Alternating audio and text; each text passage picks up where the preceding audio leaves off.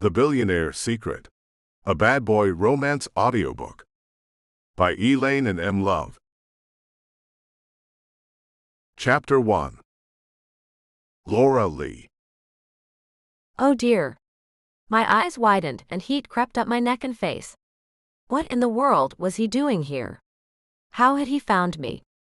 Panic seized my chest, and I pressed my hand between my chest in a weak attempt to calm my racing heart. What? What is wrong? Daryl asked me, glancing around furtively. Nothing, I said quickly and averted my gaze, hoping and praying my ex did not see me. I knew if I pointed him out to Daryl, Daryl would try to have him thrown out of the gallery. That was the last thing I needed tonight. It was my debut showing, and even though I worked at the gallery, I did not own it, and I could not risk losing my job or my connections to this place. Daryl eyed me suspiciously. Nothing. Are you sure, Laura? You look like you just saw a ghost or something. I smiled, looped my arm through his, and led him further into the gallery. Yes, I am sure. I guess I just got momentarily overwhelmed. I mean, it is not every day your art is displayed in one of the city's most prestigious galleries for the world to see. He leaned over and kissed my cheek. And I am so very proud of you, sis. You have worked hard for this. Enjoy it, and do not worry about anything, okay? You clean up nice, I said, hoping to distract him from my outburst. A suit and tie look good on you. Normally, he was in jeans and t-shirts, a baseball hat, sneakers, or work boots. Daryl was the quintessential outdoorsman.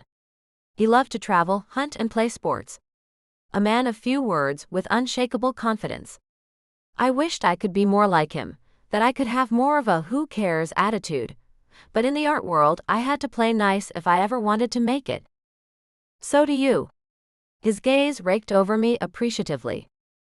I smiled bigger, and rested my head on his shoulder. Daryl was my stepbrother, but he was also my best friend. We shared everything with each other, and I would be lost without him in my life. When my mom married his dad, we were thrown together. At first, I hated the idea of having a sibling because I had been an only child for the first 12 years of my life, but Daryl grew on me, and now I could not imagine my life without him. Thankfully, I knew I would never have to find out. Hey Laura, come here. Cora, my boss and the gallery owner, waved me over. I reluctantly let go of Daryl's arm and gave him an apologetic shrug. Duty calls. Go. He grinned. I will be here wandering around. Daryl winked at me, and my stomach had that weightless feeling, the one I always used to get when I had my first crush and my first kiss. It was a great feeling, but having it about my stepbrother was weird. I mean, that was so wrong and taboo, right? Yet, the idea of that excited me in ways it should not. I watched him walk away for a moment, and then I turned to go see what Cora wanted. Ah, there she is. The star of the evening. Cora put her arm around my shoulders and handed me a glass of champagne. I graciously accepted it and took a drink. The bubbly liquid calmed my nerves. You are too kind, I said, giving her a sideways glance. Laura, I would like you to meet Bill Raines. He is one of my biggest investors and a huge art aficionado. It is a pleasure to meet you, Mr. Raines, I said, extending my hand to him. He took my hand and shook it, then held onto it. His hand was large and warm. Please call me Bill. His crystal blue eyes sparkled when he smiled. That was when I noticed his dimples, and my breath hitched slightly. There was nothing more attractive than a man with dimples. And this man was definitely handsome. He had solid arms and muscles that begged to be touched. Yes, he was the type of man worthy of cover model status. Okay, Bill. I pulled my hand from his and drank the rest of my champagne. Generally, men did not make me nervous, but something about him did. I could not put my finger on why, though. Would you mind giving me a personal tour of your pieces? I am always so fascinated with how the creative mind works and where artists get their inspiration.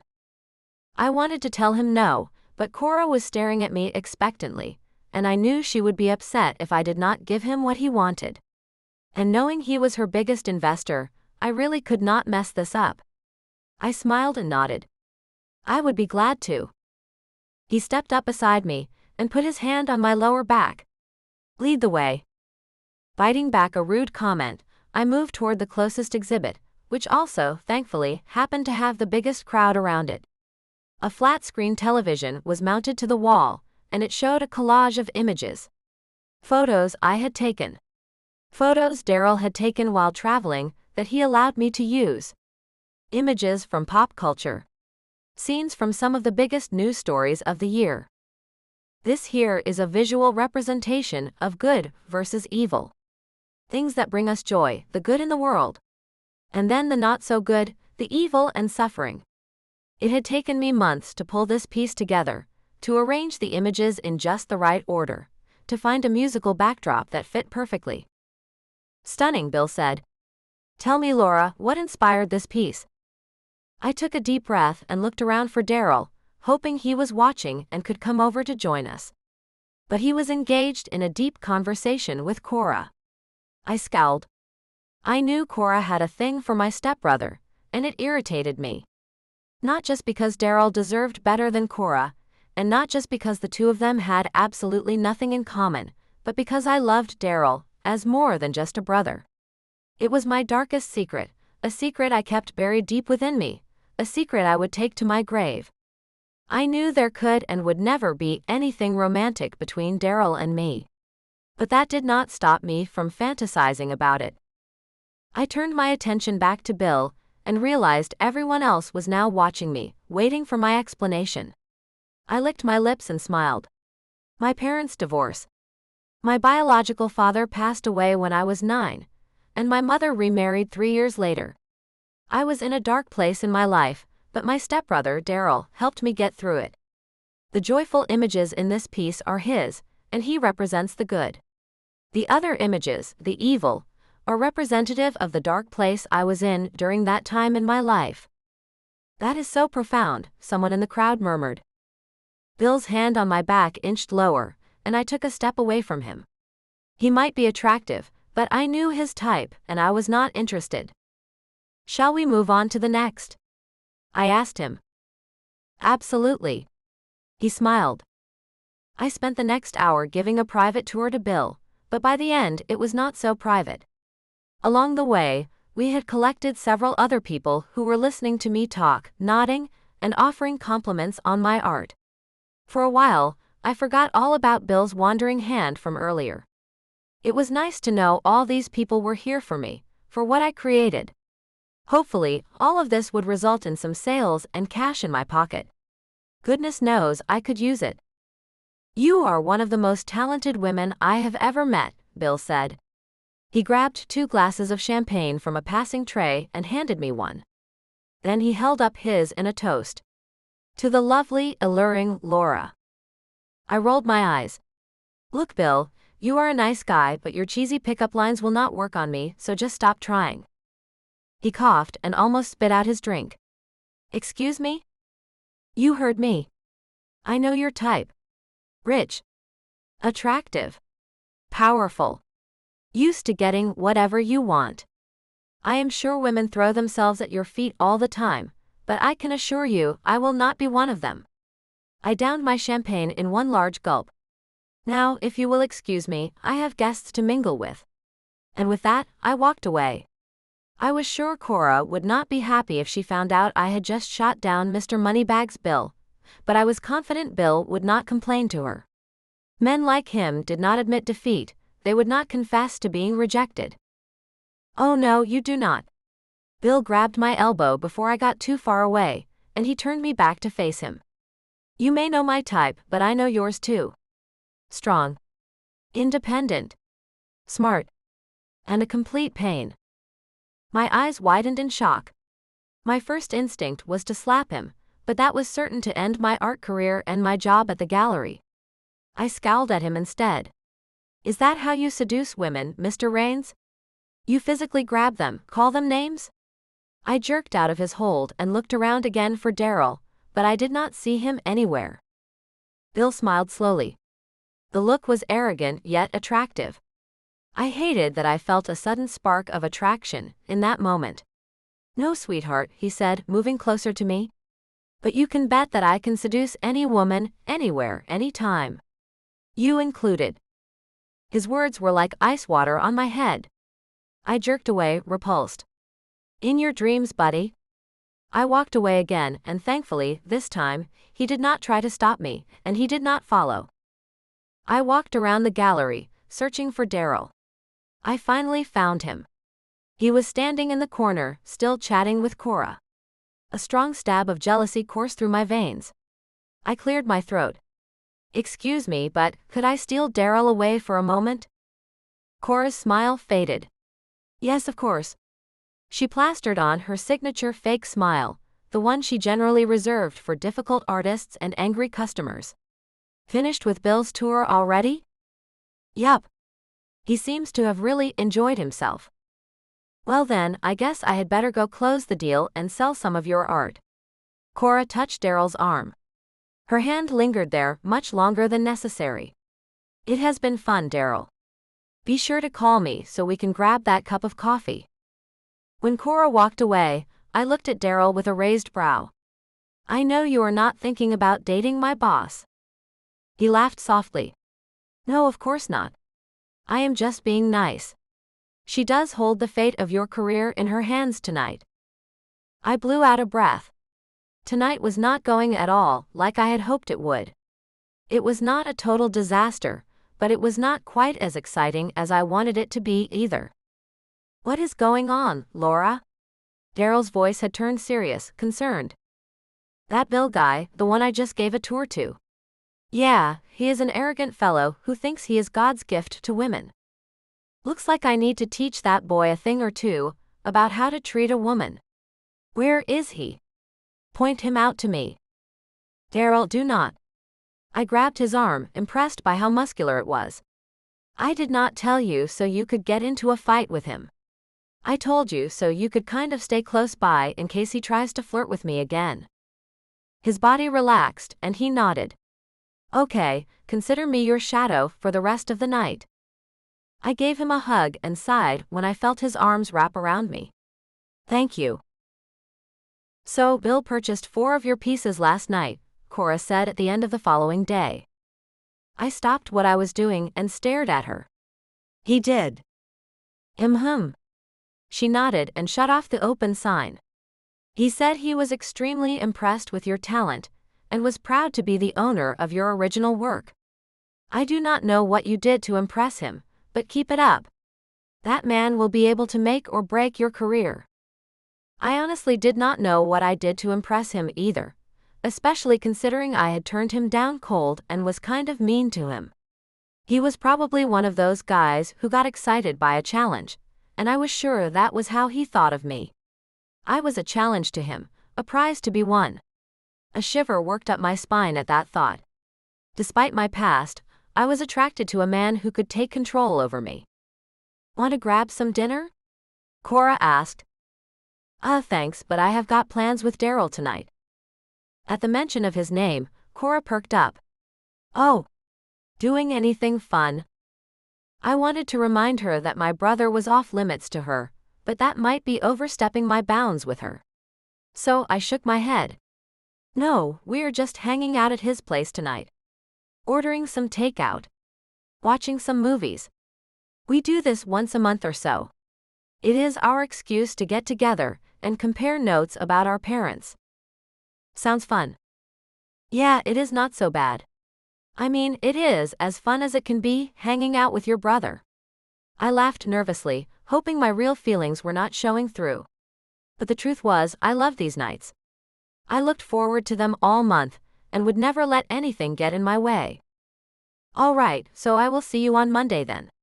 Cora opened the door, and waited for me to step outside before she locked the door behind us. Oh, and by the way, she dug through her oversized purse and yanked out a business card. Bill wanted me to give you this. I took the card from her, and noticed he had written his home number on it. Why? She laughed. I think he has got a thing for you. You know how I feel about mixing business with pleasure, but tread lightly with him. I would hate to see your career die before it even starts. She waved and then walked away toward her car.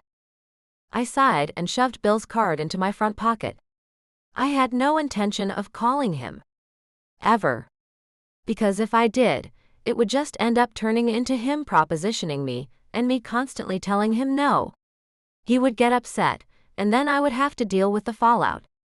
It was just easier to keep things with this guy strictly professional. Ah, I groaned, sitting on Daryl's couch and clutching my stomach. I am never eating again. He laughed.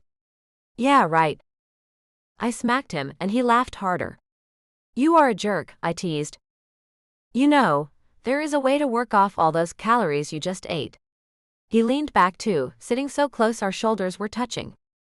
My face felt like it was on fire, at where my mind immediately went when he said that. My heart thundered in my ears, and I could not bring myself to look at him. I could not believe I was even thinking about something like that with Daryl. He was my stepbrother. I cleared my throat. Do not be a weirdo. A weirdo? He feigned shock and hurt. I was simply going to suggest that you clean up and do the dishes. It is your house. You clean up. But I stood nonetheless, and carried our dirty dishes to the sink. Then I glanced at him over my shoulder, secretly thrilled to see him watching me. I am not doing your dishes. He chuckled. I do not expect you to. Come on. He patted the spot next to him and grabbed the remote. It is movie time. I went back over to him, pulled my cell phone from my pocket, and set it on the coffee table. When I did, I accidentally pulled out Bill's business card too. Daryl bent over and snatched it before I could stop him. I cringed, knowing his reaction would not be pleasant. Is not this the guy who was giving you a hard time last night? He asked. I shrugged and flopped down on the couch next to him. Then I grabbed the card from his hand. I probably made a bigger deal out of it than I needed to. You know how I am. Daryl shifted on the couch and faced me. Yeah, I do, and I know you do not blow things out of proportion for the heck of it. So tell me, why do you have this fellow's card? Cora gave it to me before I left the gallery. Bill bought 4 of my pieces and wants to talk. Nothing more. But do not worry, I do not plan on calling him, so can you please drop it?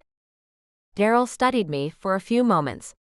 If it were anyone else, it would make me uncomfortable, but this was Daryl. He had seen me at my best and my worst and everything in between. I could be myself around him, and not worry about him judging me or not liking me. What? I asked after another few moments. You know what happens when you lie to me, Laura. My eyes widened. Daryl, do not you dare. This was a game we used to play when we were kids. He would accuse me of lying, and most of the time he was right, and then he would tickle me until I confessed. I tried to stand, but he grabbed me and pulled me back down on the couch.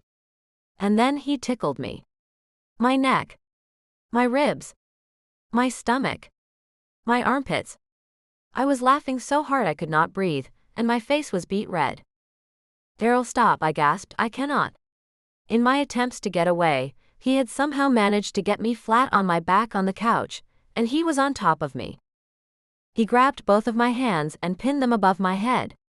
His face was so close to mine, his breath warm on my face. My heart beat wildly. We had been physically close like this before, but something about this time felt different. You are so beautiful, Laura.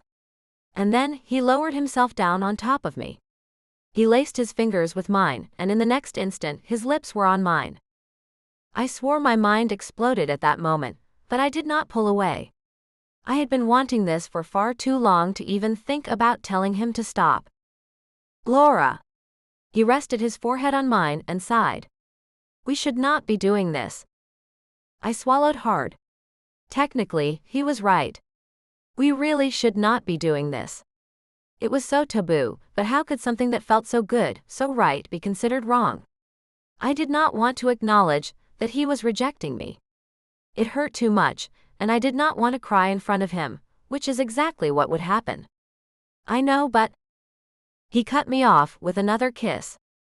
Then just as abruptly he stood, leaving me lying there alone. Shocked. Sad. Needy. I propped myself up on my elbows and stared at him. I am so sorry, Laura. I never should have. Gosh.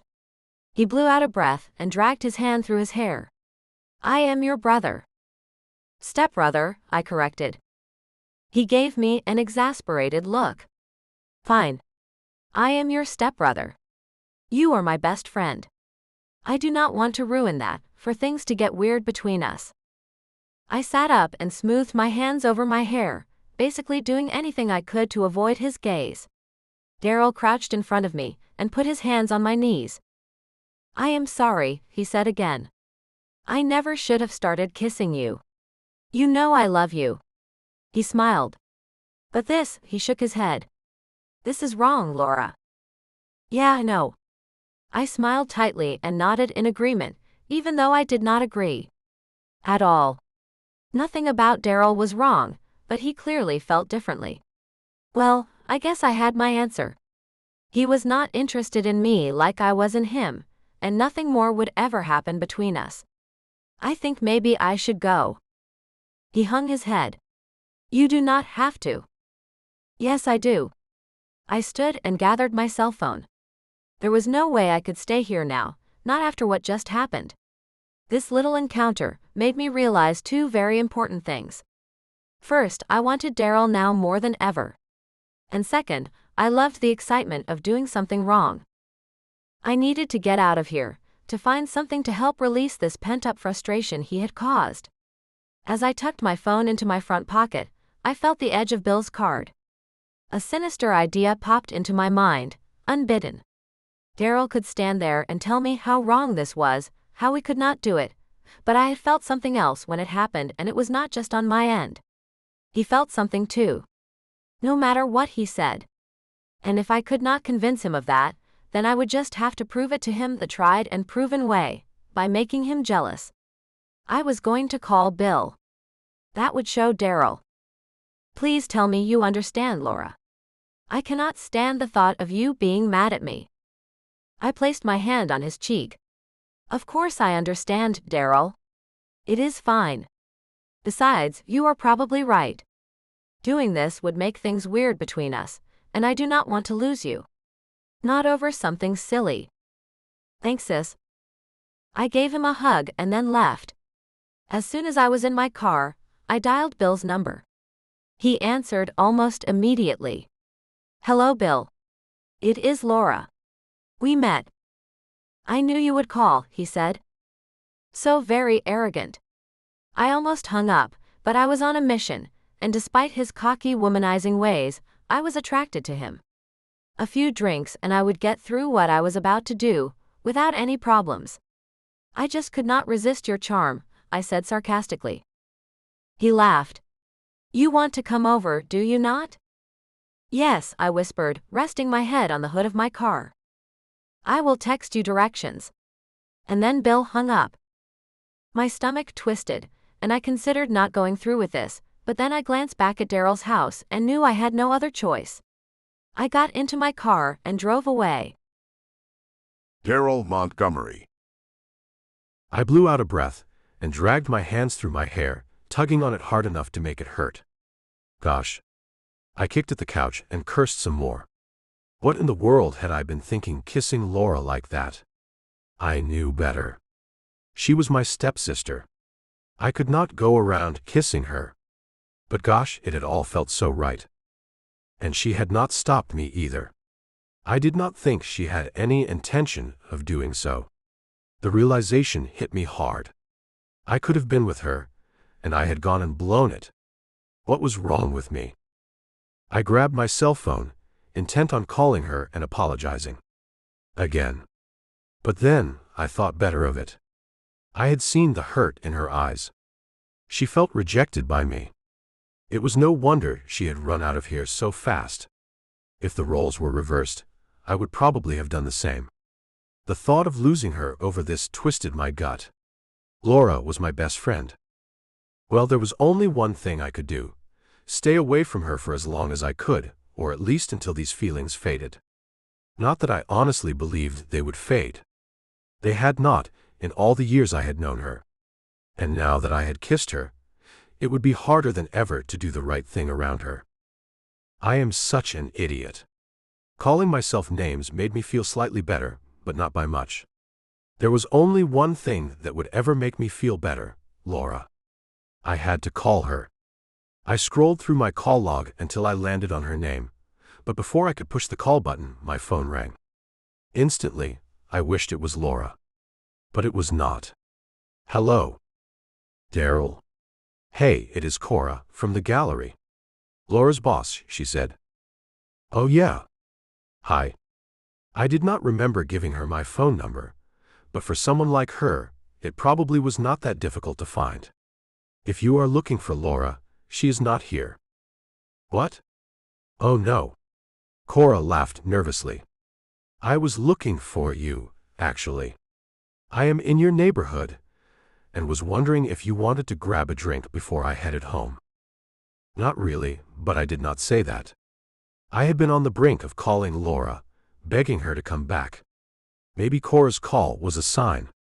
No matter how I felt about Laura, I could not have her. Focusing my attention on someone else was the best thing I could do. Yeah, sure. Where would you like me to meet you? Really? She sounded genuinely surprised. Okay, great. How about Paxton's Pub? Do you know it? Yeah, I know it. It was the same pub Laura and I would hang out in and drink and play pool. It was one of my favorite places. Laura's too, and I hoped against all hope that she had not decided to go there. I will see you in a few then. I ended the call and stared at my phone. Still tempted to call Laura. Why could I not be like other normal guys, and just long after someone not in my immediate family? I left to go meet Cora. She was nothing more than a distraction for me, and I felt kind of bad using her like this when I knew she had more than friendship on her mind. But I was desperate, and she was available. I arrived at Paxton's, and was both relieved and disappointed to see Laura's car missing from the parking lot. Daryl, over here. Cora waved to me from a corner booth. I smiled and made my way toward her, sliding into the seat across from her. I am glad you called. So am I. Laura mentioned that you two had plans tonight, so I was not really sure if you would be available. My mood dropped again at the mention of Laura. Yeah, she was not feeling well, I lied. I think the excitement of her show, and all the late nights prepping for it got to her. It was a fantastic show. In fact, I am planning to see if she would like to do another one next month. I raised an eyebrow. Really? She is going to flip. I laughed. Cora nodded and motioned for the waitress, who came right over. What are you drinking?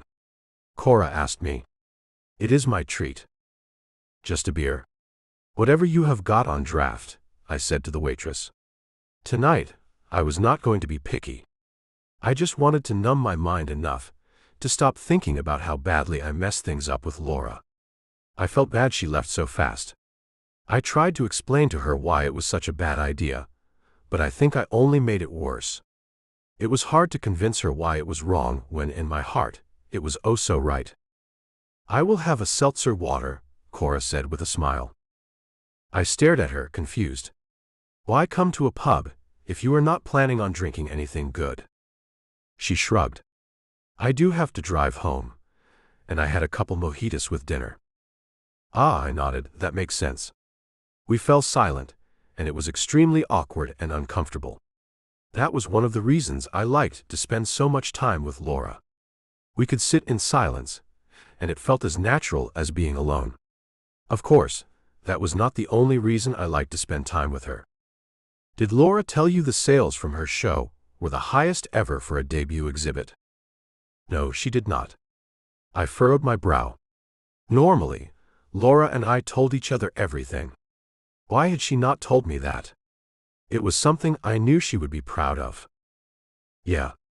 Cora nodded, and her eyes sparkled. Of course, it really helped that Bill bought 4 pieces himself. She laughed.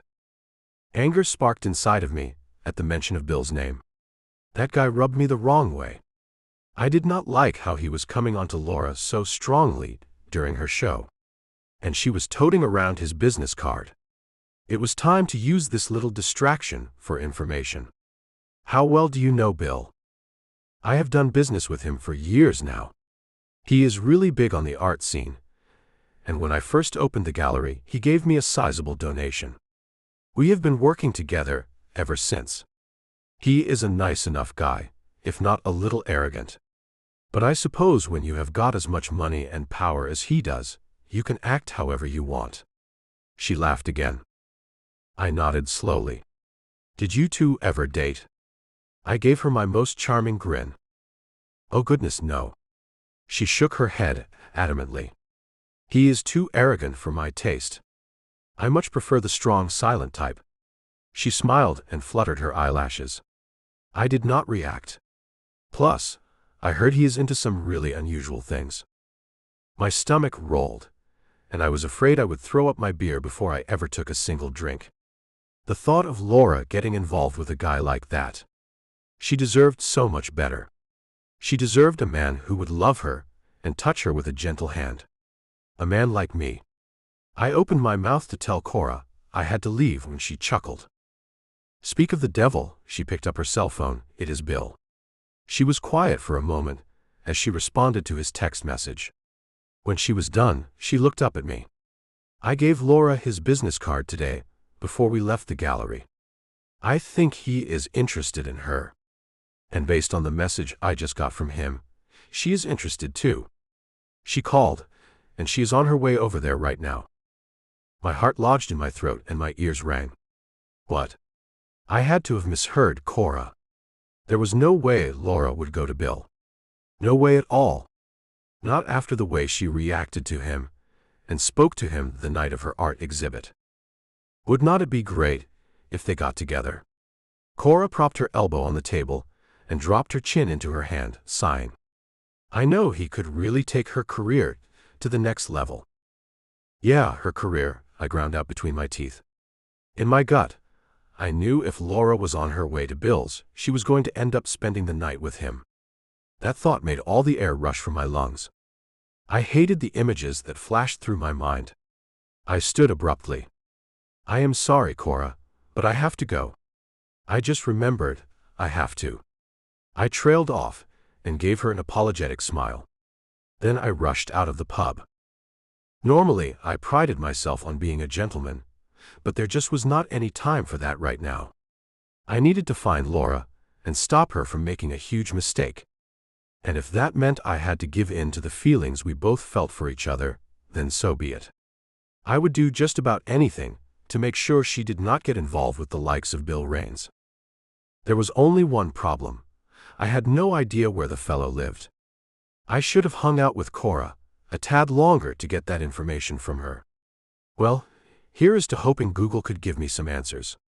I knew if I tried to call Laura right now, she would either not answer or not tell me what I wanted to know. What I could not figure out, though, was why she would run straight to him. Was she really feeling that low because I told her we could not be together? Or was she trying to prove something to me? Then it dawned on me. Son of a gun, I said as I got into my car. She was trying to make me jealous. And gosh, if it was not working. Red-hot anger seethed through my veins at the idea of her being with anyone but me. Granted, I had seen her with men before, but that was before I knew she harbored the same sort of feelings toward me that I had for her. I pulled out into traffic and dialed Laura's number. I had to stop her from doing anything with Bill. I had to. Laura Lee. I sat on Bill's ridiculously large leather sofa and sipped the martini he had made for me. I hated martinis, but it was the only thing he had, and when I suggested drinking straight from the liquor bottle, he gave me a dirty look. Apparently, he was too sophisticated for that. So I am surprised you called, he said as he draped his arm along the back of the couch and stroked my hair. All I could think about was Daryl right now, but he had basically kicked me out and told me he would never do anything like that with me ever again. I did not believe it though, and I was on a mission to prove it. Well, I certainly did not call for the deep conversation. I leaned forward, set my glass on the coffee table, and then adjusted my body so I was facing him. You said you could seduce any woman. Prove it. He smiled slowly, and then set his glass on the coffee table too. Are you telling me what to do? I shrugged. Sure, if you like that sort of thing. Although, I really did not want to be the one in charge tonight. I wanted him to take charge, to dominate me. But if not, then I guess you can say I am challenging your manhood. Either one of those is liable to get you into serious trouble. My heart rate spiked at his words and my face flushed with warmth. He looked into my eyes, came closer to me, and kissed me. You are a bad one, Laura, said Bill a few moments later, but as he said the words, he hugged me. The small, tender gesture surprised me. It also endeared me to him a little more. If I was not careful, I could totally see myself falling for a guy like Bill. He was attractive, strong, dominant, but he had a soft side too. I am sorry, I whispered, kissing him. You know I have to make you pay, right? Yes, I know. He nodded. But not tonight. Deal?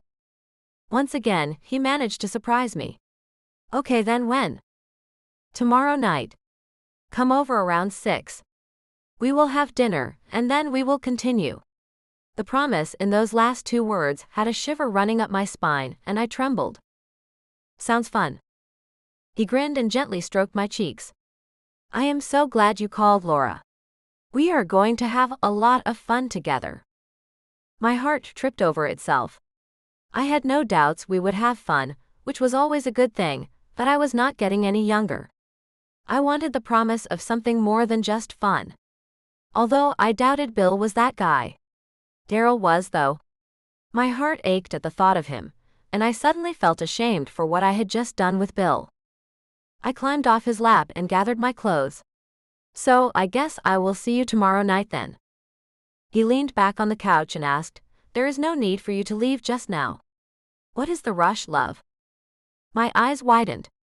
I really did not have a good reason to tell him why I was leaving, and I would be upset with myself if I told him it was because I felt guilty. I have an early morning tomorrow, I lied. He nodded in a way that told me he did not believe a word I had just said. Frankly, I did not care. I just wanted to get out of here, go home, shower and curl up in my bed. Alone. Well, drive safely. Thanks.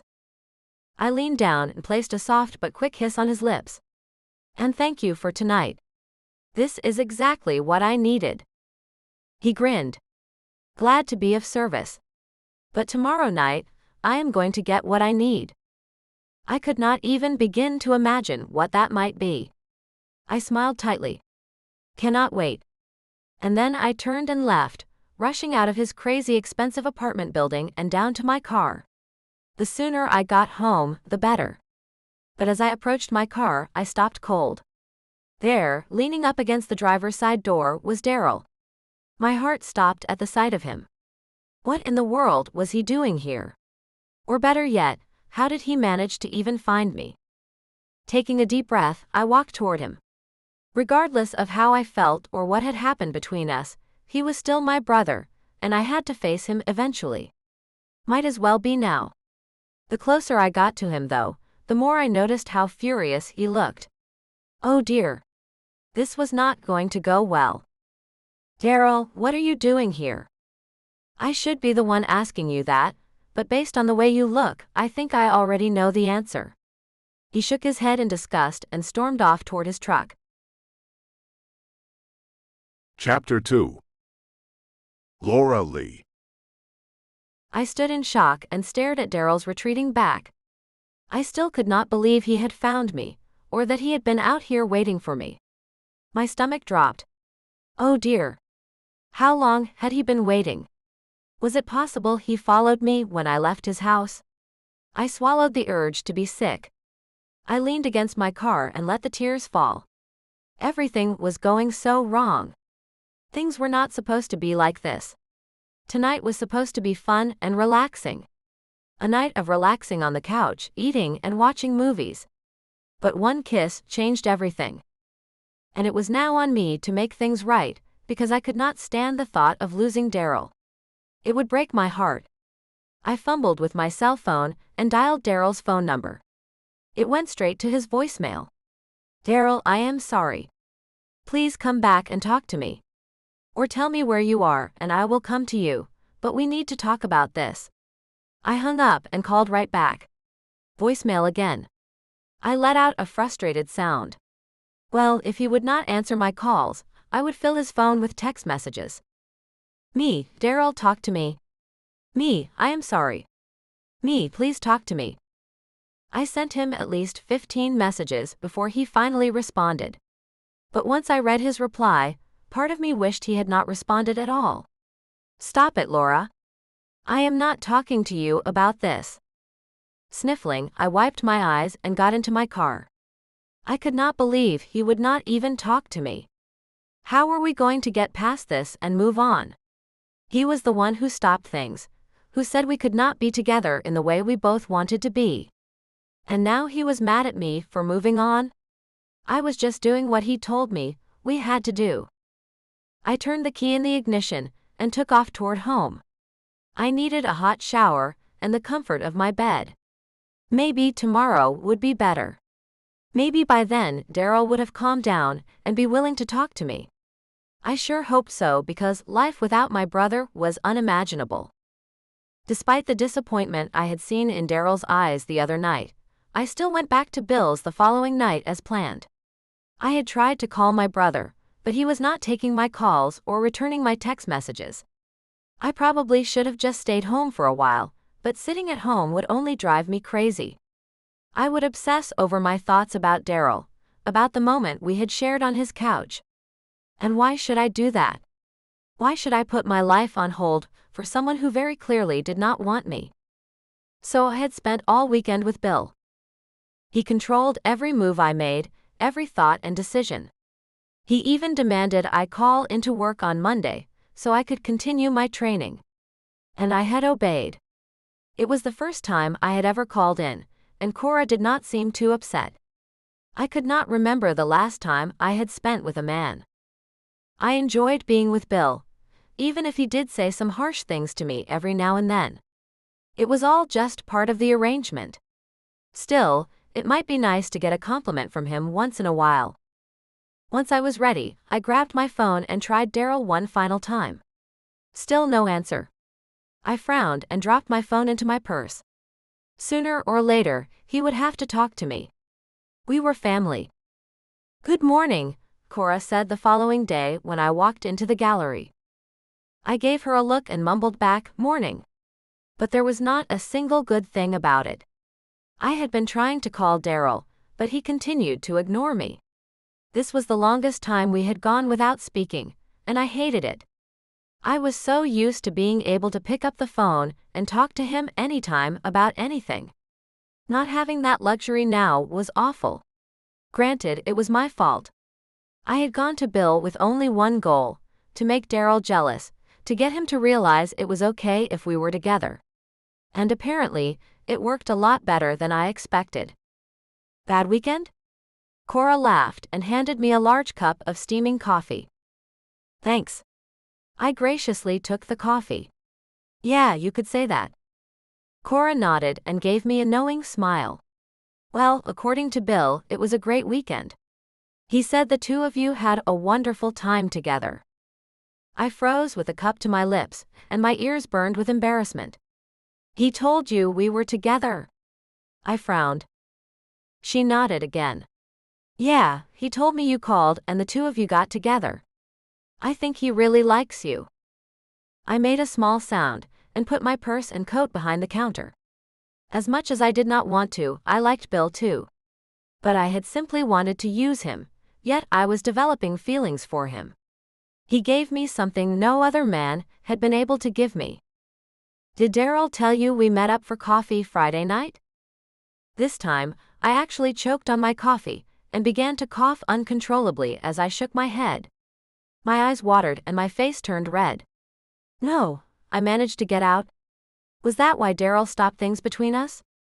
Was it because he was spending time with my boss? I was going to have words with him. Yeah, we had fun. He even asked me out, and we went to a movie Saturday night. The hits just kept on coming, did they not? Goodness. Not only was I hurt that Daryl would go behind my back with Cora, after he knew how I felt about him getting involved with my boss, but I was downright angry. He was such a hypocrite. He got mad at me for being with Bill, when Daryl was essentially doing the same thing. Oh, he was going to hear from me. "Excuse me," I said, grabbing my cell phone and heading outside. Then I called Daryl. "Hello." He sounded like he was still half asleep, which would explain why he answered my call. He probably did not even realize it was me. "You are a jerk." I was so angry my hand was shaking. "Good morning to you too, Laura." He yawned. "Is this about Friday night again?" I thought I explained myself. "Yeah, it is about Friday night. And about Saturday too, when you went on a date with Cora." My voice bordered on hysterics, but I could not stop it. I was too hurt, too angry. I loved Daryl. He was supposed to be with me. Why could he not see that? "Is that why you freaked out on me? Because you have been going out with Cora this whole time?" "Okay, now wait a minute. I am not seeing anyone. That is your game. Not mine. I did not so much as kiss her, let alone hold her hand. Can you say the same about you and Bill?" My heart sank. I knew Daryl well enough to know when he was lying, and he was not lying right now. He really had not done anything with Cora. Goodness, I felt like a total jerk. When I did not respond right away, he said, "Yeah, did not think so. Maybe you need to think twice before you get all high and mighty on me." Dear me. I kicked at the side of the building. "I do not understand why you are so mad at me, Daryl. You are the one who told me we could not be together, who chose to ignore what we both felt. I was simply doing what you said I had to. I was moving on. With that fellow? You can do so much better than him, Laura, and you know it," he shouted back at me. I sighed and fought to keep my tears at bay. The last thing I needed was to try to explain to Cora why I was crying. I took a deep breath. "Yeah, well, the guy who is perfect for me will not give me the time of day," I whispered. "Gosh." He exhaled loudly into the phone. I knew my comment was a low blow, but I wanted Daryl to hurt as much as I was. "That is not fair." "Not fair?" I laughed with disbelief. "No. Not fair is doing what you did. You kissed me, and then told me to take a hike. That is not fair. This is not right, Laura. I told you why. You are my stepsister and my best friend. I am not throwing that away for something else." I chewed on the inside of my cheek to stop from saying what was really on my mind, which was that we were step-siblings, not related by blood in any way or shape, but that would have hurt him too much. Despite the lack of biology, we were raised as brother and sister. That is what we would always be, no matter what. "I love you, Laura, but I cannot love you like you want me to." "I am sorry," he said. "Then I guess we have nothing left to say to each other." I ended the call and clutched my phone to my chest, hoping to stop the stabbing pain I felt, but it only made it worse. Daryl was the type of person that, when his mind was made up, there was no changing it, and he had made up his mind about me. Now, I had to accept it. I took several deep breaths, prepared to go back to work when my phone rang. It was Daryl. "Hello. Please do not do this. I do not want to lose you." I leaned against the building and hung my head. "I do not want to lose you either, but I am not sure I can just forget about what happened. Or how it made me feel. So do not forget. Hang on to the memory, but I need to know that you know it will never happen again. It cannot." "Yeah, I know," I said sadly. "You do not need to keep telling me. And please tell me you are not still seeing Bill. Please tell me it was a momentary lapse in judgment." I rolled my eyes.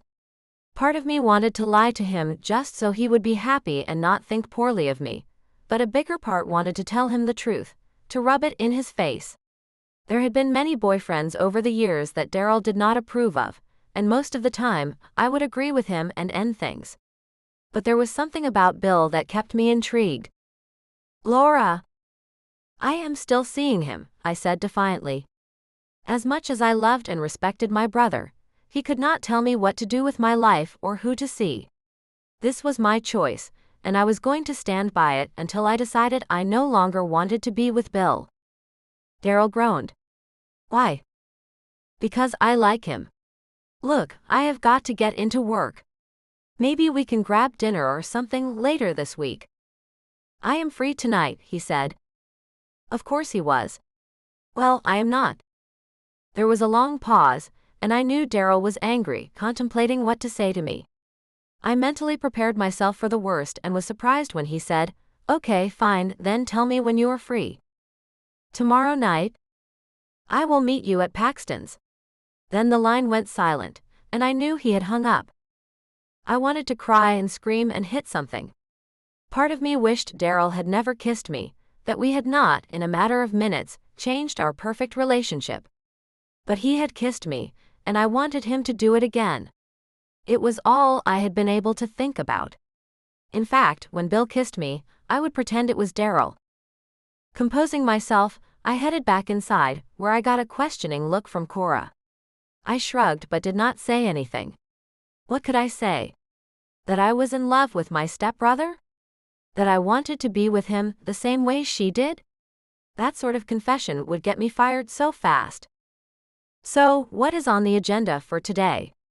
I asked, hoping if I kept our conversation focused on work, she would not try to talk about Daryl. We have a new artist coming in today, with a few of his pieces. He came highly recommended by Bill, so we need to treat this guy well. I nodded. What would you like me to do? You can work on wrapping up the pieces that are sold. Bill said he would be in today to get his, and I believe Ms. Battles will be coming to get hers today as well. Okay. I smiled. At least wrapping art meant I could hide out in the back room. It also meant I could avoid any chit-chat with Cora. I really did not want to listen to her gush about how much she liked Daryl, or how wonderful he was. I already knew.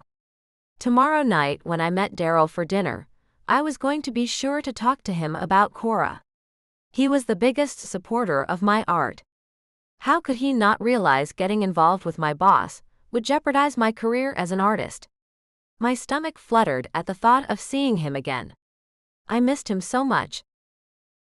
Daryl Montgomery. I paced my living room, clutching my cell phone tightly in my hand. If I was not careful, I would end up breaking the thing. Laura was under my skin. Granted, she always had been, but it was worse now. All I could think about was her, and how it had felt to kiss her that night. Gosh. I tossed my phone on the couch and laced my hands on top of my head. I wanted her more than anything else, but I could not have her. Well, I could. She would let me, but I knew it was wrong. Not as wrong as her dating Bill, though. I wanted to confront the fellow for getting close to my sister. I had to talk some sense into her. Surely she had to see how wrong he was for her. There was no way I could do that on the phone, though. I would have to see her in person.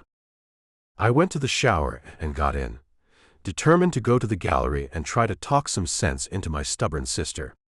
I could just hear her tone as she told me I was not in charge of her life, which she had told me every single time I voiced my opinions about her boyfriends. Her eyes were sparking, and her lips pursed in defiance. Her lips. They were so soft. They had been so eager when I had first kissed them. She did not hesitate at all. There was no denying it. I wanted to be with Laura. And as hard as I tried to deny it and do the right thing, I could not. Even though I was not physically with her, she was in my mind and heart, consuming me. Unfortunately, I knew there was only one thing in the world that would calm me, Laura. Now that I was standing in front of the gallery, I was beginning to second-guess my decision to come here. I should not be bringing our personal issues to her job, but I also knew it was the safest place to do it. Here, I would not be able to kiss her. Laura looked up from the counter and saw me standing outside. She smiled immediately and waved. My heart melted a little, and I swallowed hard. Seeing her look at me like that only confirmed my initial decision. I had to bury my feelings for her so that I did not lose her. I opened the door and entered. "Hey," she said, coming out from behind the counter. "What are you doing here?" I glanced around. "Is Cora here?" Laura stopped walking toward me and crossed her arms over her chest, glaring at me. "No. She is on lunch." "Is that the only reason you came here?" "Oh, sorry. I had not meant it to come across like that." I shook my head. "No, actually, I came here to talk to you. I just wanted to be sure Cora was not around to interrupt us." "Oh." Laura's posture softened. "Yeah, she is not here. She only left about 5 minutes ago." "What is up?" She went back around behind the counter. I followed and shoved my hands in my pockets. "I do not like how things are between us, Laura. We need to fix them." She nodded in agreement. "I do not like it either. And I agree we need to fix it, but I think we severely disagree on how to go about doing that." "Well, for starters, you can stop seeing that fellow Bill." She rolled her eyes. "And for starters, you can stop leading my boss on. I know you are not interested in her, Daryl." She certainly had me on that one. "No, I am not. She is nice enough, but I do not want the same things she does." "Seems to be a pattern with you and women lately, huh?" I scowled, knowing that was meant as a personal dig against me. I chose to ignore it, not wanting to get into a shouting match with her again. "Fine. I will stop hanging out with Cora, if you promise to stop doing whatever it is you are doing with Bill." I folded my arms on the counter and leaned over it, meeting her gaze straight on. "And if I say no?" She did not once flinch, or give away anything to clue me into how she really felt about my offer. "Then you say no." I straightened. "I know you well enough to know you do not ever do anything I say. I just hoped you could see Bill for what he really is." "Which is?" She raised a brow in question. "A controlling, womanizing, arrogant fellow who only cares about proving to the world how rich he is." I sighed and shook my head. "Really, sis, I thought you were smarter than this. You normally give men like him a verbal lashing that leaves them upset." Laura stared at me a moment longer, then came out from behind the counter again. She was carrying a sculpture of some sort that looked like a lopsided vase and took it to the other side of the gallery.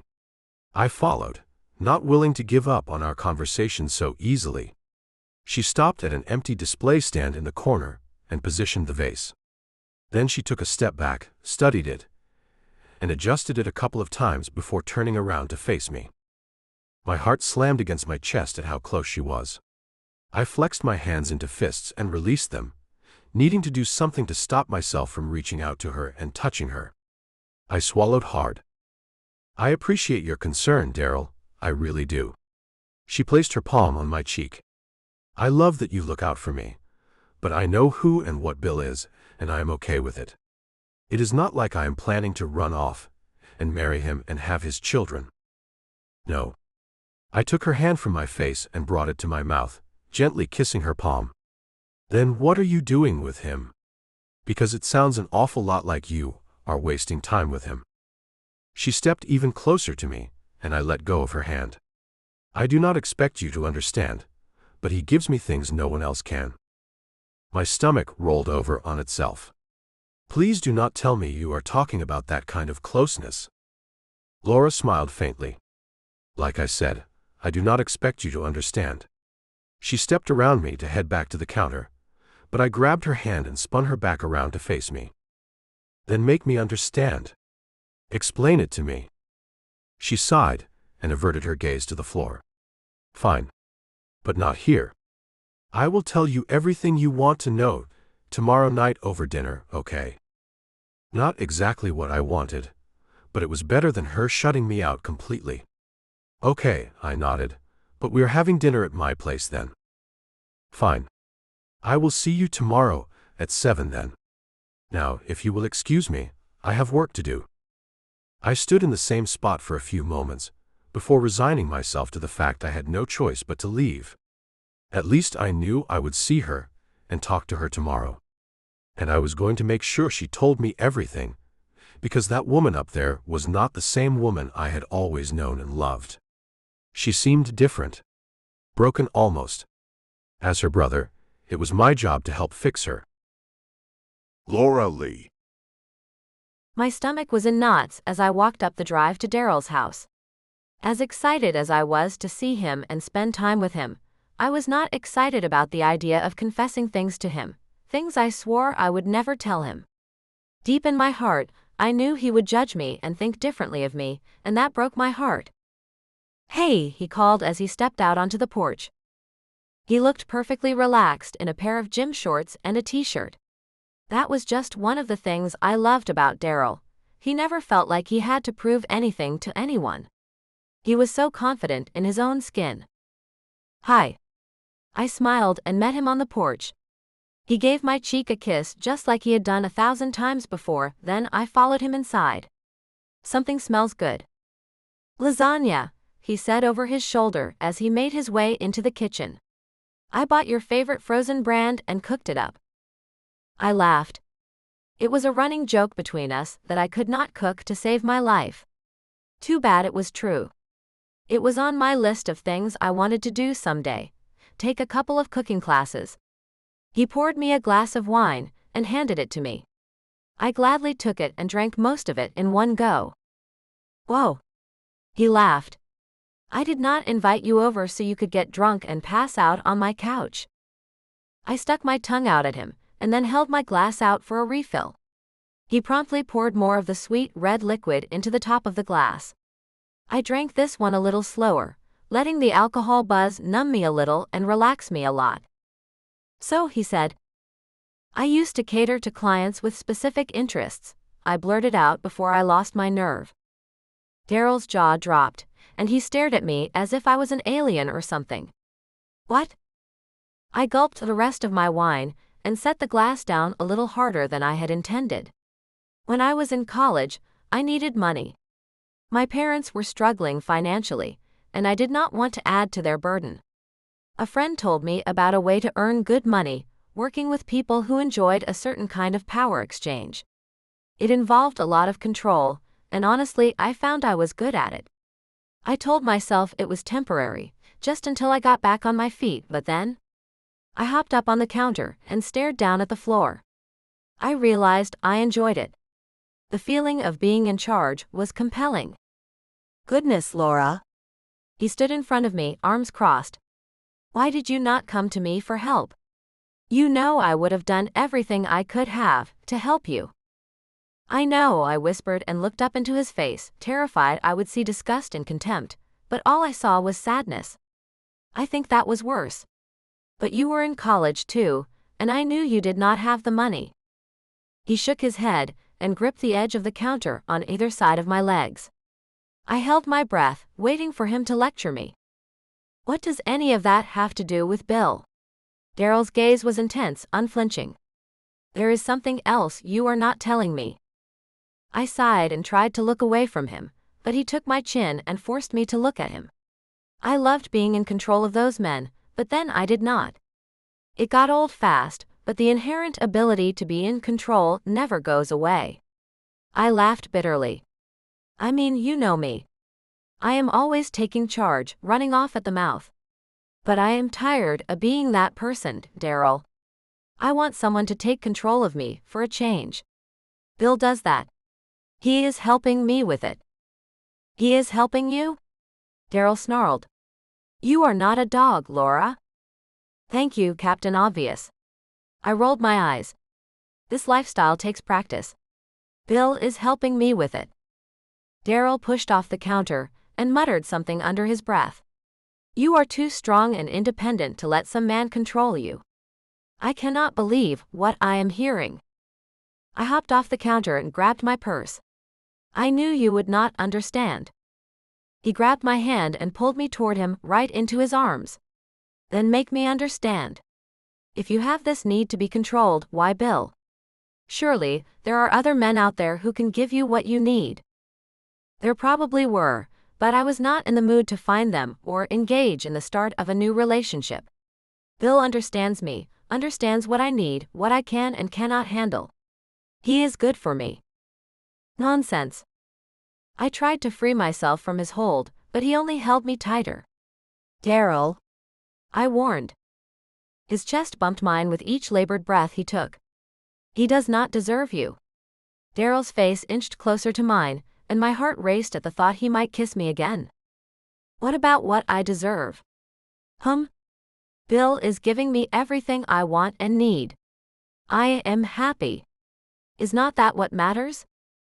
Not when it means you change who you are. See? That is what you do not get. This is who I am, Daryl. It is always who I have been. It just took meeting Bill for me to finally admit it. The muscle in Daryl's temple throbbed, and his jaw was clenched tightly. He was angry. But I did not understand why. It was not like I was doing anything to him that would hurt him. And as far as he was concerned, I was still the same sister he had grown up with. I did not act any differently around him. So you cannot be happy unless a man is treating you a certain way. Is that what you are telling me? I nodded, afraid my voice would give out if I tried to speak right now. Slowly, Daryl released me and took a step back. I could tell he was thinking about something, but I did not know what. I wanted to ask, but had a feeling he would not tell me.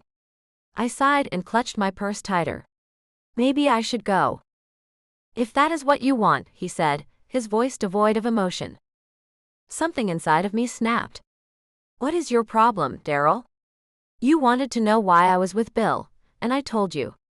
It is not my fault you cannot handle it. He spun around on me, his eyes blazing with emotions I had never seen before. Then, before I could process what was happening, he had me in his arms again. Kissing me. I melted into his embrace, welcoming and returning his kiss. It felt like it did the last time. My body hummed, my mind filled with disbelief. Daryl, I whispered, not moving too far from him. Shush.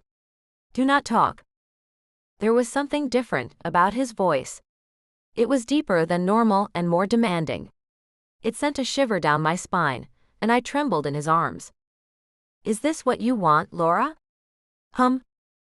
All my life, I had thought Daryl was the strong, silent type.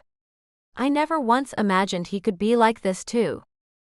I forced my mind to be silent, so I could just enjoy what was happening. I had dreamed of this moment for so long, and I was not going to miss a second of it, because I could not stop thinking.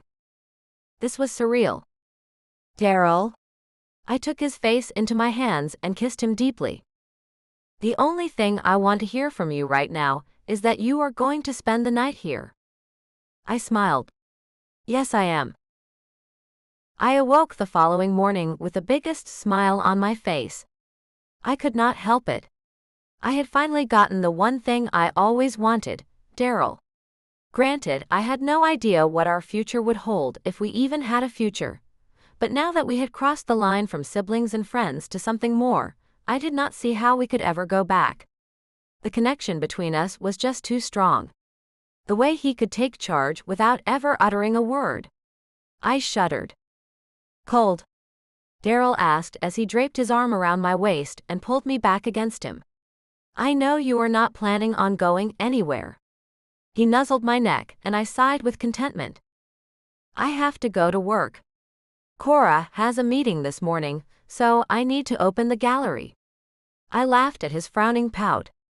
If I had not called in on Monday, I would not have hesitated to do so right now. I rolled over and faced him, running my fingers over his day's worth of stubble.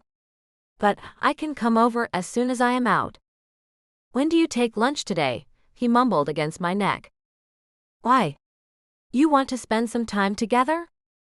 You get an hour for lunch. I would not call that quick. I laughed and playfully shoved him off me.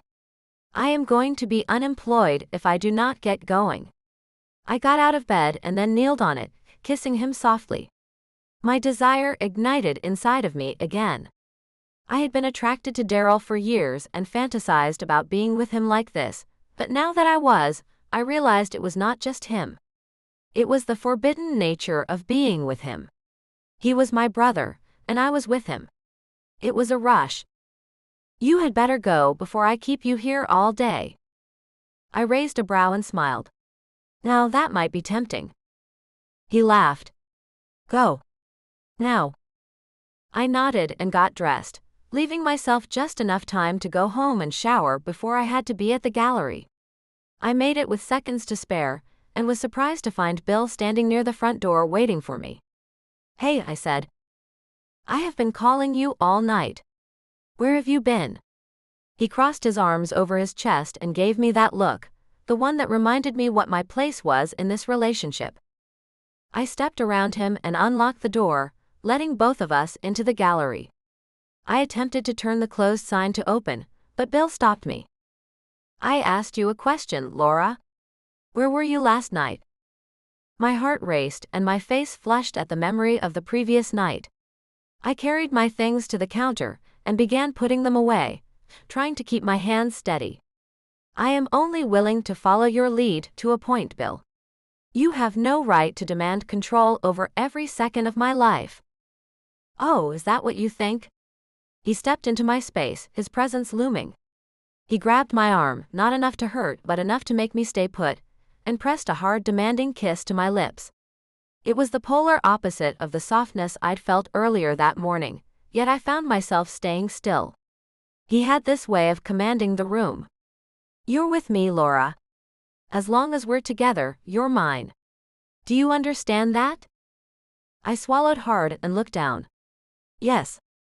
I understand.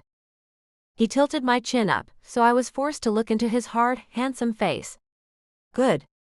Now, he lowered his voice, tell me where you were last night.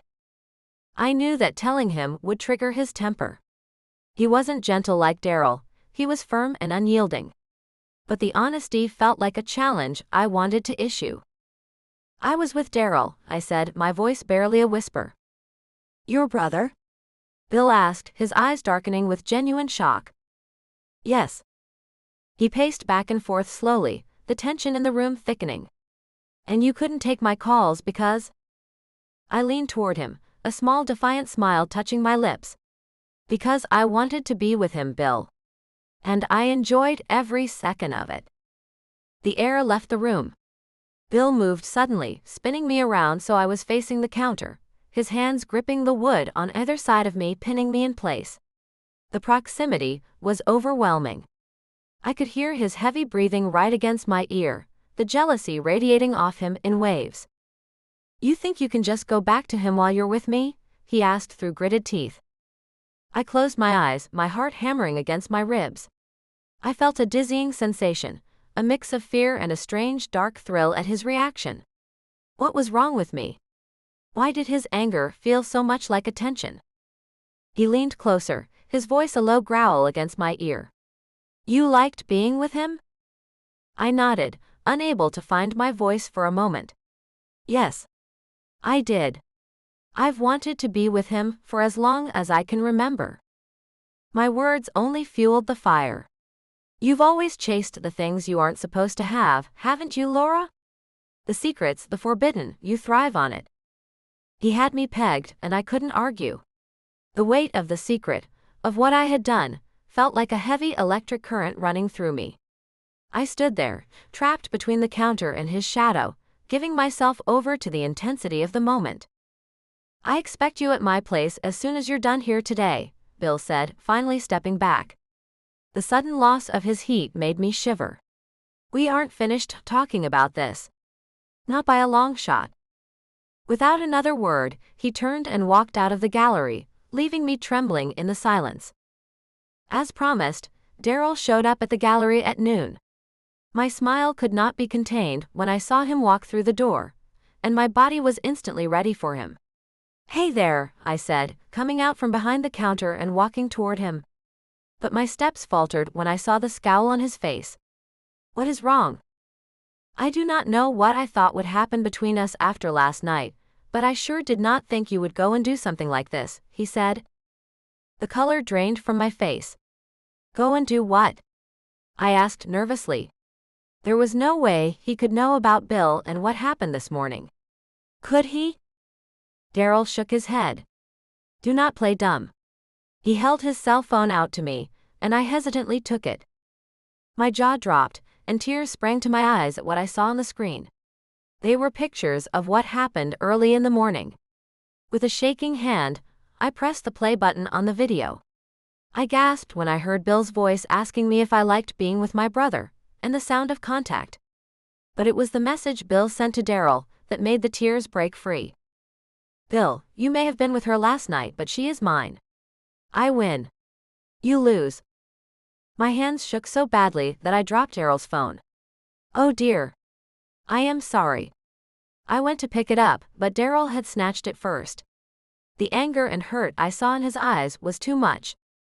Daryl, please. Give me a chance to explain.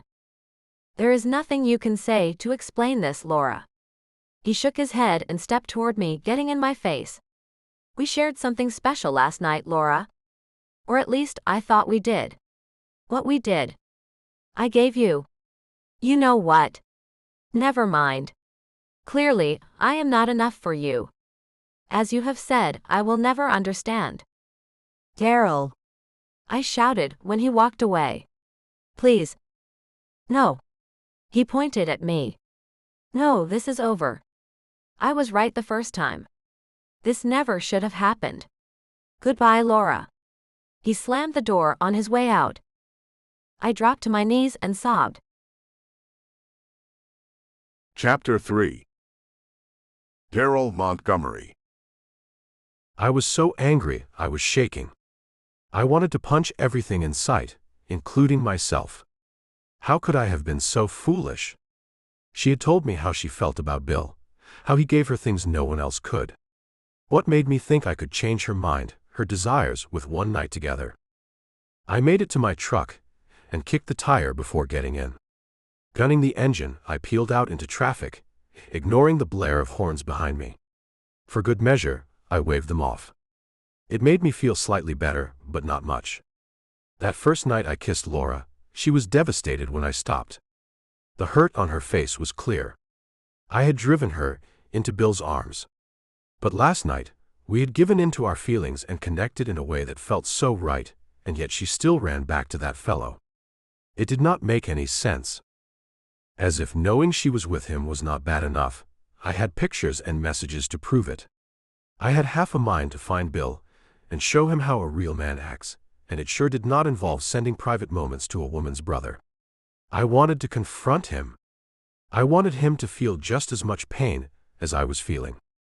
I had done a good job keeping my feelings for Laura in check. I had buried them and refused to acknowledge them until last night. And now it felt like I had a gaping hole in my chest. I never thought she could hurt me this much. But she had, and now I had to deal with it, but I had no idea how. How could I be in the same city with her, seeing her every day? I could not.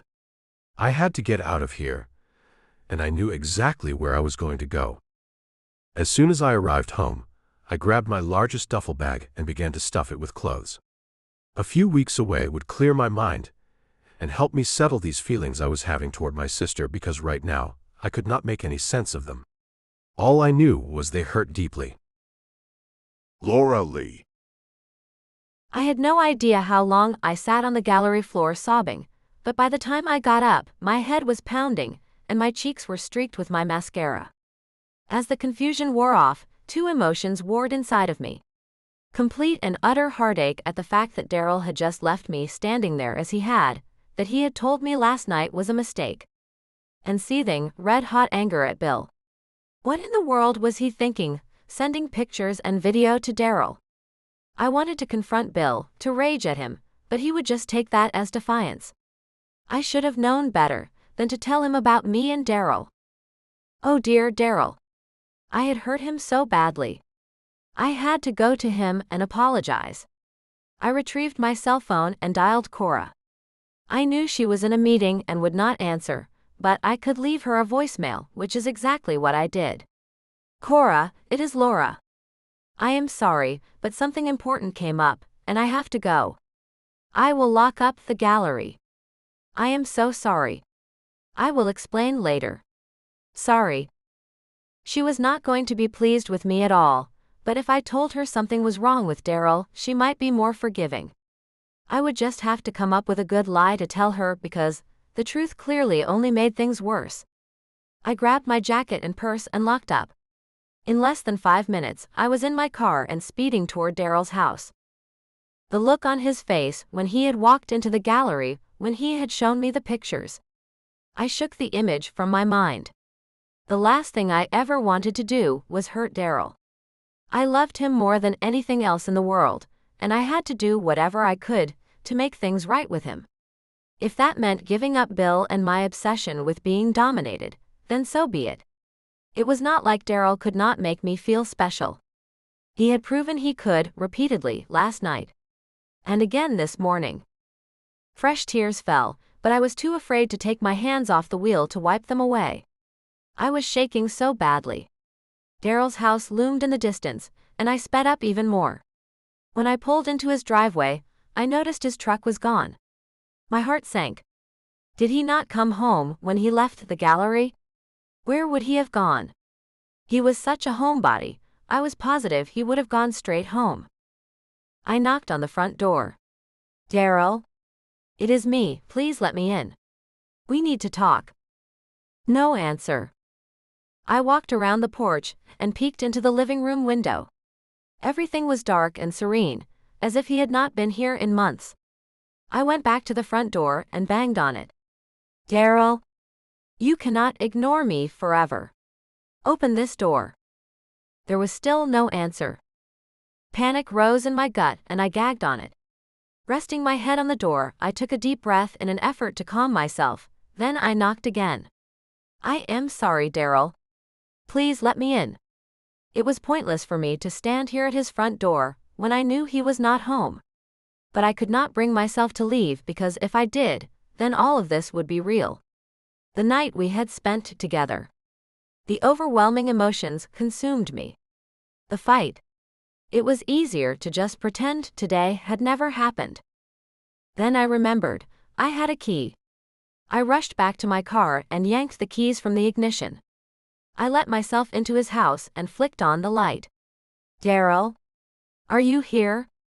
I was holding out hope that he was here, that he was just so mad and upset he was ignoring me. I made my way through each room, and each room proved to be just as empty as the last. Then I made it to his bedroom.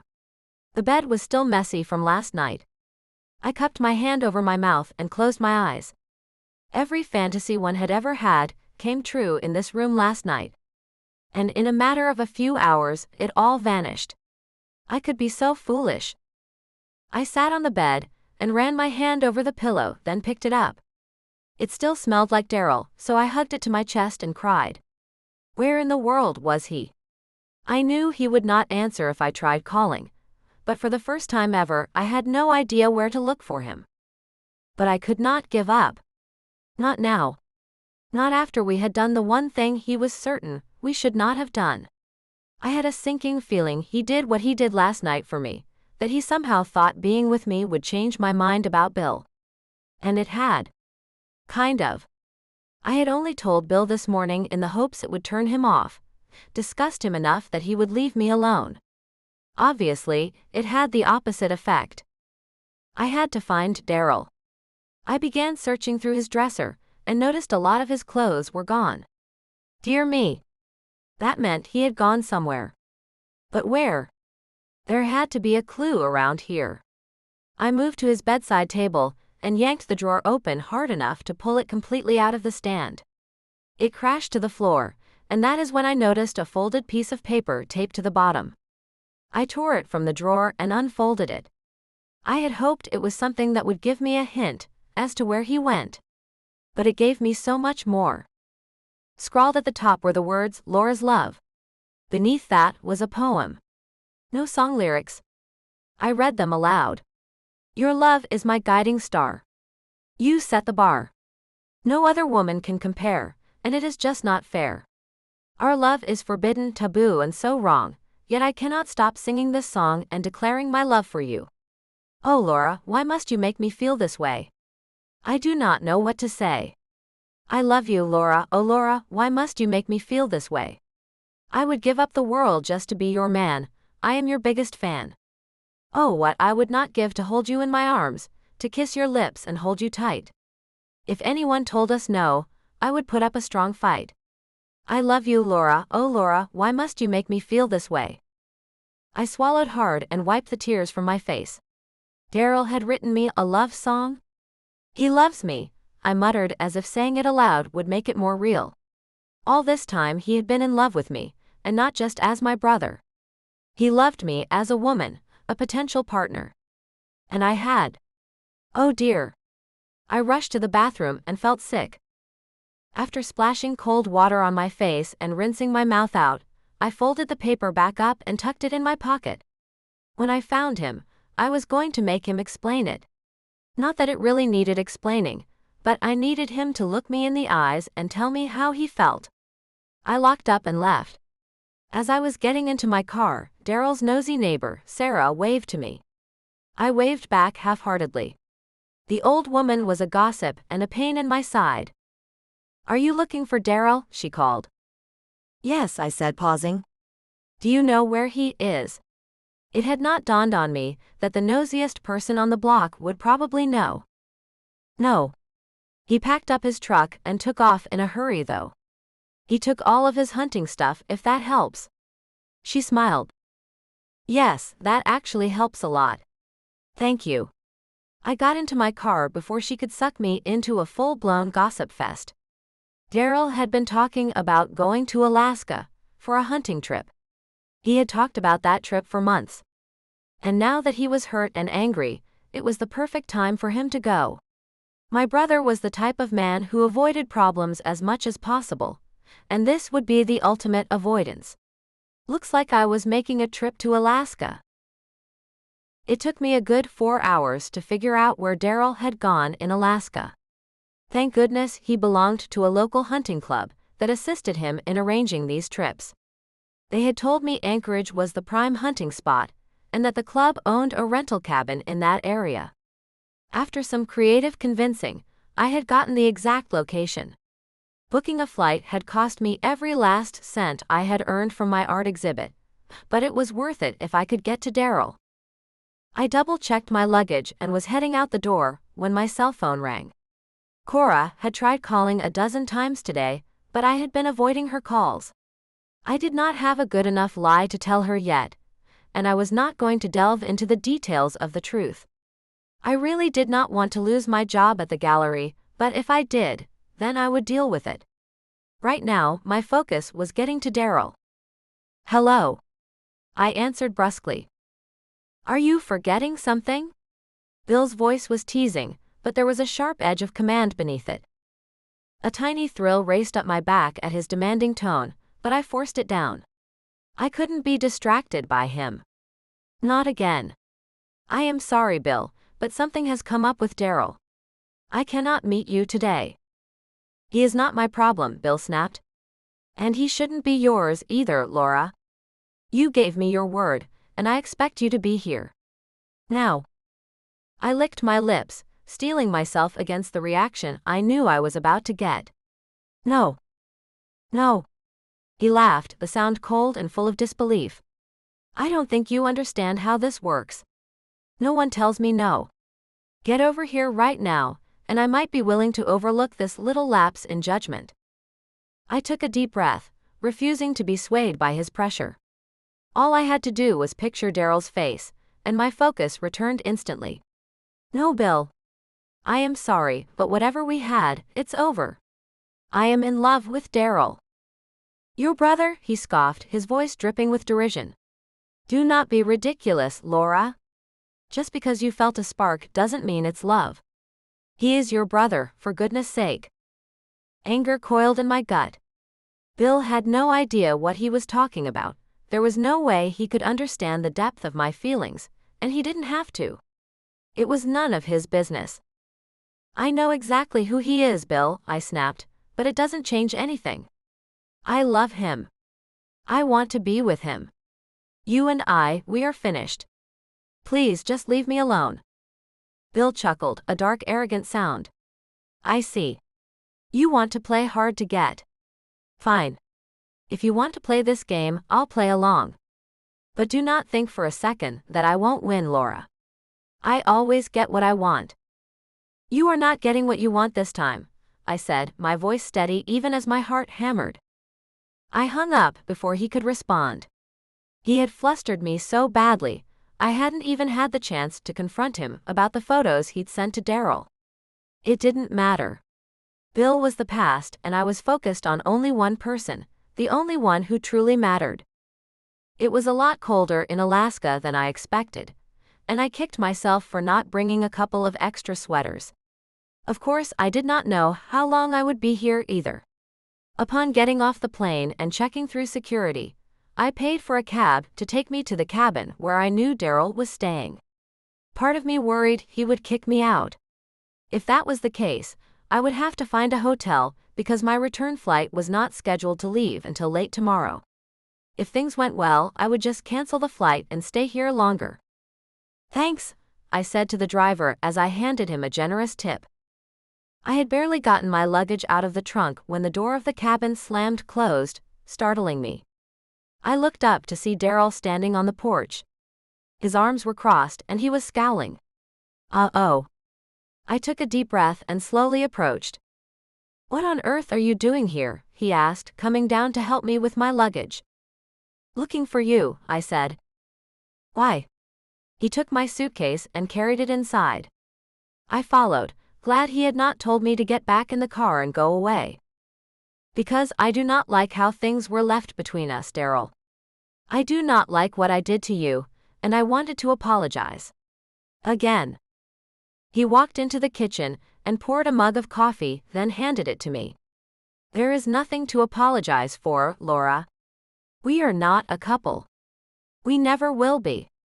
You are free to do whatever you want with whoever you want. I bit the inside of my cheek to stop from crying again. It seemed like that was all I had done these past 2 days. That is the thing, Daryl. I want us to be a couple. I do not want anyone else. I set the mug down and walked up to him. Being so near to him made my heart race and my pulse pound. And I know you feel the same way. It does not matter how I feel. This cannot work between us. It will never last. Then what is this all about? I pulled out the now wrinkled sheet of paper and held it out to him. He took it from me but did not open it. You found it, he said, shaking his head. Yes. I took another step closer and put my hand on his chest. It is beautiful, Daryl. I feel that way about everything you said there too. I love you. I want to be with you. Daryl glared down at me but did not move away. What about Bill? I ended things with him. It is over. I shook my head. I will do whatever it takes, but I cannot stand the thought of my life without you. I love you, Daryl. He sighed and tossed the paper to the floor. Then he wrapped me up in his arms and kissed me. It was soft at first, then harder, deeper. More passionate than anything I had ever felt from him. Was this it? Was he going to forgive me, so we could be together? I snaked my hands around to the back of his neck and played with his hair. He pulled me closer. Then just as quickly he pulled away, leaving me confused and breathless. He stared at me but did not say anything. What was he thinking? I was afraid to ask. Instead I said, see? That kiss did not lie. We have something here, and I, for one, am not willing to just walk away and forget about it. I am sorry, Laura, but this will never work. We will never last as a couple, he said sadly. I swore my heart shattered in my chest, the sharp pieces cutting me deeper and deeper as his words settled in my mind. You do not know that, I whispered. Yes, I do. He walked into the kitchen, putting too much distance between us, and I missed him already. This is just a game to you, Laura. You get excited by being with me, on the forbidden nature of it. And you obviously get excited by telling another man and letting him punish you for it. His voice had taken on a severe edge, and it frightened me. I had never heard him like that before. No. My voice cracked. I mean, yes, I did do that, but it was a mistake. Probably the biggest one I have ever made, but I swear to you it is over with Bill. I was moments away from dropping to my knees and begging him to forgive me. I am sorry, but I just do not believe you. His words were like a punch to my lungs, expelling all the breath from them. I think I might have actually gasped. Then I will prove it to you. He remained silent, and that only spurred me on more. I will, I said with determination and walked back up to him. I will wait for you, Daryl. However long it takes you to realize I am serious about this, about us. You do not have to do that. I want to. Nothing he could say would change my mind. The idea of waiting was not appealing, but if that was what I had to do to show him how much he meant to me, then I would do it. No questions asked. Daryl gripped my upper arms and bent his knees so he was at eye level with me. I do love you, Laura. More than you can imagine, but until I am sure this is not just another game to you. He shook his head. I am sorry. My bottom lip trembled as I lost my fight to keep the tears away. Daryl leaned down and kissed me softly. I tried to get him to take it further, but he did not. I pulled away and rested my forehead on his chest, my hands lingering on his waist. There was not anything I could say to change his mind. All I could do was take the time and prove it to him. I took a shaky breath and nodded.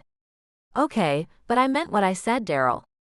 I will prove this to you, and when I do, I will be here, he said with a faint smile.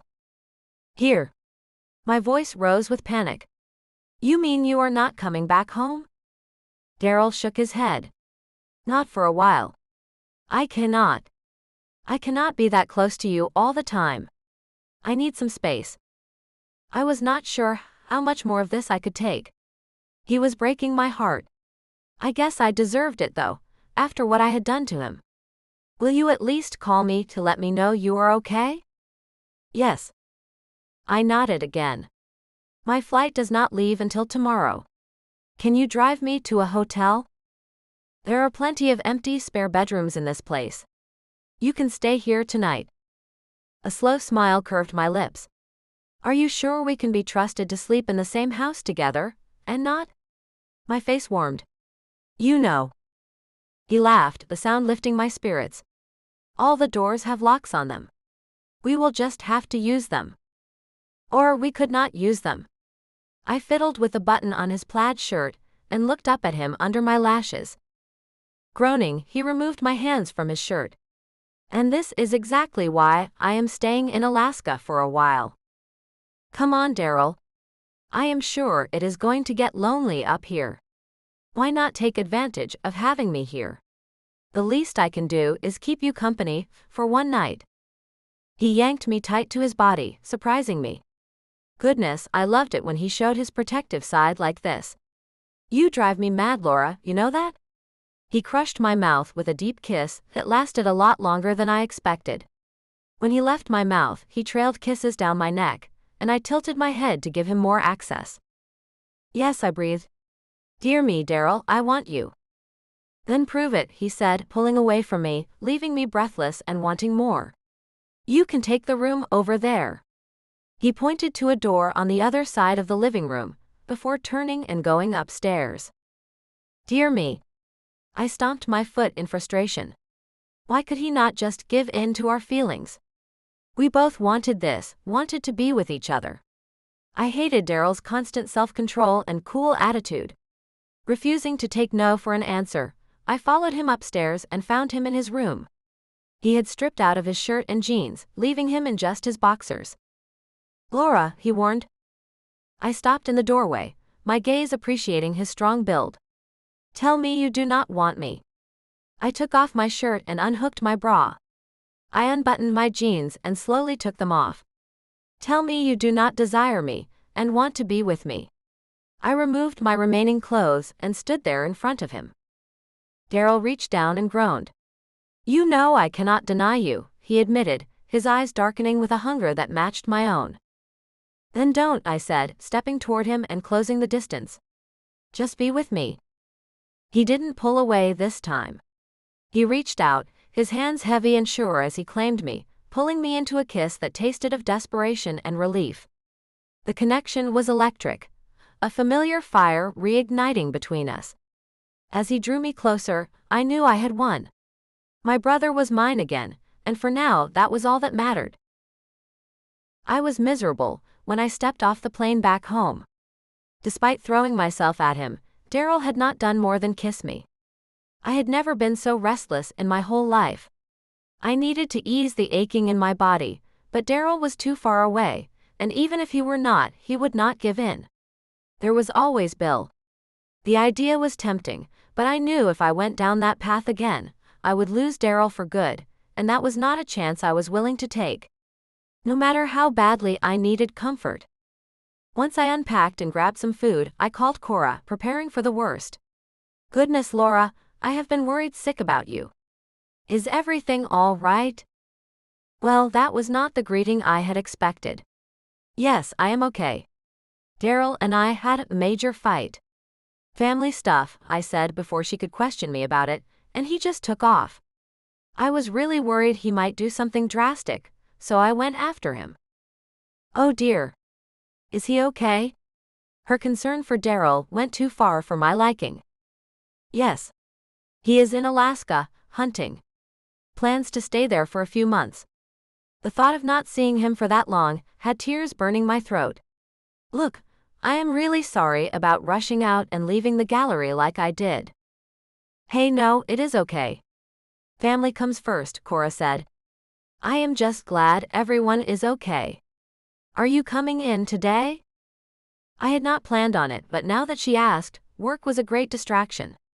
And I was beyond thrilled to still have a job. "Yeah, I will be in. Give me 30 minutes to get ready." "Great. I will see you soon then." 2 weeks had passed since I had seen Daryl, and each day that passed I missed him more and more. He had kept his promise though, and called every couple of days to check in and tell me he was all right. But our conversations never lasted long, so I did not really know how he was doing. He sounded okay, but that did not mean anything. I yawned and rubbed my eyes. It was only 9:30 in the morning. I had the entire workday ahead of me. "You look tired," Bill said. His voice startled me. "Thanks," I snapped, giving him a look. He had called me every single day, trying to convince me to come over. It had been hard, but I was proud of myself for resisting. Of course, it was getting harder by the day. My own efforts just were not enough anymore. I craved real connection. "Seriously, Laura? You do not look well. Are you sure you are okay?" "I am just not sleeping very well, that is all." I tossed and turned most nights, restless, dreaming of Daryl and whether or not I would ever have the chance to be with him again. The uncertainty weighed on my mind constantly. "Oh, well, I have just the thing to help you with that." He grinned. "I am not getting involved with you again, Bill." He laughed. "Actually, I was not going to suggest that this time, although it is a great cure for a lot of things." He winked and pulled a CD out of his inside suit pocket. "Try this." I picked it up and looked at it. "What is it?" "White noise music. It is supposed to help relax you and clear your mind so you can sleep." He shrugged. "I have used it before. It works." "Oh. Thanks." I put the CD in my purse. Maybe Bill had finally gotten the hint that I was not going to be with him again. "Let me know how it works." He tapped his hands on the counter, smiled, then turned away. "Have a good day, Laura." I blew out a breath. Being around him made me nervous. Not because I was afraid of him or anything, but because I knew my self-control was waning. Each time he was around, I could not help but consider his offers. But I could not trust him not to tell Daryl again. It had been another 3 weeks, and Daryl still had not come home. I pulled out a sheet of paper and sat down to write him a letter. "Dear Daryl, I miss you like crazy. I wake up every day hoping it will be the day you come home, the day you realize I am serious about a future with you. I have been good. I have not been with anyone. I am saving myself for you. The only man who will ever touch me again is you. I have never been surer of anything in my life. I crave your touch, Daryl. I hear your voice in my dreams, hear your ragged breaths as you whisper my name. I remember what you feel like, what it felt like to be with you. I can only hope you still think of me in the same way. Please come home. I need you. I love you. Always yours, your sister, Laura. Writing the letter made me feel slightly better. It reaffirmed my desire to stay true to Daryl. But it also stirred memories. The memories of our night together made me restless. I could probably handle the waiting, but combined with the constant lack of sleep, I was a mess. And that stupid white noise CD Bill gave me was worthless. I put the letter in an envelope and sealed it. Then I dragged my exhausted self to bed. Just as I got comfortable, my phone rang.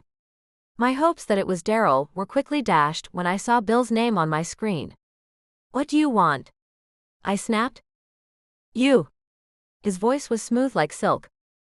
I closed my eyes and took several deep breaths. I would not give in to Bill's mind games. I would not go to him ever again. I loved Daryl. I wanted to be with my brother, and the only way that was going to happen was if I stuck to my guns and stayed true to him. "Laura, sweetheart. Come on. You know you want me. You want to feel close to me." His voice tickled my senses and I shuddered. "Stop it, Bill." But there was absolutely no conviction in my voice at all. "I can be there in 20 minutes. In 30, you can feel good again. I will even be firm with you if you want." My hand slipped beneath the blankets and wedged between my legs. I could not stop myself. I was so restless. If I took care of it while on the phone with Bill, that was not cheating, right? If I closed my eyes, I could pretend it was Daryl's voice. "You can do what you like too. I know how much you enjoy that." I bit down on my bottom lip, but it did nothing to stop the sound from escaping. "I know you are getting restless, Laura. I can hear your breaths coming faster. Come on, babe, let me come over and make you feel good. I will make you forget all about your brother." The mention of Daryl had me freezing, my body paralyzed with the fact I almost gave in to Bill. I was seconds away from agreeing, from telling him to come over. What in the world was wrong with me? I had been doing so well, and suddenly, I was ready to throw away weeks' worth of restraint. I cleared my throat. "Your offer is very tempting, Bill, but my answer is still no. I am sorry, but I meant it when I said we were over." "What is your problem, Laura? What kind of person saves herself for her brother?" Seconds ago his voice was smooth as silk, now it was harsh and mean. "You keep saying it is over, but we both know better. You will be back again. Mark my words." Then he hung up. I sighed and tossed my phone on the bed. Why could Bill not get it through his head that I would never allow him to touch me again? Was his reputation to be able to win any woman more important to him than respecting my wishes? Goodness, he was a fellow. All this time Daryl had been right about Bill. Too bad I had not been able to see it sooner. It would have saved all of us a lot of pain and heartache. Daryl Montgomery. I had been in Alaska for 5 months now, and every day it was a fight not to board a plane and fly home. I thought I had needed time and space away from Laura to get her out of my mind, but being away from her only made it worse. I was lost without her. And that letter she had sent me. I read that thing 4 or 5 times a day. I clung to her words, praying they were true. I was not sure I could handle knowing she had lied to me and had been with Bill again. Adjusting my hold on the rifle, I fidgeted in my hiding spot. I had been out hunting all morning, and even though I had not shot anything, I could not go back to the cabin. I was going stir-crazy there. And even after all these months, I could still smell Laura's perfume lingering in the air. It drove me insane. A rustling noise to my left caught my attention, and I honed in on it. I expected to see a deer or a bear come ambling out from the woods, but it was neither. My heart stopped when I saw what it was, and I was sure maybe I was just seeing things. Laura. I stood and approached her, clicking the safety on my rifle. What in the world are you doing out here? I almost shot you. Oh, thank goodness. I have been looking all over for you. Why did you not just wait for me at the cabin? It would have been a lot safer and warmer. I noticed she was shivering, so I took off my outer coat and gave it to her. Thanks. Her teeth chattered. I was going to, but I have a shadow. I gave her a confused look, and then, a second later, Bill stepped out of the woods. He brushed off his shoulders and looked around. I never could understand why anyone would find this environment relaxing. He huffed, then nodded at me. Daryl. He smirked. What in the world is he doing here, Laura? I glared at her, my mind immediately coming to one conclusion: they were back together. I thought you said you two were over, that you were not with him anymore. I am not, she said adamantly. But he does not know how to take no for an answer. He followed me here. I stepped toward Bill and pushed Laura behind me. Are you bothering my sister? I could easily confront him. No one would ever know the difference. Not bothering, convincing. She told me about you too.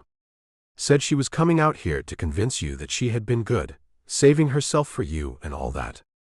Bill crossed his arms over his chest. But see, I have made quite the time investment in Laura, and she cannot just tell me to go away. The heck she cannot. I felt Laura's tentative hand on my arm, and I tightened my grip on my rifle. Without taking my eyes off Bill, I said to Laura, go back to Anchorage. I will meet up with you there. No, I am not leaving you, she said. I rolled my eyes. Always so defiant. Last time she ran to you, I won her back. I believe you have video proof of that.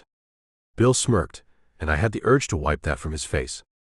Well, it looks like we are right back in that situation again. And I do not lose, Daryl. Ever. You will this time, I said through gritted teeth. Before Bill could respond, a loud roar ripped through the woods, shaking the tree limbs. Bill spun around and came face to face with a large bear. I noticed the way he froze, his eyes widening. Then he screamed and took off running. The bear stood up on its two hind legs and let out another deafening roar. Laura screamed too and clung to me. This was not the first bear I had encountered, but it was the biggest. I began to wave my arms in the air, shouting and hollering, making as much noise as I could. I kept at it until the bear eventually left. I let out a pent-up breath, relieved that things did not go much worse. I turned back to Laura and found her on the ground, terrified. Laura! I rushed to her side, kneeling on the ground. Hey, are you okay? She nodded and swallowed. You could have been hurt. You scared the bear away. You saved me. Without warning, she flung her arms around my neck and hugged me. Do not ever do anything like that again. I hugged her back and chuckled. And do not you ever go traipsing through the woods, looking for me again. I held her out at arm's length and took her face into my hands. You never did answer me. Why are you out here looking for me? Because I cannot go another day without you. I have not been with anyone else, Daryl. I told you I would save myself for you, and I have. But please, do not make me wait any longer. I cannot. I miss you.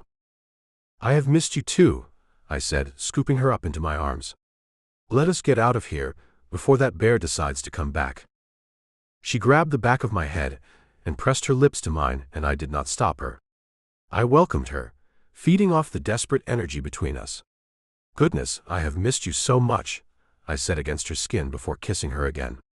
Cradling her in my arms, I guided her back until she was leaned against the trunk of a nearby tree, the woods closing in around us. Daryl, she gasped, her voice barely a whisper as I leaned my forehead against hers. Yes. I need you. Now. The world seemed to vanish. Neither of us cared that we were in the middle of the wilderness. It felt as though we were the only two people left on Earth. The connection between us was overwhelming, a magnetic pull that had been building for years. She clung to my arms, her fingers tensing against my skin as we stood in the quiet shadows. You like knowing your brother is with you? I asked, my voice low. As complicated as it was, the reality of who we were to each other only made the bond feel more intense. It was a line we weren't supposed to cross, yet here we were. I leaned in, my heart racing against hers. "Yes," she muttered, looking up at me. "Does it not drive you wild too, Daryl? Knowing you are with your sister?" "Yes." I held her gaze, the world around us falling away. "You know you are mine now, right? This is ours, Laura. Are you ready for that? To admit that this is what you want?" "Yes," she breathed, her hand reaching up to touch my face. We stayed like that for a long time, lost in the gravity of the choice we had made. Every look and every touch felt like a confession. Eventually, the frantic energies settled into a deep, quiet contentment. I pulled her flush against me, needing the contact as the weight of the moment settled over us both. It was unlike anything I had ever felt, and I knew I wouldn't let this go. Not now. "Daryl." I silenced her with a long, slow kiss. Eventually, she leaned her head on my shoulder, her breathing finally steady. "There's no place I would rather be, Laura, than right here with you." She sighed, a small smile playing on her lips.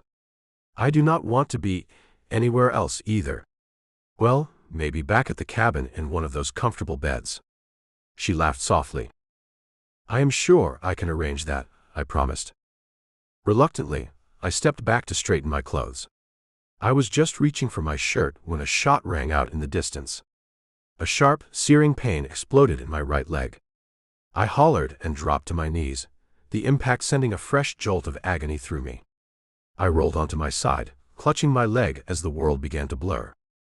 "Daryl!" Laura shrieked, hitting the ground beside me. "Oh dear, Daryl." She pulled my head into her lap, her eyes wide with terror. "What is wrong? Are you okay?" I was shot, I managed to choke out through gritted teeth. The pain was a white-hot roar. "What? No." She looked around the trees, panicked. "No, that is not possible. No one is out here." I looked into the tree line, but my vision was fading. I knew she wouldn't see anyone. Whoever had done this was long gone or hiding well. But in my gut, I knew. There was only one person with a reason to find us. Bill. In the next moment, the woods tilted, and everything went dark. Chapter 4. Laura Lee. I sat beside Daryl's bed and held his hand, silently crying, wishing he would wake up. The bullet had lodged in his calf, and he had to have emergency surgery to have it removed. The doctor told me Daryl was lucky the bullet had not landed a few inches to the right because it would have hit a major vein, and he might not have survived. I was too shocked and upset to pay much attention to all the medical talk. All I knew was that Daryl was alive, and that was all that mattered to me. There was a faint groan, and I perked up immediately. "Daryl?" I brushed the hair from his forehead. "Hey, it is Laura. I am here." He groaned again. "Seriously?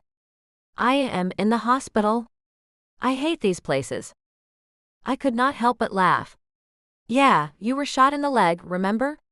You passed out on me in the middle of the woods." "Right." He tried to sit up and winced in pain. I reached for him, trying to help and ease his discomfort as much as I could. "Do you want me to call the nurse for you?" "No." He shook his head. "I need some water, though. My throat feels like it has been lined with cotton balls." "Yeah, of course." I grabbed the plastic pitcher from the rolling table near his bed, poured him a cup and handed it to him. He drank it quickly and held it back out for more. "You had to have surgery," I said as he sipped the second cup. "It was not anything too serious, but you have to stay off that leg for a couple of weeks." He nodded, but did not say anything. I could tell by the look on his face he was not pleased with that information. Daryl was not the sit-at-home type. He was always up and moving around, being outside and active. I sat back down in the chair and took his hand into mine again, kissing the back of it. "I was so worried about you." Daryl tugged on my hand and brought me to him so he could kiss me. I closed my eyes and sighed at the feel of his lips on mine. The fear of losing him had been real, and it hit me again right now, nearly paralyzing me. "A little bullet cannot keep me away from you, sis," he said with a smile. "This is not funny, Daryl. You were shot. You could have died." He inched over in the bed and motioned for me to join him. I gently slid into the bed next to him, careful not to hurt his injured leg. He wrapped his arm around me, and I rested my head on his shoulder. "This is what we should be doing," he whispered. "We should be back in the cabin, holding each other." His words warmed me. "I want that, Daryl. More than anything. I just want to be with you." "And you are." "I am yours, Laura." He tilted my head up and kissed me again. "And you are mine." Those last few words were said with so much strength that I could not argue even if I wanted to. And I did not want to. We lay in silence for a while. "I thought we were alone out there," I said finally. "I mean, once Bill left, it was just us." "Who would have shot you, Daryl?" It had been weighing on my mind since it happened. In the back of my mind, I wondered if it was Bill, but I could not imagine him doing something like that. It could have been another hunter that we did not know about. Accidental shootings while hunting happen a lot around here. "Is that what you truly believe?" I could tell by the tone of his voice that he did not believe that any more than I did. I also knew he was just trying to protect me from something. "Do you think it was Bill?" "Be honest with me, Daryl," I warned. He sighed. "At first, yeah, I did. But Bill is not the type to do something like that." I laughed again. "Then who?" "Just before you arrived, I had an altercation with a fellow in Anchorage. He told me I would be sorry for starting trouble with him. I blew it off as nothing but an empty threat. Guess that was my mistake." I studied Daryl for several long moments. I believed he had an argument with someone, but I did not quite buy the idea that it was this person who had shot him. If the person wanted to get even with Daryl, he would have just done it. He would not have waited and planned for Daryl to be out hunting. It did not make sense. "I will give the police my statement and tell them who I think it was. They will deal with it," Daryl said. I nodded. "Come home with me, Daryl. Please? Let us leave this place and go home. We can start fresh, just you and me." "Why would I want to leave? This place is beautiful, Laura. I love the peacefulness and the simple lifestyle. The lower 48 just brings me down. I do not want to leave." I got out of bed, crossed my arms, and glared at him. "So that is it then? You are not leaving?" He shook his head and reached for me again.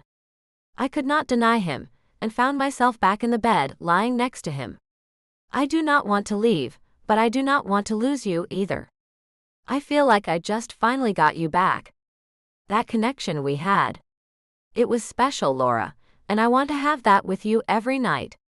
Stay here with me." I sighed. I wanted that more than anything. "I cannot, Daryl. I have my job at the gallery. Cora is planning another show for me." "You could start your own gallery right here in Anchorage," he said. That was certainly an option, but I loved the city. How could I go from that to living in the backwoods? "I will think about it, okay?" Daryl kissed my forehead. "Thank you." He pulled me closer, and I snuggled against him. "I really do not want you to leave, baby. I cannot imagine going to bed without you ever again." I sighed and draped my arm across his stomach.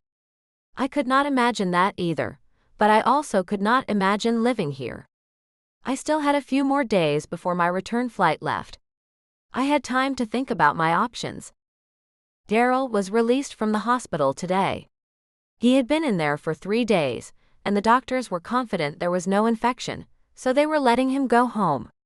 I was looking forward to getting him back to the cabin alone, so we could talk more about our future without the constant interruptions of doctors and nurses. I still had not been able to shake the feeling that the shooting was connected to Bill. Daryl still did not believe it, but I was determined to prove him wrong. Bill could not get away with this, and I wanted him to face the consequences. On a whim, I called Bill on my way to the hospital. But I found out he was conveniently out of town. No matter what Daryl said, something was not adding up.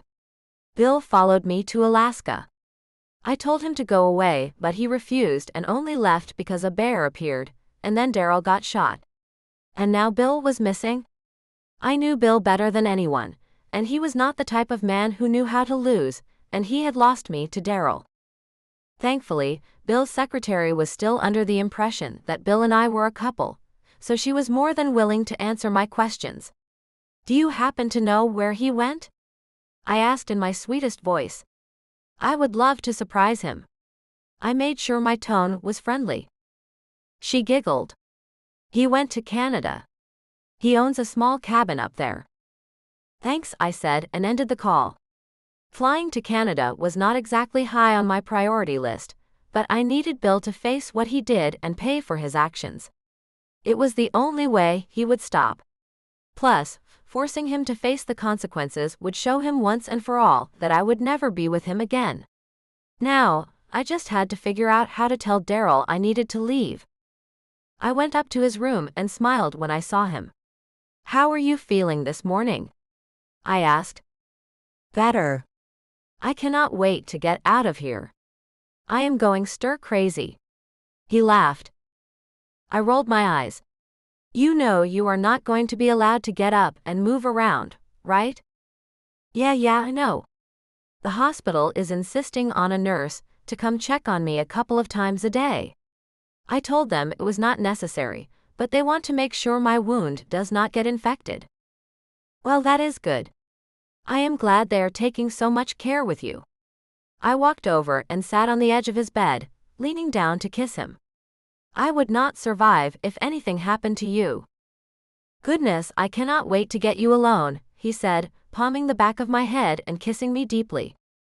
I smiled against his lips. "About that." I pulled away and sighed.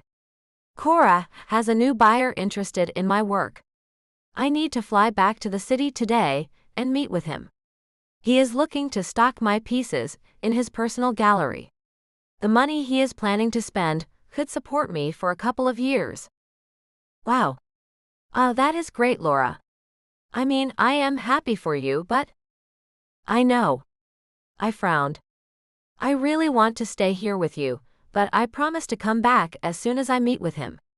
I will be gone 2 or 3 days at most." He nodded. "Yeah, I understand. When do you have to leave?" "In a few hours." A slow smile pulled at his lips. "That gives us plenty of time then." He wiggled his eyebrows and I chuckled. I had not planned on saying goodbye with a kiss, but I sure was not going to turn it down. I stood on Bill's front porch and waited for him to answer the door. It had been hard to say goodbye to Daryl and leave him, but I knew it had to be done. I had to find out who had shot Daryl and make that person face the consequences. It was the only way to ensure he was safe, and that something like this never happened again. Well, I will be darned. Bill stood in the now open door and grinned. "I knew you would come back. What happened? Your brother not doing it for you anymore?" He laughed. I scowled. "You are a real piece of work," I said. He laughed again. "Whatever. You chased me down this time, so what do you want, Laura?" I took a deep breath. It was now or never. "I want to know why you shot Daryl."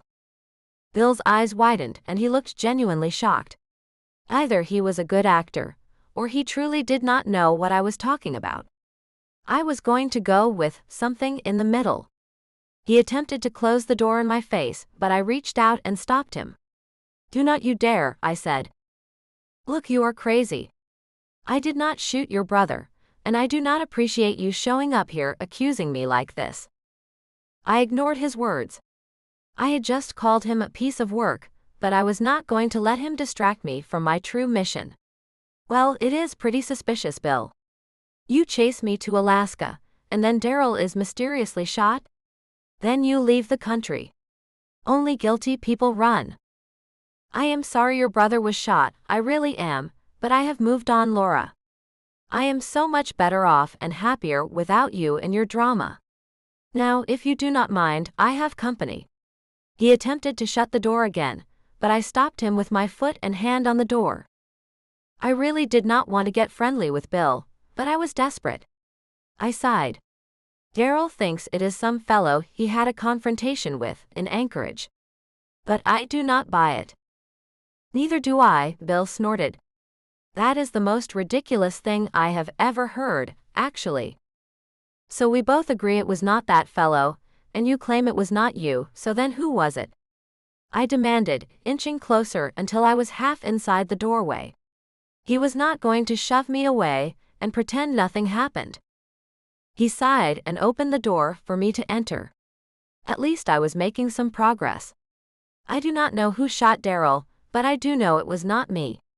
Seriously, what would I have to gain by shooting your brother? You?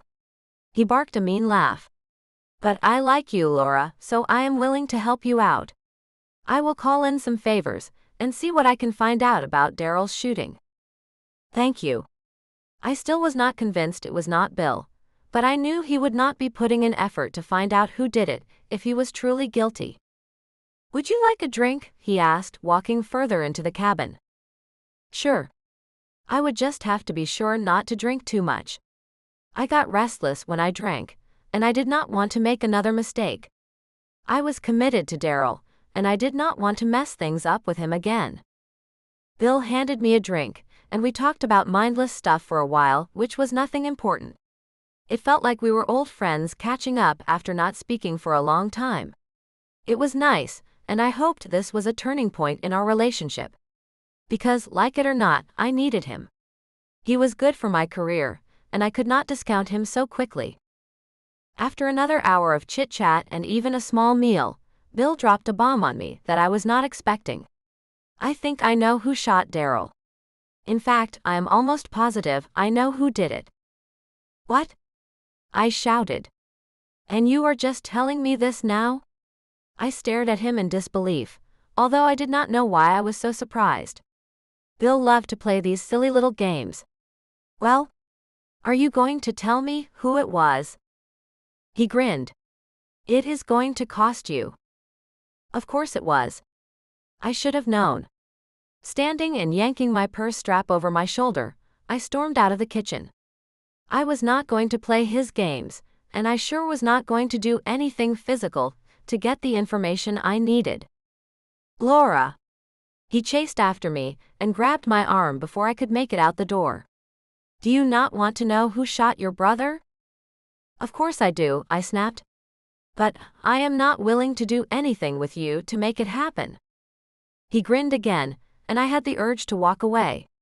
I never asked you to do anything with me. I told you. I am moving on without you and your drama. When you arrived, I told you I had company. 2 women to be exact. They are here for my company. My stomach twisted at where he could be going with this. It was a mistake coming here. Would I ever learn to leave Bill out of my personal life? He was not worth the risk of jeopardizing my relationship with Daryl. I crossed my arms and waited for him to continue. I am going to spend time with those 2 women, and I want you to watch, he said. My eyes widened. I had not seen that coming. There had to be more than that to it. Nothing with Bill was ever that easy. That is it? You just want me to watch you spend time with them?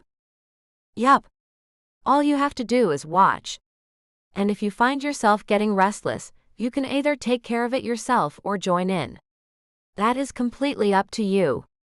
He smiled, satisfied with himself. I was simply disgusted. How could he go through life like this? It was ridiculous, but at least I did not have to get involved or let him touch me. There was no harm in watching, right? It was not like I was getting involved. And doing so would give me the information I needed about Daryl's shooter. Unless.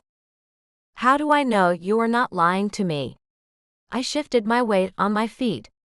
If you really knew who shot Daryl and wanted me to watch you spend time with them, why would you not just say that the moment I arrived? He flung his head back and laughed.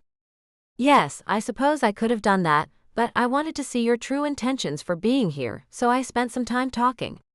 Is that not what you always said you wanted? A man who would share his feelings with you? You are something else. So, do we have a deal or not? I grumbled under my breath, but eventually nodded. Fine, but you and your two guests are not to touch me, got it? Bill smiled. No worries. The three of us will be too busy to worry about you. I knew that was meant to be an insult, but I ignored it. I just did not care. I came here for answers, and I was going to get them. I sat in the corner of the bedroom, doing whatever I could not to watch Bill and his guests, but it was hard when they were the only thing in the room worth watching. Both of the women were tall, blonde, and had big fake assets. No wonder Bill liked them. They were louder than necessary. Bill was on his back, and one of the women was with him. The other was sitting near his face. Their sounds were so over the top, exaggerated. Fake. Just like the women themselves. Which feels better? I asked, unable to contain my laughter. Bill raised his middle finger at me, but was not bothered enough to even look at me. Well, at least he was not trying to touch me. That was something to be thankful for. But goodness, he was really dragging out this time together. They had been at it for almost an hour now. You know, if he has not finished yet, that means you two ladies are not doing something right. Maybe you need to try harder, I said. I knew I was being difficult, but Bill deserved it after all the trouble he had caused me. Keep running your mouth, Laura, Bill snapped. I rolled my eyes. You had better get back to it, Bill, or your little guests are going to get bored with you. You are just jealous I am not with you. I let out a sharp laugh and shook my head. You only wish you were with me. Ha. Right. I do not need to be with you, sweetheart. You know you still want me. You cannot live without your dominant partner, baby. You are delusional. I rolled my eyes again. This entire situation was ridiculous, and I could not believe I was still sitting here watching this. I really wished Bill would finish and be done with this, so I could get the information I needed and get out of there. I missed Daryl and wanted to get back to him as soon as possible. All right. Bill moved both the women off him and got out of bed. That is enough. He grabbed my arm and dragged me out of the bedroom. I thought you would get restless by watching me, but clearly you are too bitter. So I will give you the information you want, and then I want you to leave. Got it. I smiled and nodded. I am sure I can do that without any issues. I crossed my arms over my chest. Now tell me who shot Daryl. His brother Bobby. What? I asked incredulously. You are kidding, right? My patience snapped and anger consumed me. Why in the world would Daryl's own brother shoot him? And I swear to goodness, Bill, if you are lying to me, if this is another one of your games. He held up his hand to silence me. I have no need for games. You will come running back to me eventually, and I can be a patient man. Whatever. Answer my questions. I am sure you know Daryl and Bobby have always been close. Not closer than you and Daryl, of course. He smirked. Anyway, he said, ignoring my dirty look, in my quest to figure out what the heck was up with you, I noticed someone was following Daryl and that it was Bobby. According to my sources, Bobby is upset that you are taking up all of Daryl's time. My jaw dropped. Did Daryl know about this? I doubted it because if he did, Daryl would have done something about it. He loved Bobby. Bobby is insanely jealous that you are stealing all of Daryl's attention. I am actually surprised he did not shoot you. Bill laughed. Heck, maybe he was aiming for you and he is just a bad shot. Okay, I had had enough. Thank you for the information, Bill. Go back to your guests. I turned on my heel and left. I was annoyed that I had spent all day with Bill, only to get information that was way less than helpful. There was no way Bobby would shoot his brother. He looked up to Daryl. But there had always been something about Bobby that seemed off to me. Maybe I had been right, and Bobby had finally snapped. Well, there was only one way to find out. I had to fly back to Alaska and ask Daryl about it. I had promised him I would not be gone too long, so I really did need to get back to him. I only hoped he would not be upset with me for reaching out to Bill. Unless I could get away without telling him. Then, how would I explain how I had gotten the information about Bobby? Plus, lying to Daryl was not a good idea. It would only cause more problems for us. I sighed, too tired and confused to worry about it right now. I would deal with it when I was face to face with Daryl. Daryl Montgomery.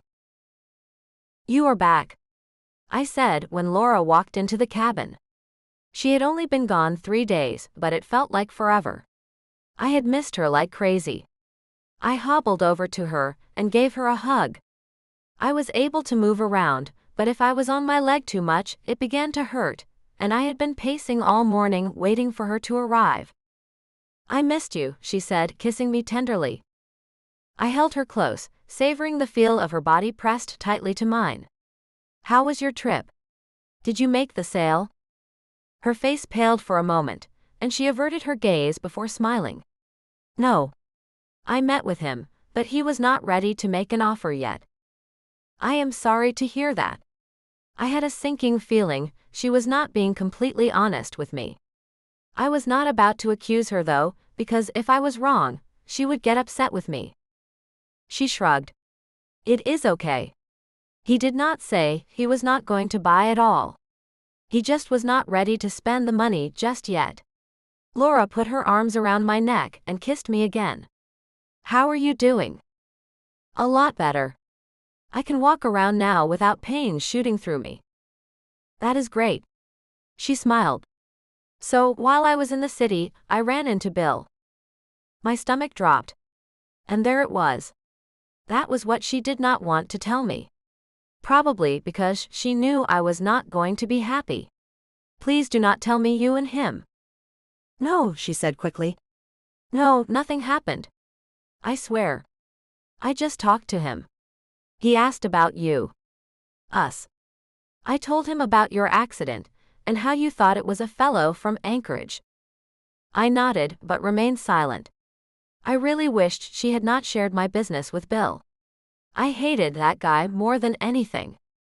He does not think it was that fellow, she said, sitting down next to me. What does he know? He ran like a little coward when that bear showed up. Laura laughed. Yes, he did, but he is also very well connected.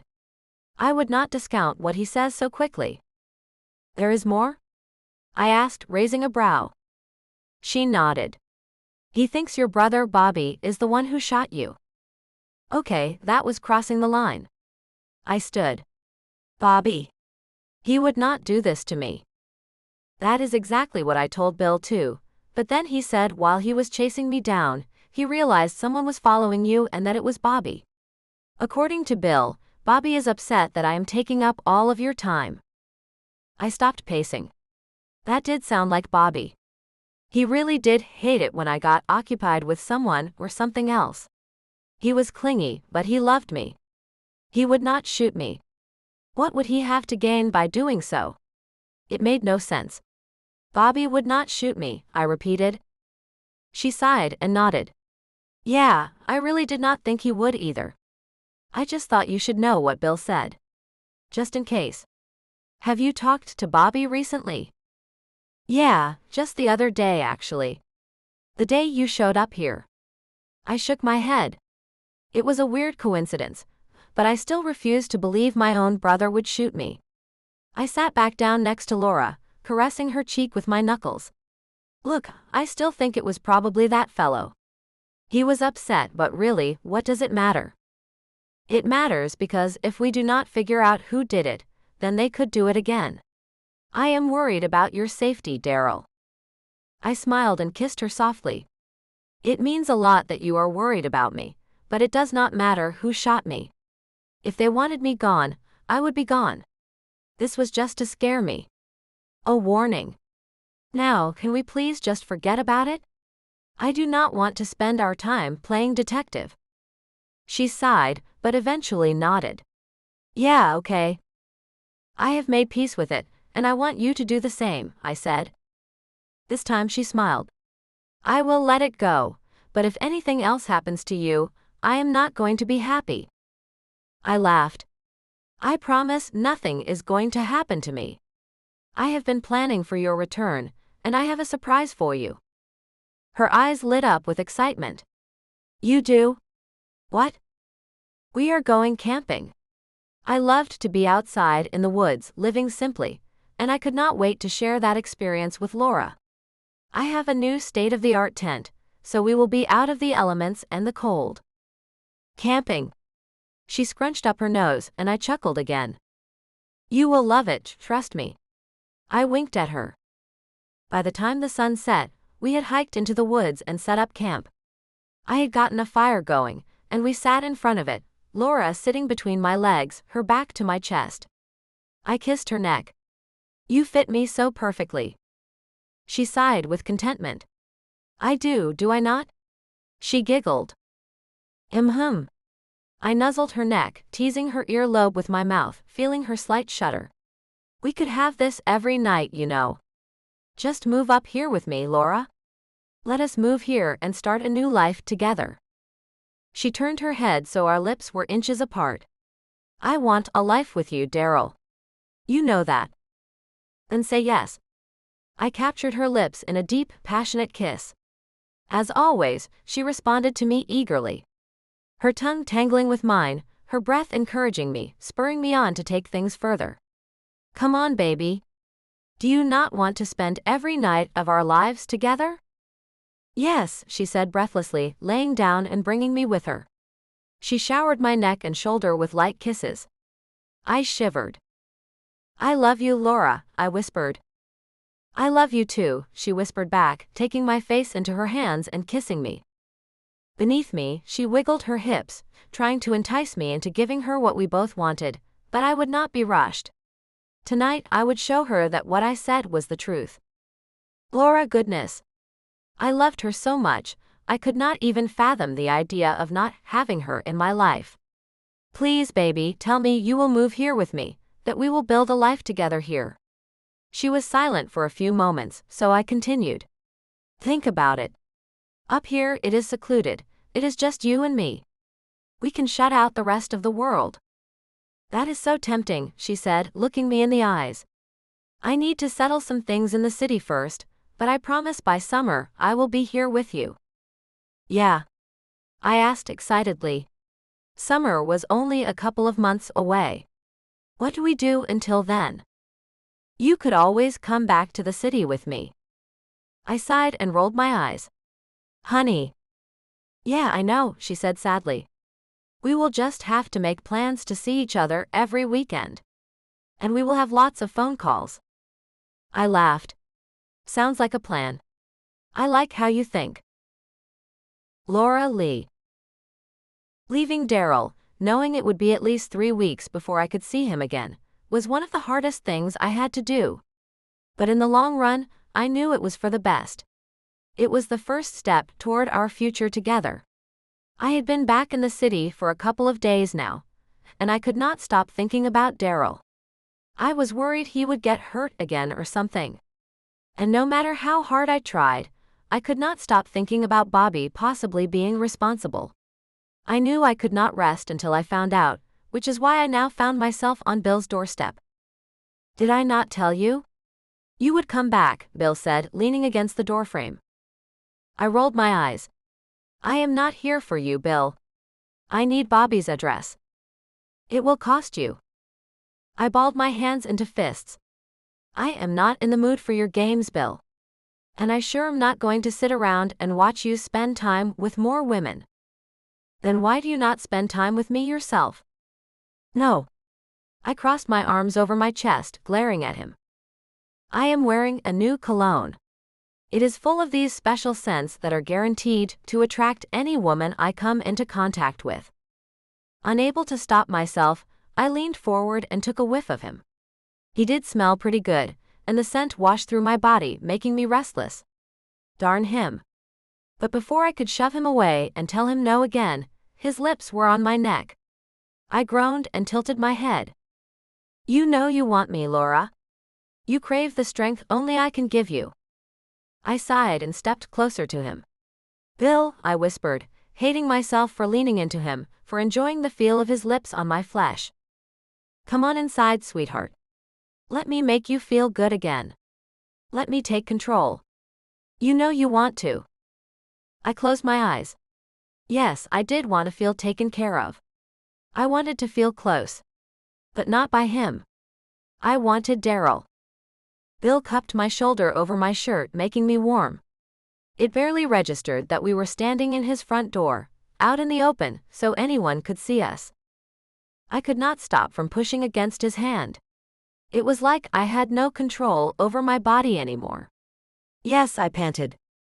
You want me to be with you out here, do you not? You want people walking by to watch us? He kissed me hard on the mouth. It is okay if you do, Laura. It turns me on to know you want people to watch, that you want people to know how your partner is with you.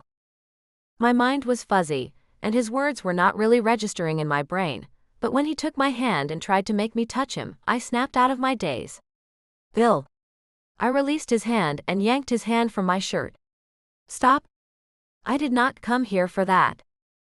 My heart raced as I tried to calm my overactive feelings. I licked my lips and took several deep breaths. Please, just give me Bobby's address.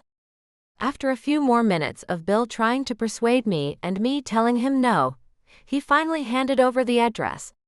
I left in a hurry, not wanting to risk being tempted by him again. No sooner than I was back in my car, my cell phone rang. I smiled when I realized it was Daryl. Hey, baby. Goodness, I miss you so much. There was a pause. What is wrong? I rested my head on the steering wheel. Daryl knew me too well, and if I tried to lie to him, it would only make things worse. It is Bill again. He tried to persuade me and I almost gave in. But I did not, I added quickly. I stopped it before it could get that far. I am so sorry, Daryl. I love you and only want you. There was another pause. This is why I did not want you to go back to the city, Laura.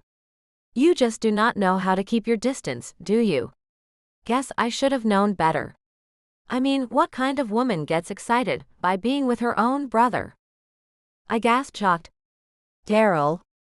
I could not believe what I was hearing. I did not do anything with Bill. He tried, but you should not have been with him in the first place. You are a real piece of work. I never want to see you again, and I hope that you regret this. Daryl shouted, making me cringe and hold the phone away from my ear. The line went silent, and I knew he had hung up on me.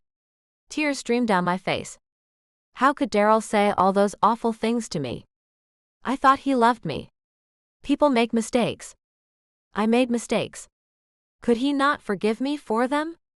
It was not like I actually did anything with Bill. That is when I noticed he was still on the porch. Wiping my tears, I got out of the car and marched back up to him. You keep ruining my life, I said, wanting to blame someone for the way Daryl acted. Then why are you still here? He smirked. My gaze raked over his body. It was clear Daryl hated me now, so if he was out of my life, I might as well give Bill another chance, right? He might be difficult, but at least he never turned his back on me. From the moment I met him, he had wanted me. That had not changed. If you are going to come knocking on my door demanding things, insisting I am an awful person, then you are going to make it worth my while. I knew if I just gave Daryl some time, he would come around and forgive me. But if I did this, if I let Bill have me again, I would lose Daryl for good. I'm not letting you go that easily, Laura, Bill said, his voice dropping to a low, possessive murmur. You think you can just run back to him, and I'll stay quiet? After everything we've been through? I looked away, my heart racing, but he stepped closer, forcing me to meet his gaze. It's twisted, Laura. The way you look at him. The way you choose him over everyone else.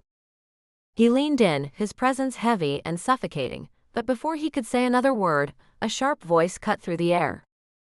You dirty little thing, someone spat from behind me. I gasped and jerked away from Bill. Bobby was standing in the driveway, swaying on his feet, his eyes bloodshot and unfocused. But it was the pistol waving in his hand that made my blood turn to ice. My heart lodged in my throat. "Bobby," I said, my voice trembling as I moved away from Bill. "What are you doing here?" "Catching you in the act, apparently," I told Daryl.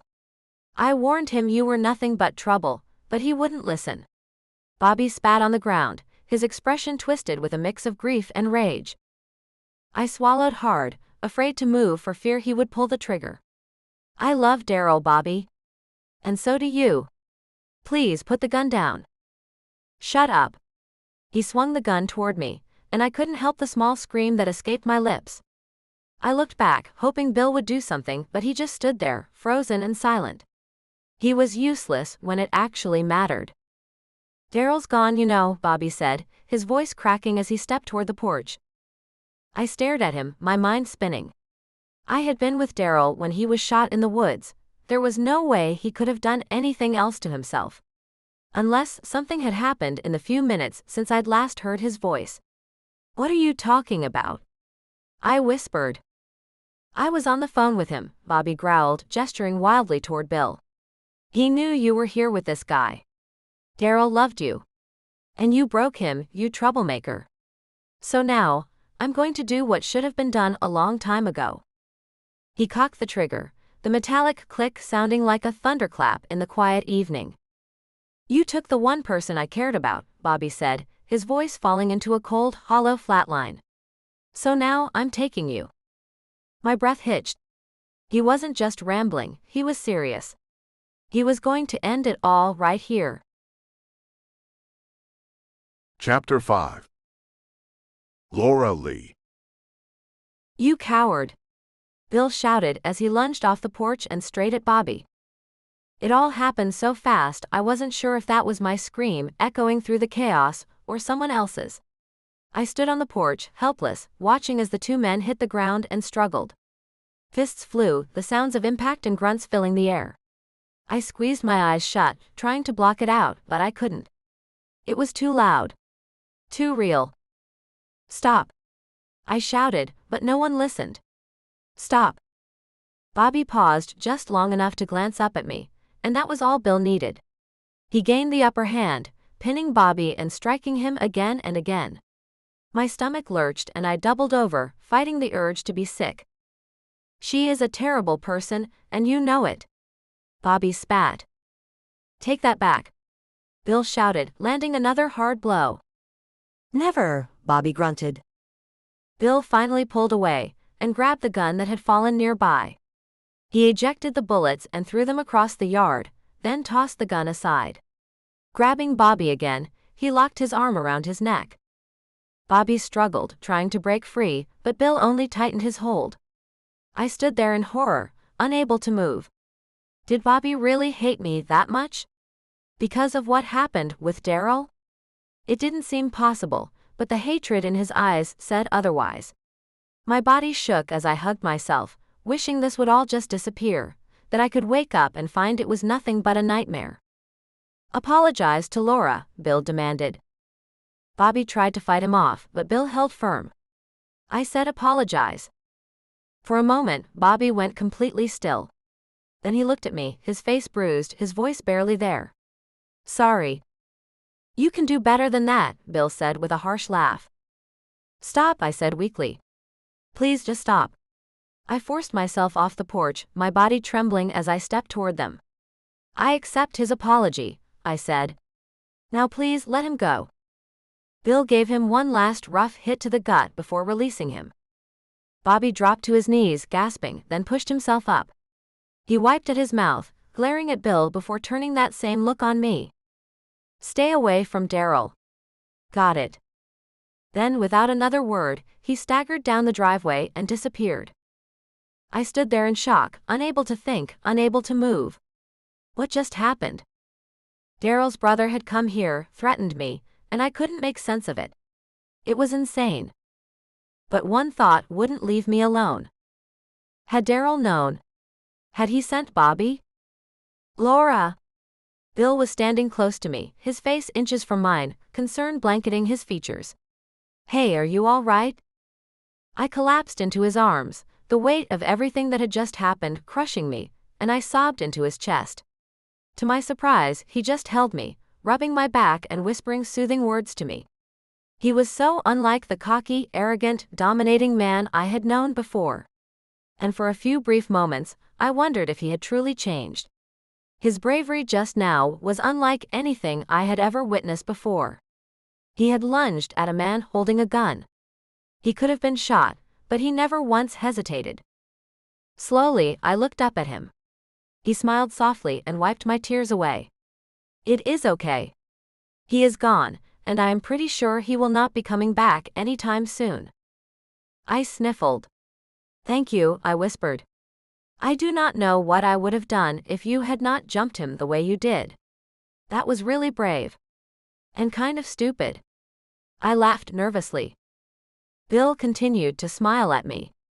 That guy is nothing but a scared little punk. He did not have the courage to pull that trigger, and I knew it. Besides, I will not ever let anything happen to you, Laura. My heart skipped in my chest and my breath caught in my throat. Even after everything I have put you through, you would risk your life for me? Yes, he said without hesitation. I could not believe what I was hearing. Was it possible I had completely misjudged Bill? Maybe he was not the horrible, womanizing liar I thought he was. I do not know what to say, I admitted. So many thoughts and emotions warred inside of me, and I could not make sense of any of them. Bill cupped my face in his hands, his touch surprisingly gentle. Tell me you'll give me another chance, he whispered before brushing his lips against mine. My eyes closed, and for a moment, I let myself lean into him.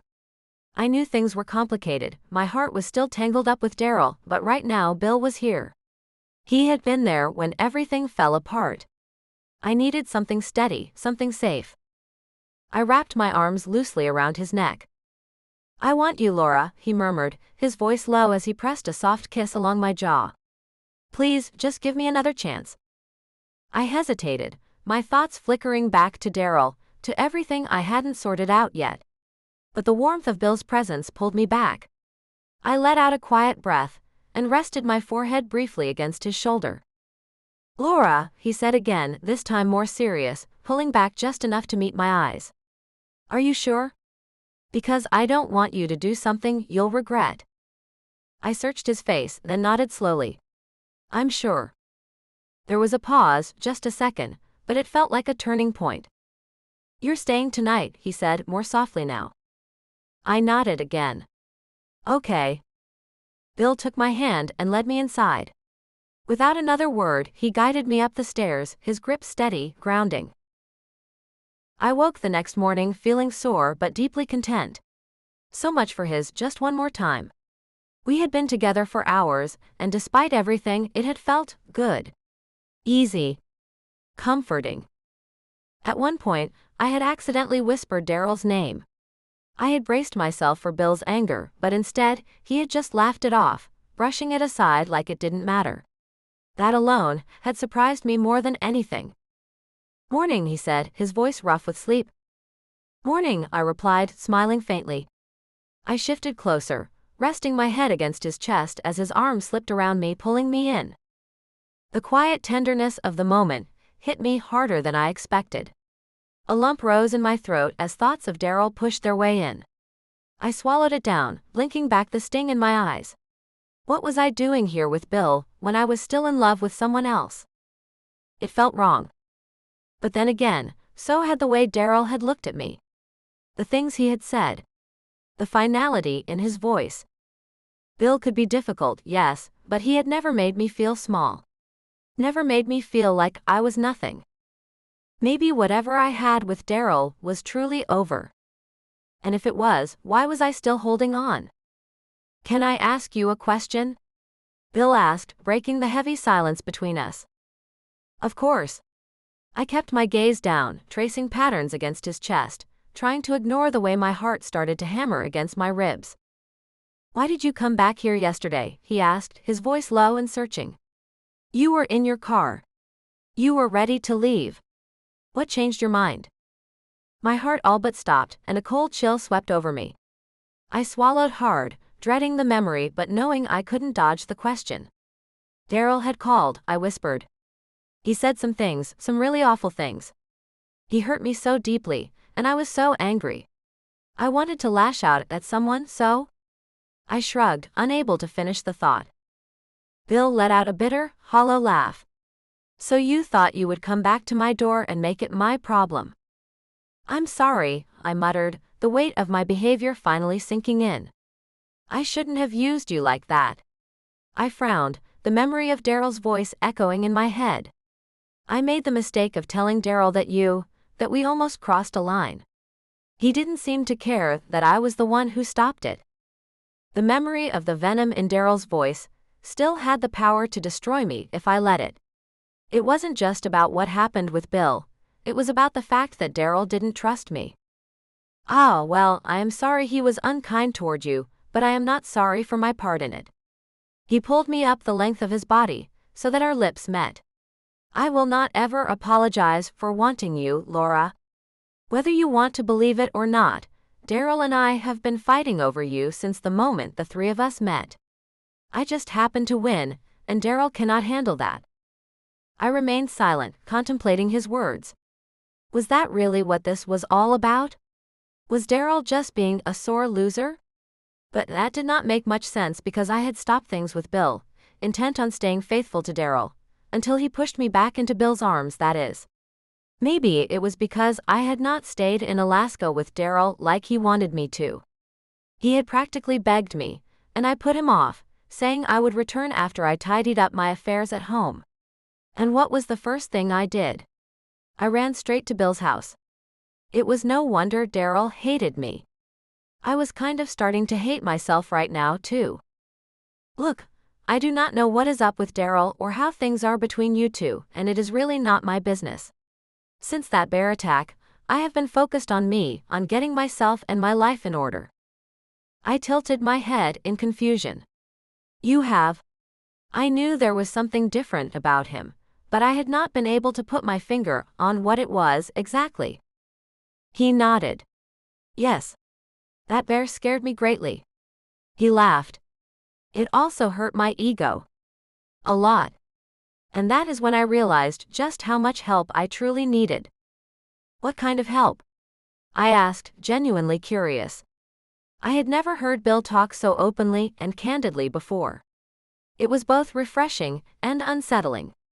I was not sure how I would react if he told me he was seeking professional help. That seemed a bit extreme even for him. Spiritual help, he said, moving me off of him and sitting up. He got out of bed and pulled on a pair of boxer shorts. Will you go somewhere with me today? Where? I asked cautiously. To my temple. He grinned. It is an amazing place that really centers me, and has helped me work past my shortcomings and my demons. I think you will like it. A lot. Curiosity got the best of me, and I agreed. This new Bill was oddly fascinating, and I wanted to learn more about him, to understand who he was now and what made him tick. And the fact that he was willing to share more than just his physical side with me was a huge step forward for him. There was no way I could turn him down. I spent all afternoon and most of the evening at Bill's temple. He explained the Buddhist religion, its principles, and how it had helped him overcome his demons and make him a better man. I had to admit, I was thoroughly impressed. This place had obviously really helped him, made him a new person, a better man. I never thought I would see the day Bill was humbled and concerned with something other than his own desires, but clearly he had changed. As we walked through the gardens behind the temple, the sun setting overhead, I was struck with an odd feeling, compassion, love, respect. Not that I had not had those sorts of feelings before, but I had never had them for Bill before. I reached down and took his hand, lacing our fingers. He gave my hand a squeeze and smiled warmly at me. It was such a perfect evening, and I was actually pleased with the company. I could spend several more hours here with Bill. I was reluctant to admit it, but I think I was falling for Bill, like genuinely falling in love with him. I never thought I would be able to love anyone other than Daryl, but here I was, having the familiar butterflies and heart flutters that came with first love. What are you thinking about? Bill asked. Nothing. I smiled. Just impressed with how much you've changed. He took my hand, brought it to his lips, and kissed my knuckles. Well, I finally had a good reason to change. I was speechless. There was no way he was implying I was the reason he had changed. Was he? I could not believe he was that taken with me, that eager to be with me, that he would go to all this trouble just to be with me. It was kind of sweet. But there was a nagging in the back of my mind. What if all of this was just another act? A ploy to get what he wanted.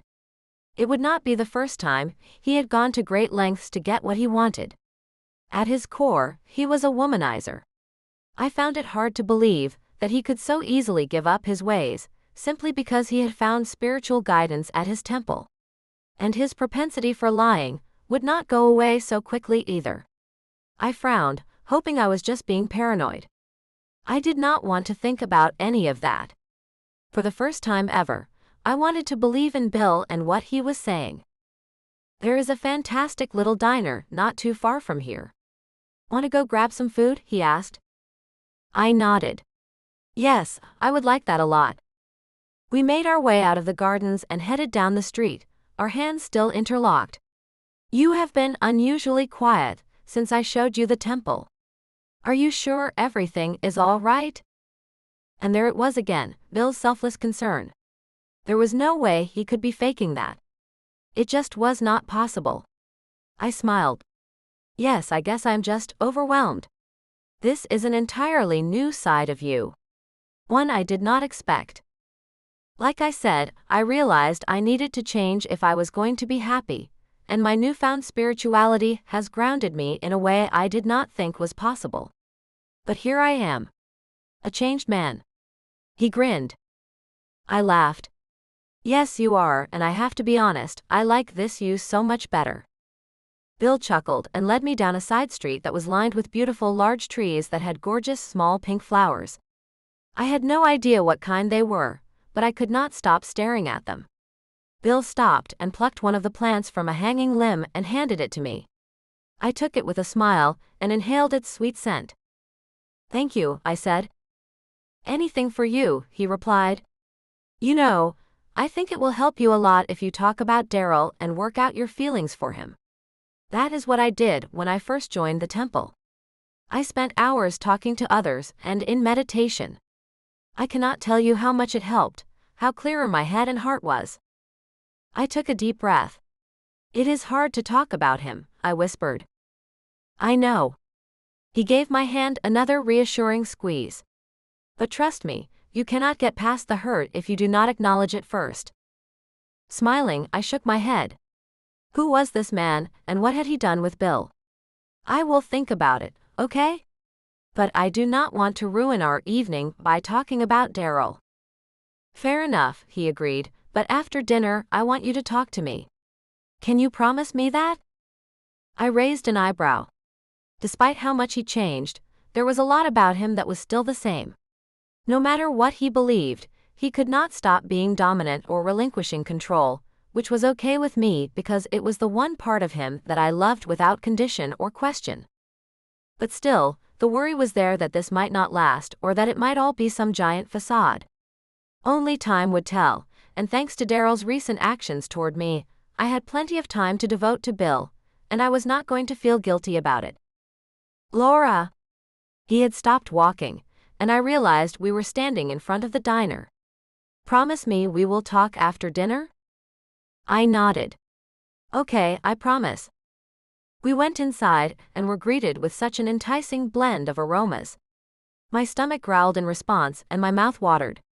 We found a small table in the back corner and took our seats. After ordering 2 specials, we sat and talked about everything and nothing. It was the most relaxing meal I had ever had, and I knew it was time to make good on my promise. Daryl broke my heart, I said, keeping my gaze focused on my half-empty plate. Bill sighed heavily. Yes, I figured that much. Tell me what happened. It was my turn to sigh. It felt like the weight of the world was on my shoulders right then. I love him. I know it is not right, and many think it is taboo, but it is not like we are actually related or anything. He has just always been there for me, you know? He has been my biggest supporter of my art. He gets me like no one else ever has. I risked a glance up at Bill, afraid hearing all of this was making him angry, but he sat there impassive, not really giving me any indication of how he felt. Licking my lips, I continued. I had been attracted to him since I knew what that meant. I laughed, remembering the very first time I had noticed Daryl in that way. He had just gotten out of the shower, and was shirtless and dripping wet. That night, I had thought of him. I never thought he felt the same way, but then suddenly he did. And it was so intense, and I was so caught up in it. And the time we spent together. I smiled and shook my head. Bill frowned. Sorry. No, it is okay. I am not stupid, Laura. I know what you two have done, and I know how you react to his name when we are in bed. He grinned conspiratorially. I felt heat rush to my cheeks, but I did not allow his comment to deter me. But then everything that happened in Alaska changed things. Daryl begged me to stay there with him, but I did not. I mean, I wanted to, but I knew I had to take care of things here, and I knew I would never rest until I figured out who shot him, which led me to you. Bill nodded. Ah yes. Bobby. I scowled at the mention of that man's name. He was such a difficult person. Yes, that, I said in a flat tone. But when Daryl found out I had gone to you for help, he just snapped. I cannot explain it. I shook my head in confusion and sadness. He said some really terrible things to me, and I saw a side of him I did not know existed.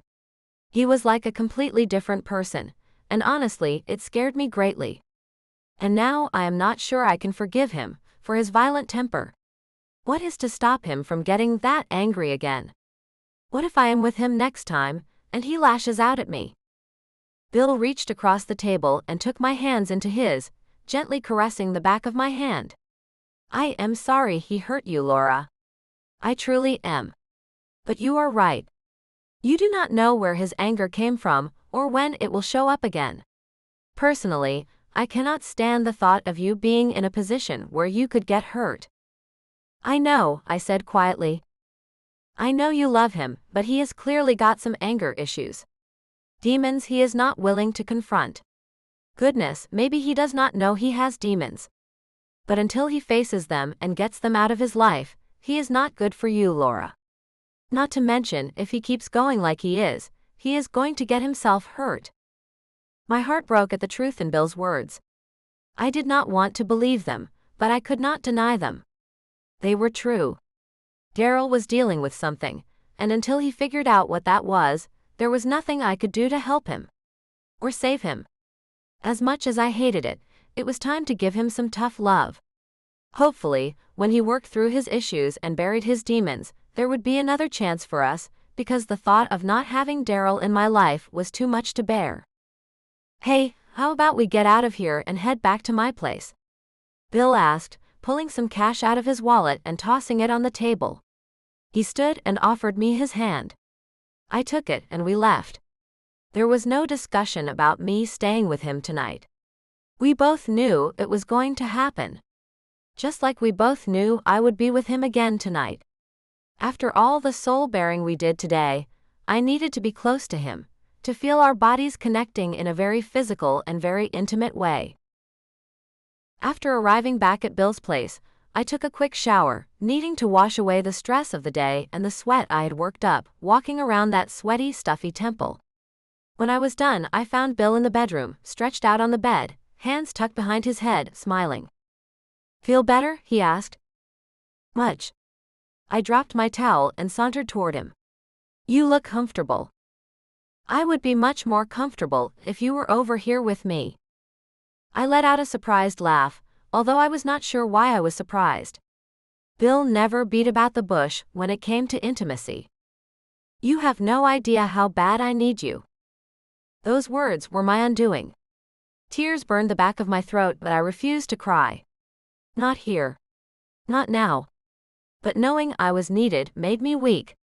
That is all I had ever truly wanted, to find a man who really needed me, and I had no doubts Bill was telling me the truth. I could hear it in his voice. Maybe opening up to me like he did had unleashed something in him, something that made him feel vulnerable and needy.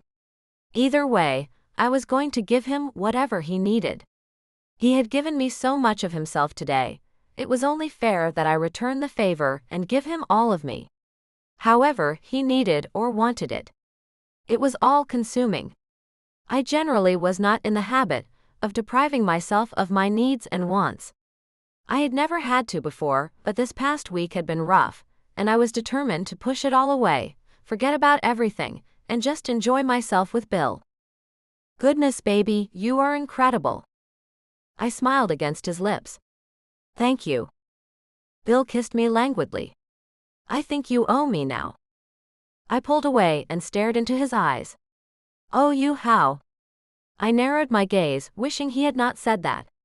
It was something the old Bill would have said. By listening to me ramble again. Tilting my head in confusion, I said, ramble about what?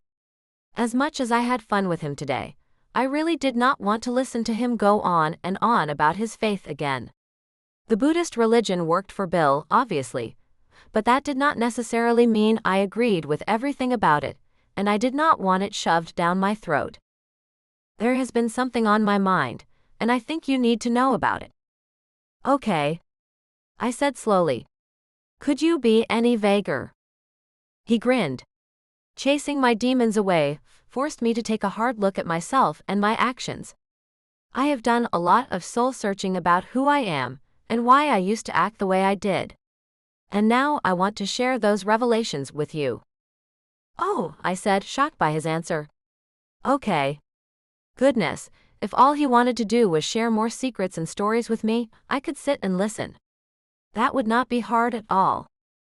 I slid into bed beside him, snuggling under the covers and tucking myself close to his side. He put his arm around me, and I sighed with contentment. If only things could always be this good and this easy. It would certainly make my choices forgivable, and my life more easily manageable. But once again, the nagging voice in my mind could not shut up and just enjoy this.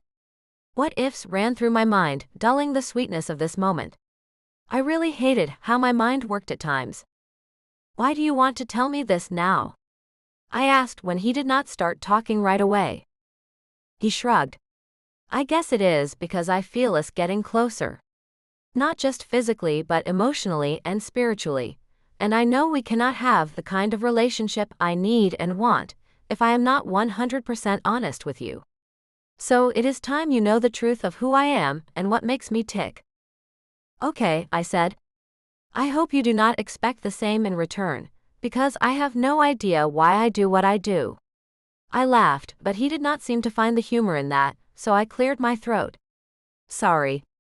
I know how important all of this is to you. I promised to stop making jokes. Thank you, he said sincerely.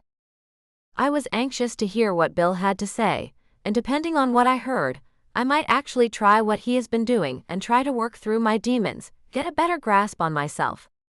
It could not hurt, right?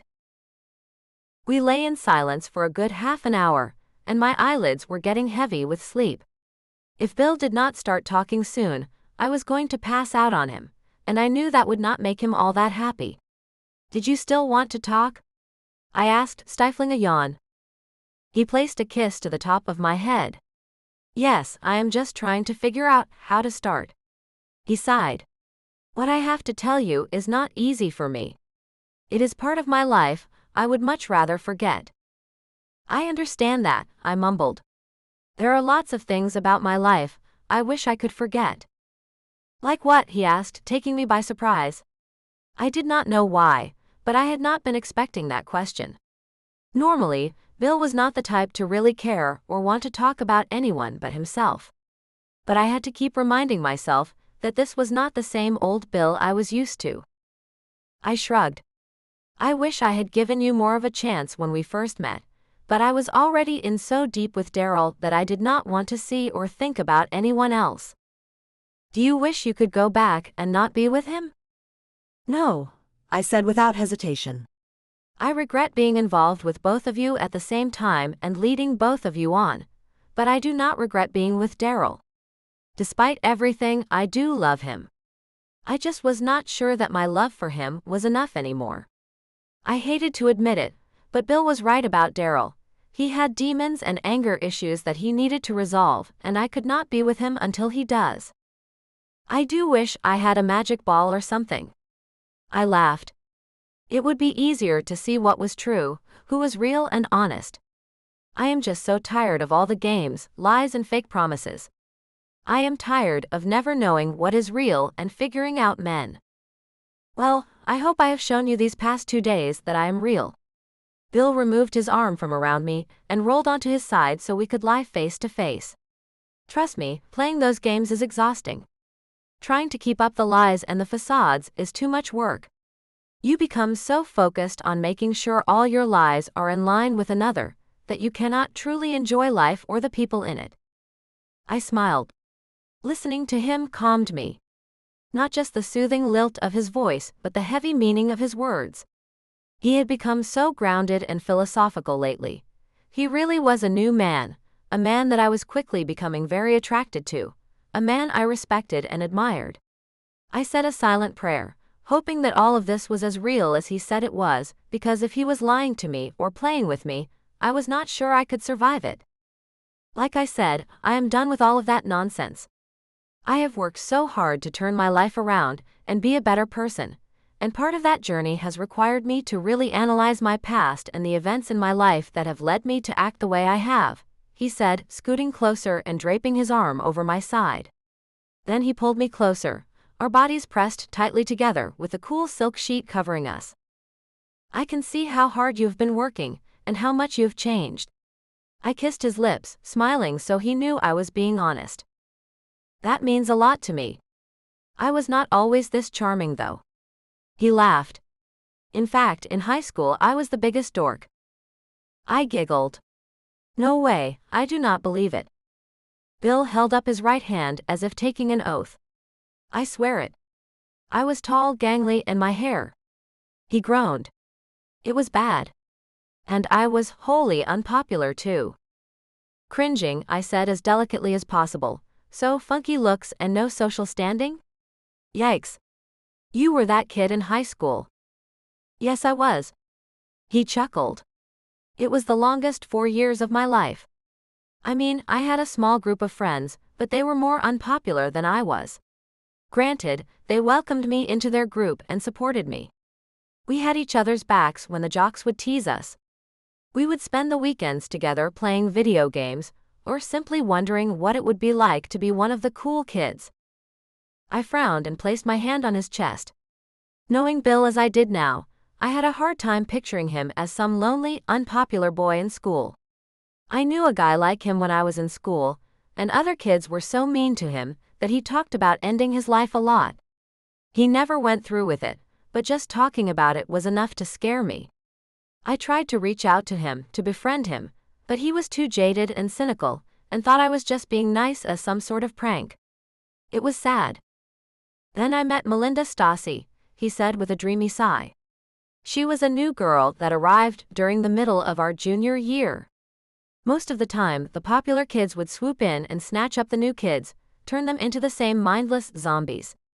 He shook his head as if the thought was too much to handle. But for some reason, they left Melinda alone. I think it was because she was poor. Her parents barely had money to live, let alone buy her designer clothes. There were times after Dad left before Mom remarried Daryl's dad, when things were tight. The last Christmas Mom and I had spent alone, she had wrapped up pictures of the things she wanted to buy me but could not afford. Slowly as things got better, she would take one picture, buy whatever it was, then burn the photo.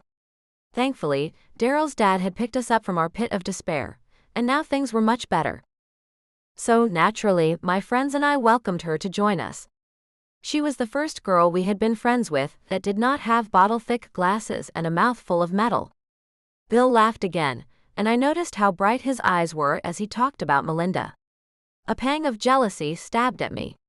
I had no reason to feel that way. It was a long time ago, and I could not expect Bill not to have past girlfriends and lovers. We hit it right off and quickly became inseparable. Then over time, our friendship became much more. She was my first kiss, my first time, my first true love. His voice dipped low with sadness. I was convinced she was the one, that she and I would be the quintessential high school sweethearts that go on to get married and live the perfect life. He fell silent, like he was struggling to keep going. I caressed his chest and stomach, inching ever closer, wanting him to know that he was not alone, that all of this was in his past, and it was not who he was anymore. What happened? We graduated and went to different colleges. We were in the same state, only a couple of hours away from each other. I drove to see her as often as I could, and for the first year things were great. My life was going exactly as I planned. A knot formed in my stomach, and I shifted uncomfortably. I knew where this was going. It was the classic tale of first love gone horribly wrong, deep scars that never truly healed. But I kept my mouth shut and let him finish his story. It was something he needed to tell me, and I knew he only needed me to listen, not judge or interrupt or try to give any sort of advice. Then I drove down to surprise her one weekend. The surprise was on me though, because I walked in on her with another guy. He had her bent over the bed, Bill said, his voice tight with anger.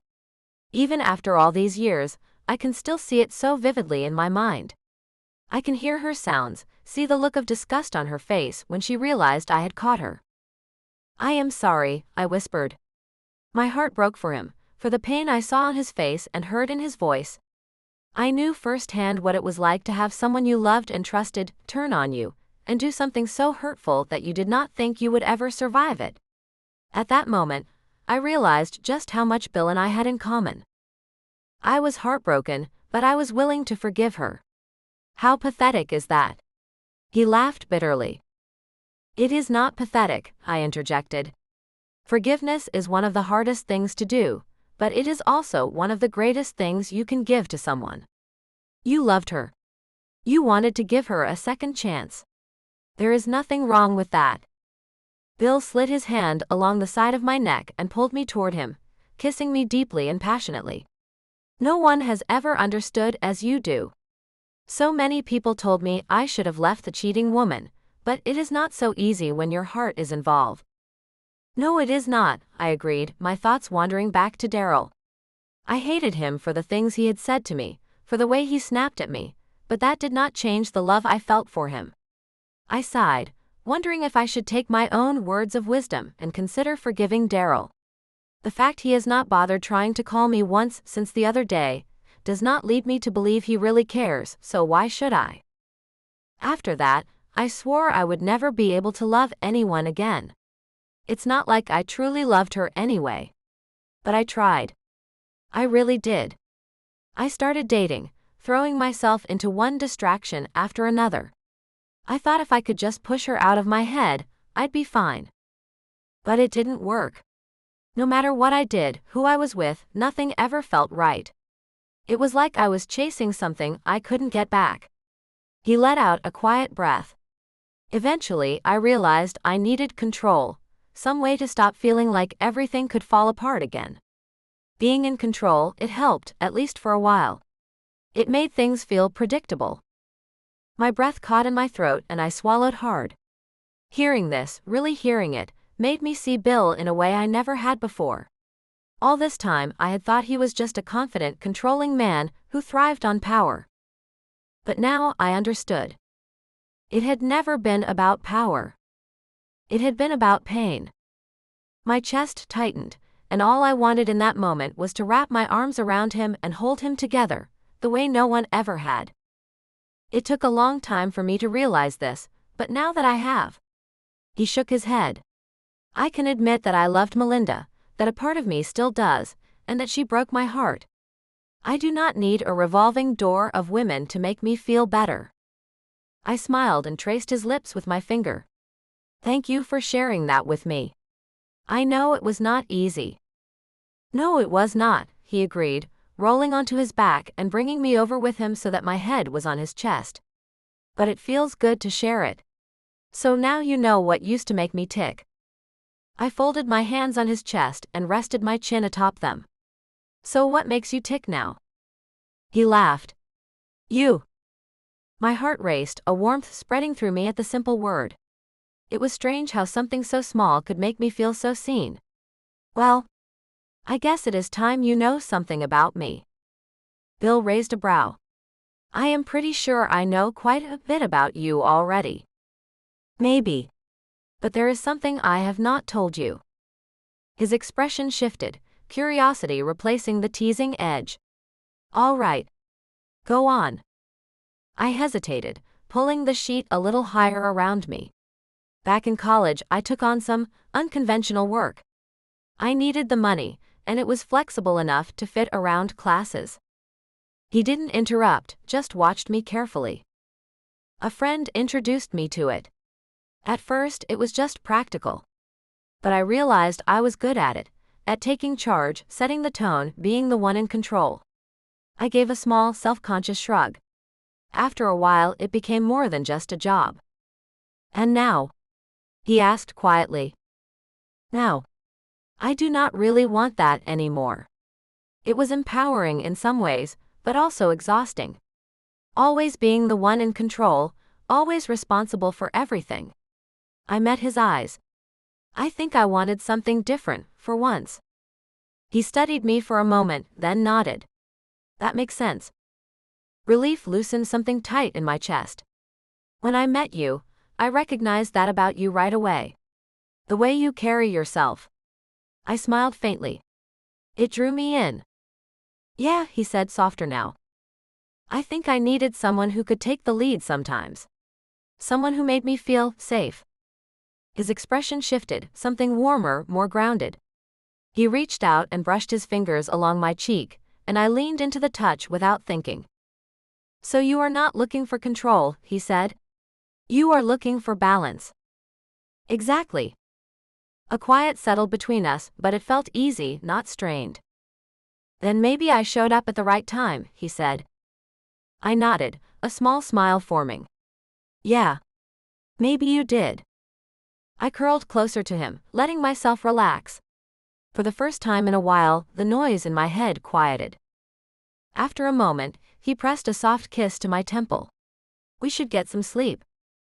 Probably, I murmured. But neither of us moved right away. When I returned home the following afternoon, I was feeling pretty good. There was a lightness in my step, and a permanent smile on my face. I was beyond happy. The past 2 days and nights with Bill had been like a fairy tale, and if he continued to act like he was, I could see a future for the two of us, if that is what he wanted, and it seemed like he did. He not once talked about being with another woman, or doing anything unusual, like having a threesome, or watching me with another man. It was refreshing. However, I needed to go to the gallery and make sure I still had my job. Originally, I had come home to quit and pack so I could move back to Alaska with Daryl, but that was not going to happen now, so I had to put the pieces of my life back together and ensure I still had something in the city to look forward to, other than Bill. Being with him was certainly a perk, but I needed more than a man. I needed to have my job and my art and my independence. And I would really like to keep my apartment, so I hoped that my job and my art were still intact. While I was thinking about all of this, I needed to make sure I remembered to call Cora. Digging out my cell phone, I decided I had better do it now or else I would forget. Is this really Laura? Cora laughed. I thought you had fallen off the face of the earth. Or maybe you had been eaten by a polar bear or something. I laughed and pulled into the parking lot of my apartment building. Shutting off the engine, I stayed put so I could talk to Cora without distraction. I know, I have been missing in action lately. I am sorry. Hey, no need to apologize. You had family stuff to deal with and that always comes first, Cora said. Speaking of, how is Daryl doing? When I had found out Daryl had taken off to Alaska, I had left without much notice, telling Cora there was a family emergency. She had not thought twice about letting me go. She was cool like that. Then, after Daryl had been shot, I called Cora and told her what happened and that I needed more time to help care for him.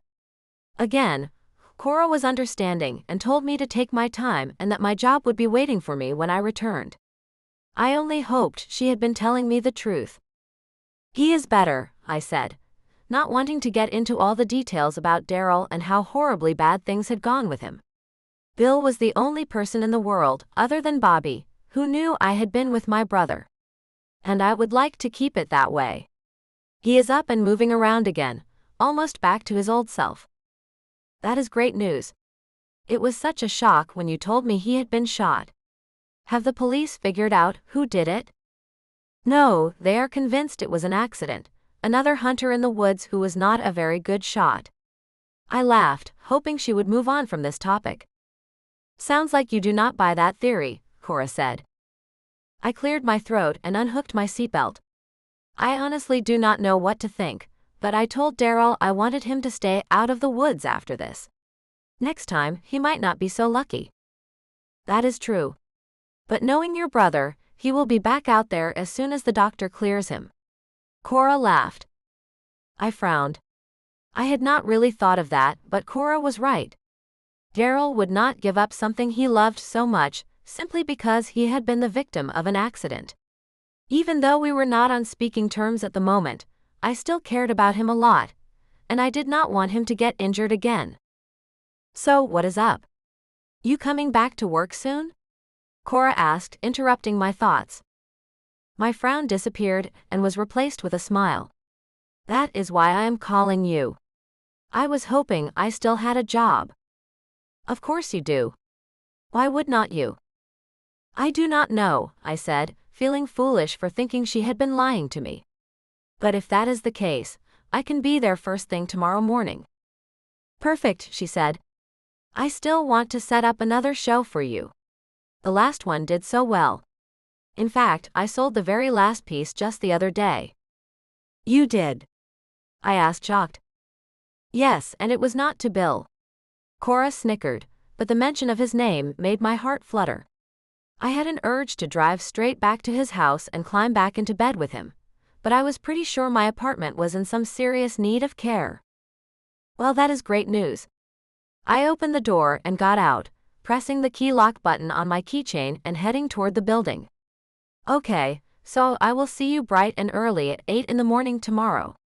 We can talk about the new show then? Sounds like a plan, Cora agreed. I am glad to have you back. It is good to be back, I said, and I meant it.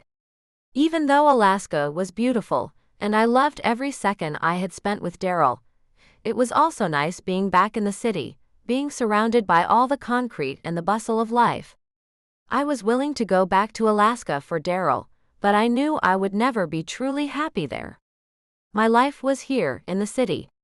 Okay, we will chat tomorrow, I said again, and then ended the call.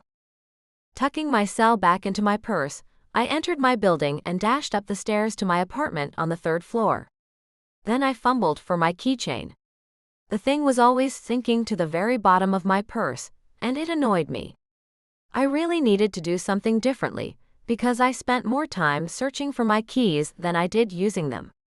Finally, I found them and put the key in the lock, but I found that the door was already unlocked.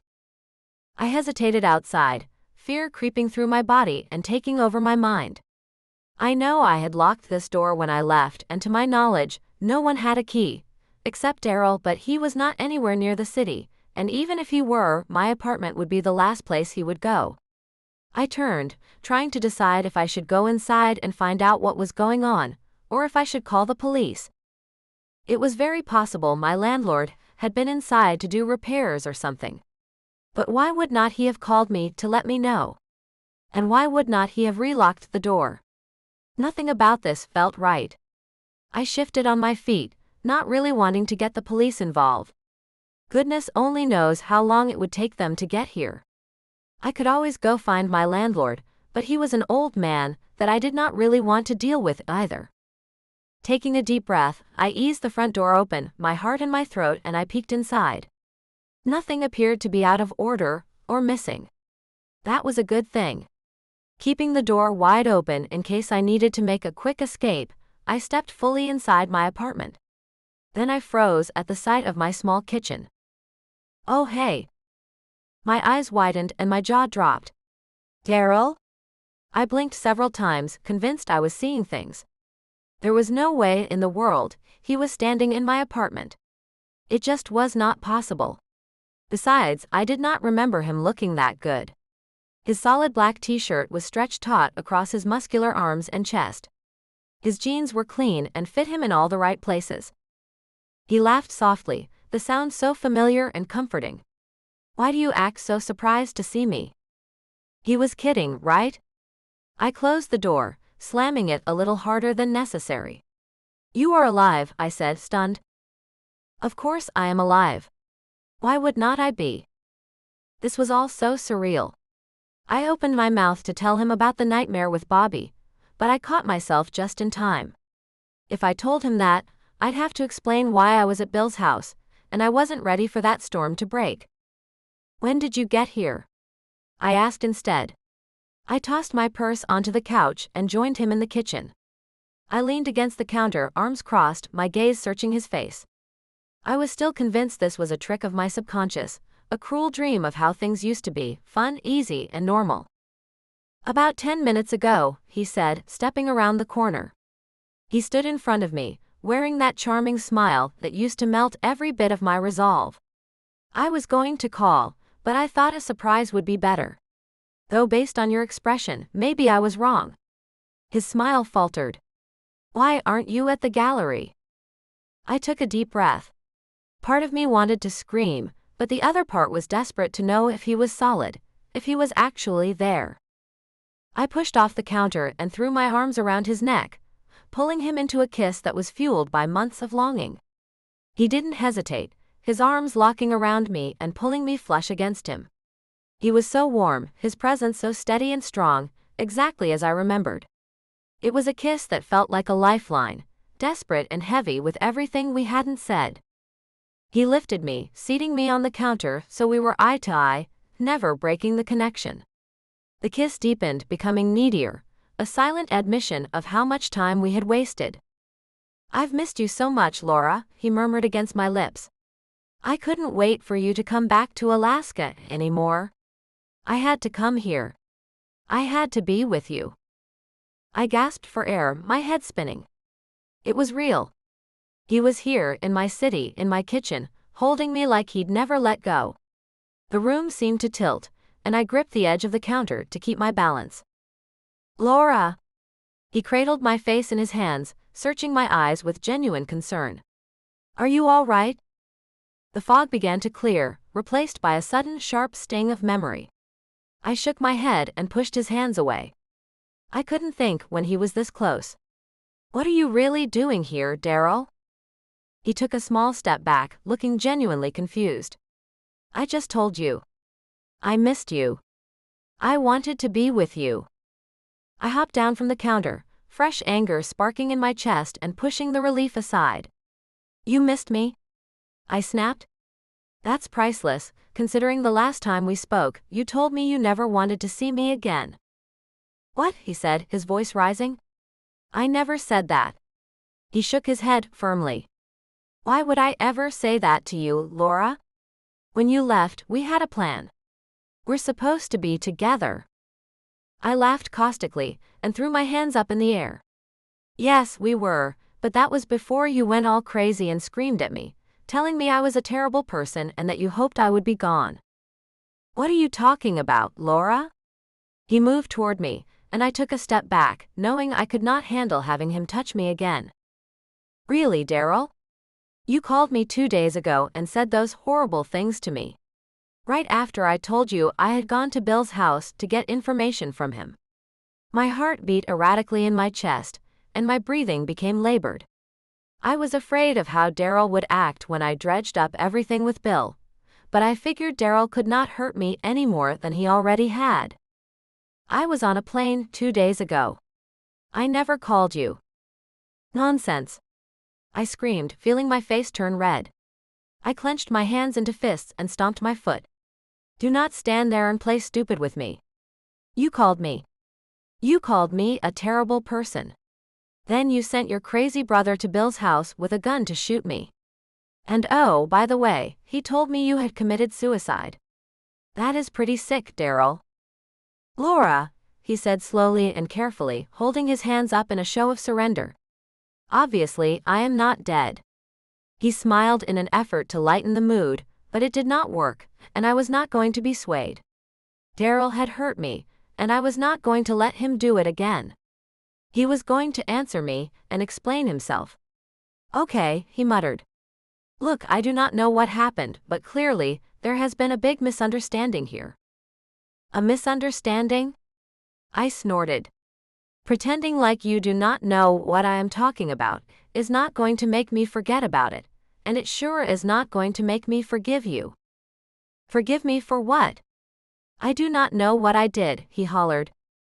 Before I could respond again, a tall, dirty blonde-haired guy came wandering out of my bathroom. Who is he? I asked, glaring at Daryl.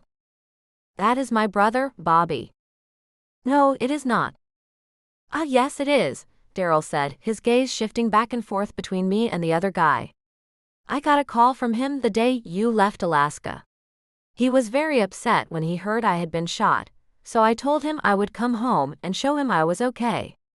I was on a plane 2 days ago when you claimed that I called you, and I was with Bobby all day yesterday.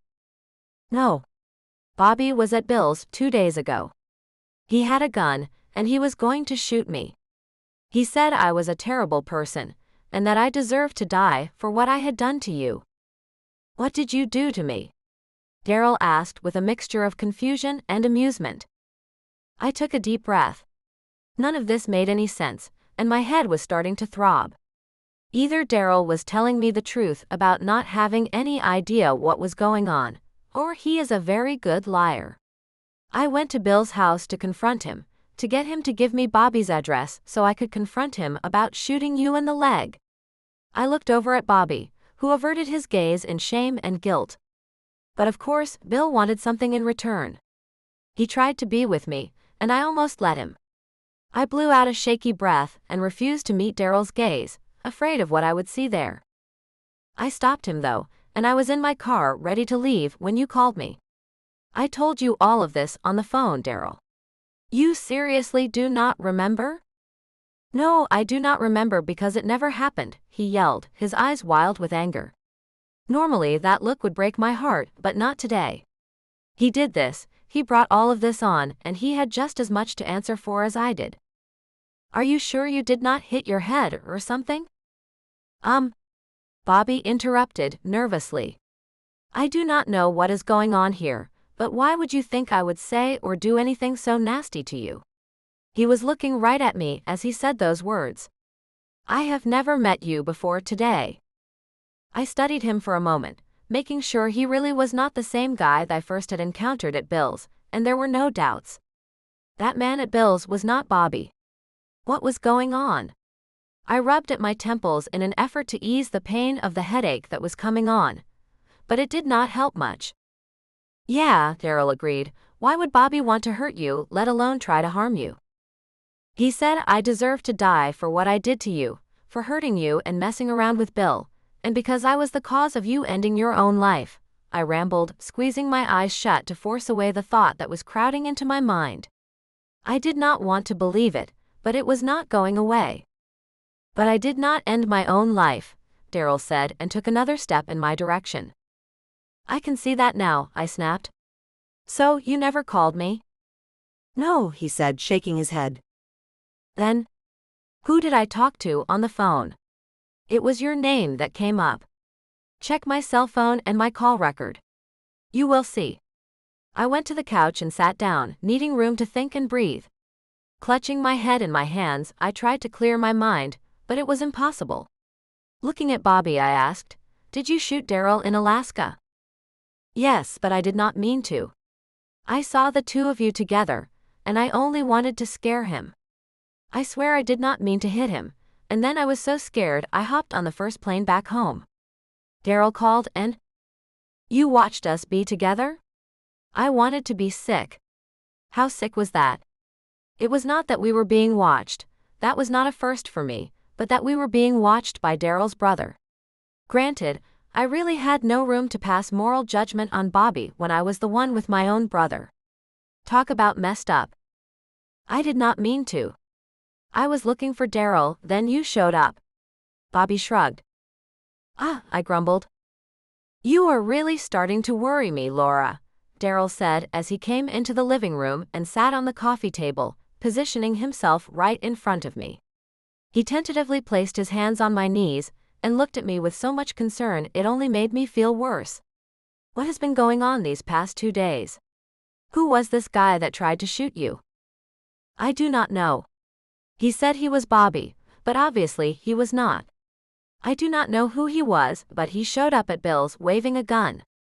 Bill rushed him, beat him badly, and told him to go away. The room suddenly felt too warm. Heat flushed through me, and I wiped at the sweat gathering on my forehead. My stomach twisted, nausea rising fast and sharp. It was all too much. The man standing in my living room was the real Bobby. So who had been at Bill's house? The answer came all at once, cold and unmistakable. Bill. He had planned everything. The call. The man pretending to be Bobby. The threat. The rescue. It all fit together too perfectly. He had known I would be scared. Known I would turn to him. Known I would be grateful. My breath caught. Oh gosh, it had all been a lie. The room tilted. I swayed. And everything went black. Laura, come on Laura, open your eyes. Daryl's voice reached me from far away, distant but urgent. Should I call emergency services? Bobby asked. Not yet. Come on baby, wake up for me, Daryl said, his voice tight with worry. My eyes fluttered open. Daryl's face came into focus above me, his expression filled with concern. What happened? I croaked, my throat dry. You passed out, Bobby said. I put a cloth on your head. I barely registered his words. My focus stayed on Daryl, who held me close, my head resting against him. You scared me, he murmured. Are you okay? Do you need a doctor? No. I am okay. I didn't move. I didn't want to. Being in his arms felt too safe to let go of. I am sorry. Do not be. He brushed a soft kiss against my temple. I am just glad you are all right. That was all it took. Tears filled my eyes and spilled over. I wrapped my arms around his neck, holding on as if I might lose him at any second. How could I have been so blind? I had believed Bill. Trusted him. Let him get close. The weight of it pressed down on me, heavy and suffocating. I wanted to disappear. Because sooner or later, I would have to tell Daryl the truth. And when I did, I would lose him. The thought shattered something inside me. I clung to him tighter, as quiet sobs shook through me. This might be the last time I ever got to be here, in his arms. But one thing was certain. Bill would not get away with this. Chapter 6. Laura Lee. Confessing to the man I loved what I had done was the worst experience of my life. I could not forgive myself for the betrayal. The stupidity. The stubbornly selfish streak that I wished I did not have. Of course, at first I blamed Bill. I blamed the man who had seduced me, who had lied to me, and who had created a ridiculous charade to get what he wanted from me. But ultimately it was all my fault. I was the one who had been foolish. I was the one who had let my guard down. I had lied to myself. I kept lying and passing the blame, until I had nothing left but my own frail, panicking thoughts. I knew that the only way he could ever forgive me was if I gave him an honest confession of everything. And so I told him everything. I swallowed my pride and cried my way through my terrible deeds. I sugar-coated nothing. I was the one at fault. Not in a romantic or role-playing sort of way, but just as a pathetic example of a person. I even told him the truth.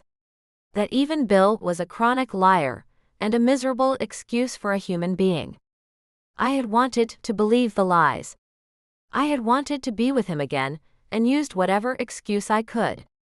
It was all to hurt Daryl, a man who did not deserve my cruelty. Goodness, woman, he groused. You sure know how to kick a man when he is down. I am sorry. I am sorry if it hurts.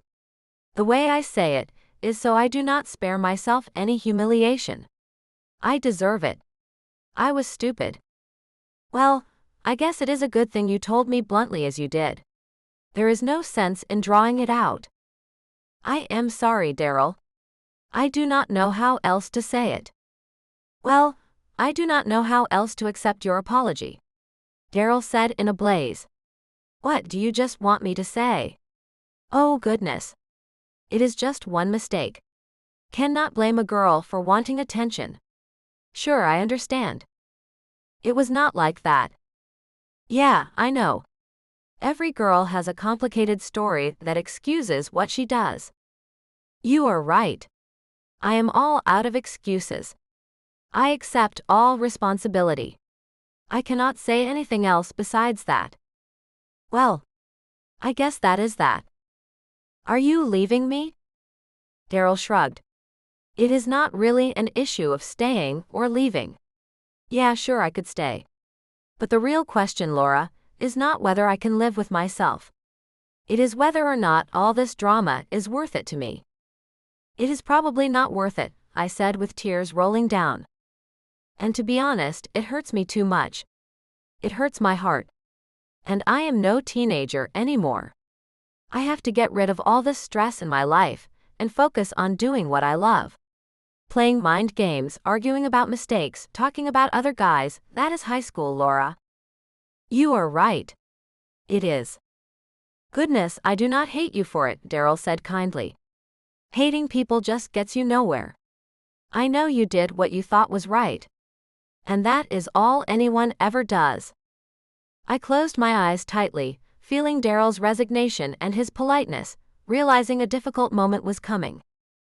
I am not saying I deserve better. I am not saying you deserve better. All I am saying is that we do not seem to match each other. And I do not see how you can argue that anymore. You are wrong about that, I said sadly. We were a good match. But you do deserve someone better than me.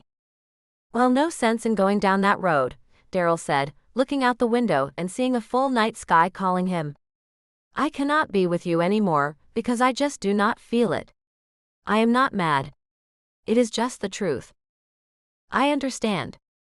I guess the silly thing was that I was expecting to find anyone who understood who I really was. I have Alaskan blood, Laura. I am part wild animal, barely half a man when it comes to dealing with all this drama. I am a loner. I love the country.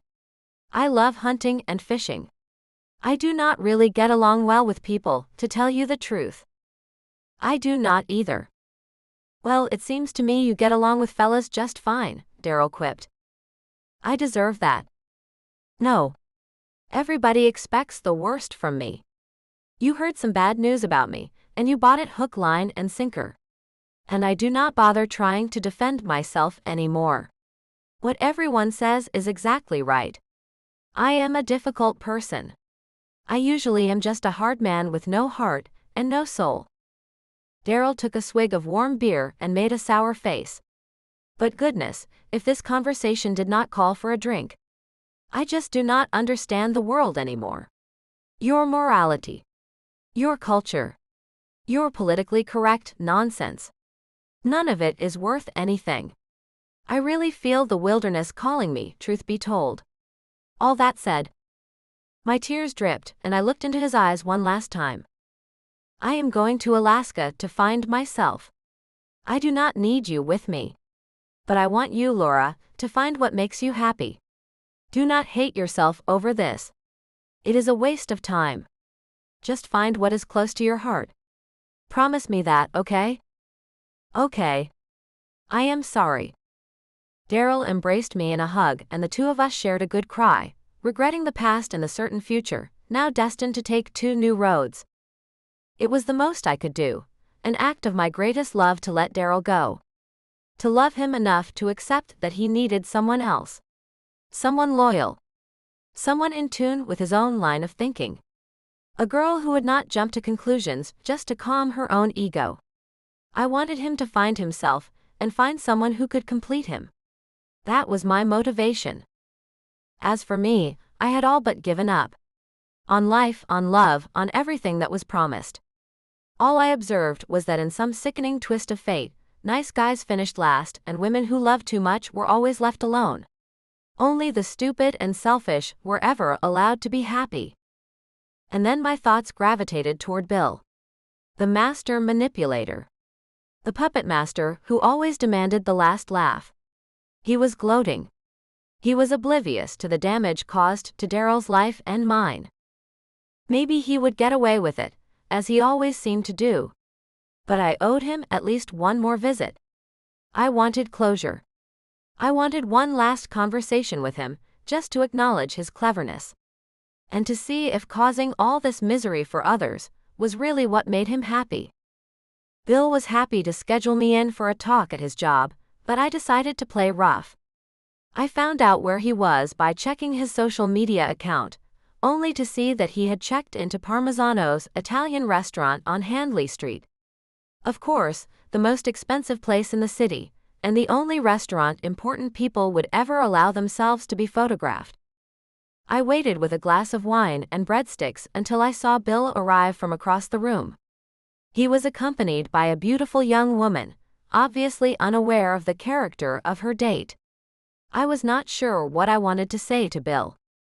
Only that I wanted to transfer to him my feelings of frustration, this frustrating world of dishonesty he had created for me. I walked up to Bill and waited at his table, giving him a hard stare and waiting for a response. "Oh," he said in alarm but trying hard to seem calm. "I see Parmesano's is hiring everybody these days. I am not your waitress."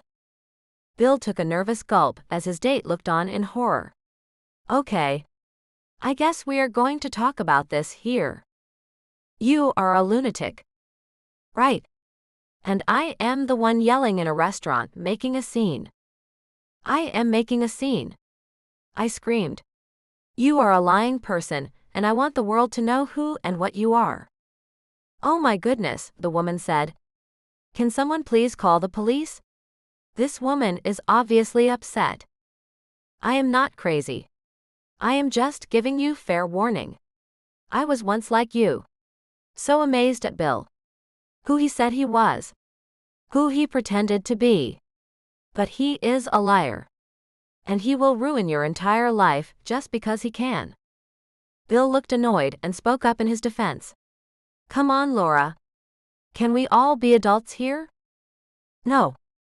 First of all, have the respect to call my date by her name. Her name is Dana. And your name is Difficult Private Investigator. I have nothing left to say to you. All I have left is to warn your little date here." She turned to Dana and implored her. "Do not believe him. Do not believe his lies." "Look, honey," Dana said in anger. "If you were that foolish that you thought Bill wanted a commitment with you, then maybe you deserve to be let down. That is like rule number 1. Never get involved until he falls for you. Everyone knows that. But that is not what." Bill laughed loudly. "Well, I think Dana has said it all. I have nothing left to say. My former girlfriend is obviously not taking rejection well." Bill motioned to security, which was already grabbing my arm. "Please? Have not I been embarrassed enough tonight?" "Terribly sorry, sir." "Get that upset woman out of here," Dana cried. "Oh my goodness, honey. I cannot believe the way people treat you. Well, you know. You earn a degree of fame, and people resent you for it. They associate you with all that is wrong in their own lives." Bill gave one last toast of his glass to me as the security guards shoved me out of public view. They gave me a long lecture about being arrested if I tried it again. About banning me from the premises. Who cares, I figured. It was worth it to finally let that difficult man know how I really felt. To my surprise, though, I later found out an unsettling fact. Whereas I thought Bill was just a soulless person with no conscience, I later discovered an even uglier truth. My rant did get to him. And he, of all people, also wanted closure. Yeah, sure. I was surprised as anyone when I heard Bill's voice on the other end of the phone, calling my home in the middle of the night and announcing his name, as if I was supposed to have a reaction to that. Yeah. So? I said in judgment. I cannot sleep. So be with your little girlfriend and take a sleeping aid. I mean, I cannot sleep. Because of what happened between us. Oh, give me a break. Please just hear me out. Do not hang up. Why must you always lie to me? Do you get some sick satisfaction from breaking my heart? Earning my trust and then ripping me in half? Look, he said, sounding like something close to apologetic. You have every reason to be upset. I acted poorly. But what else was I going to do? Admit what a miserable person I was in front of my date? In front of the entire restaurant, full of potential clients? I am a businessman, Laura. You are half a man. Oh, grow up. It is not like you had any complaints, Laura. I gave you everything you wanted. Did I not?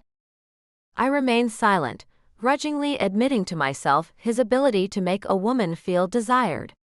At least one redeeming quality, I guess.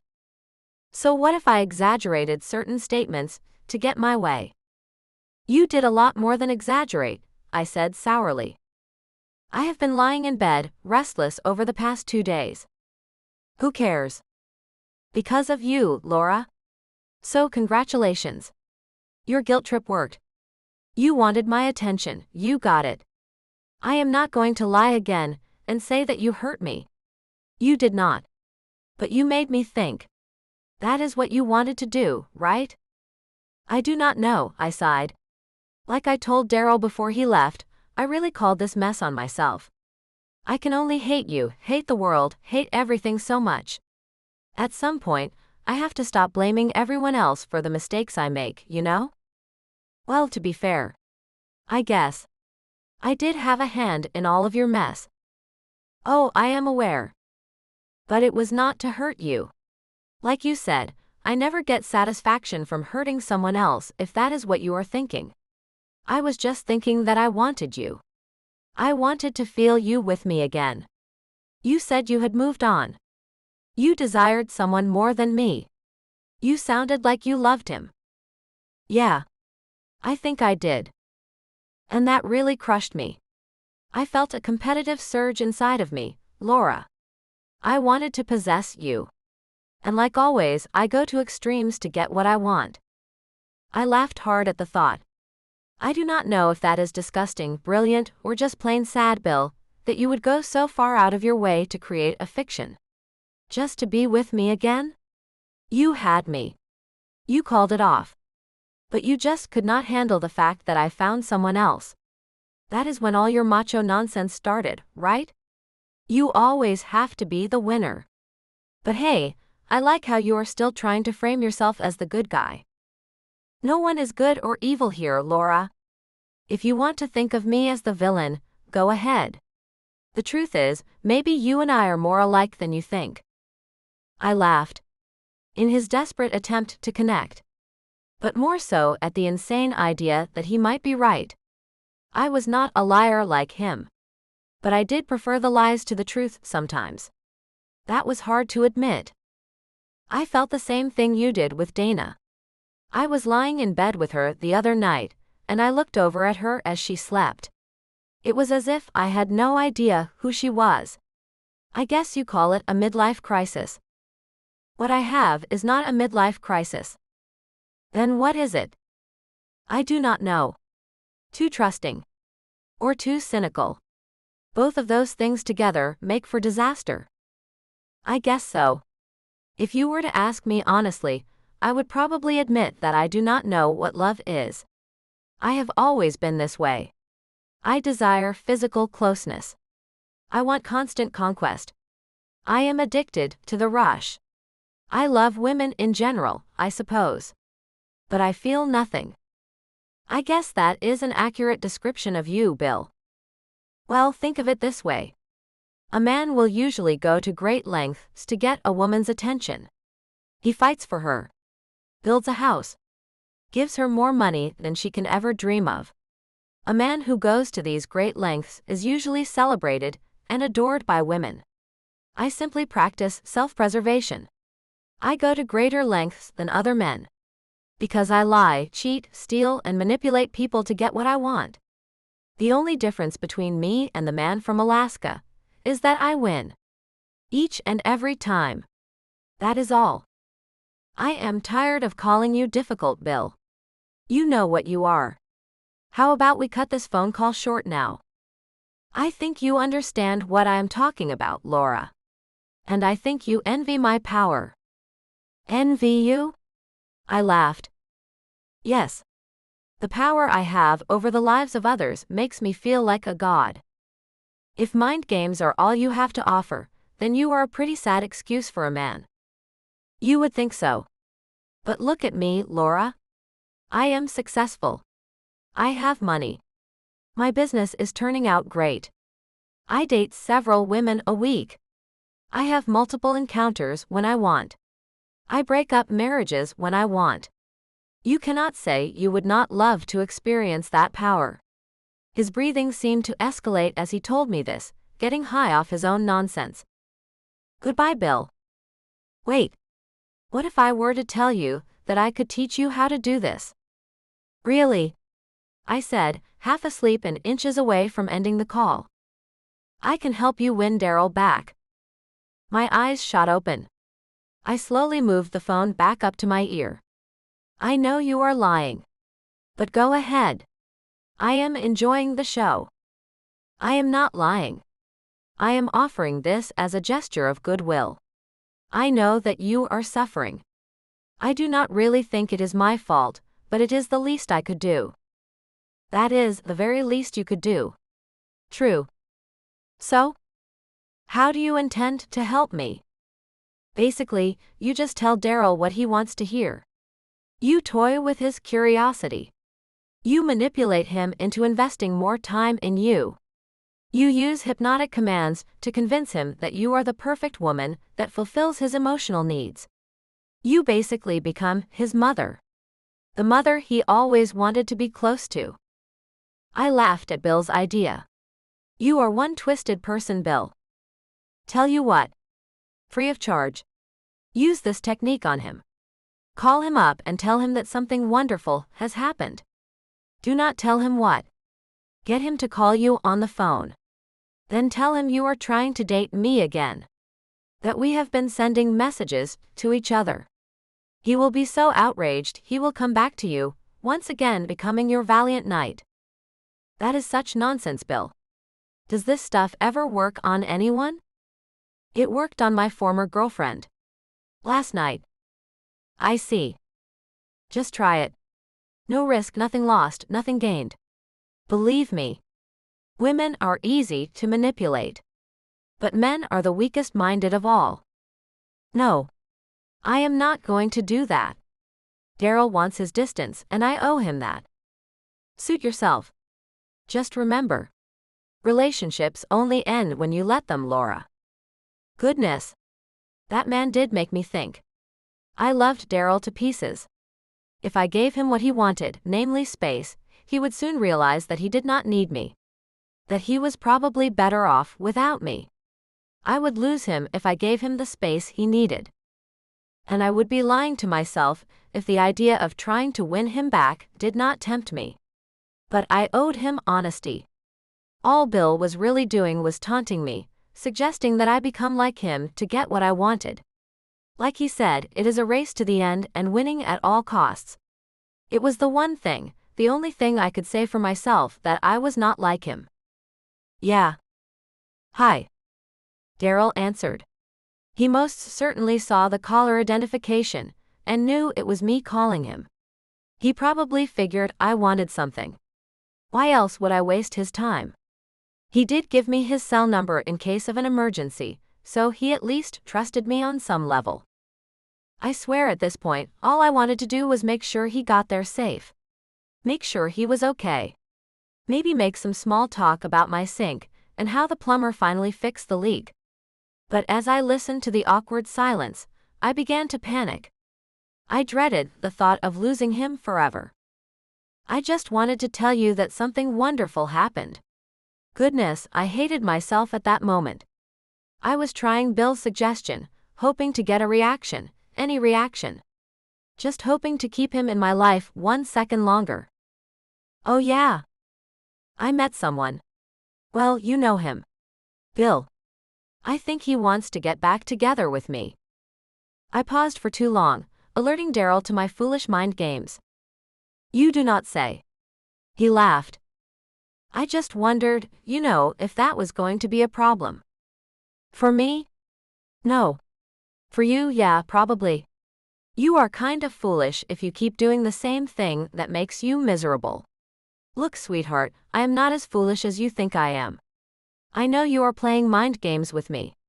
It is just that all you do well is complicate things.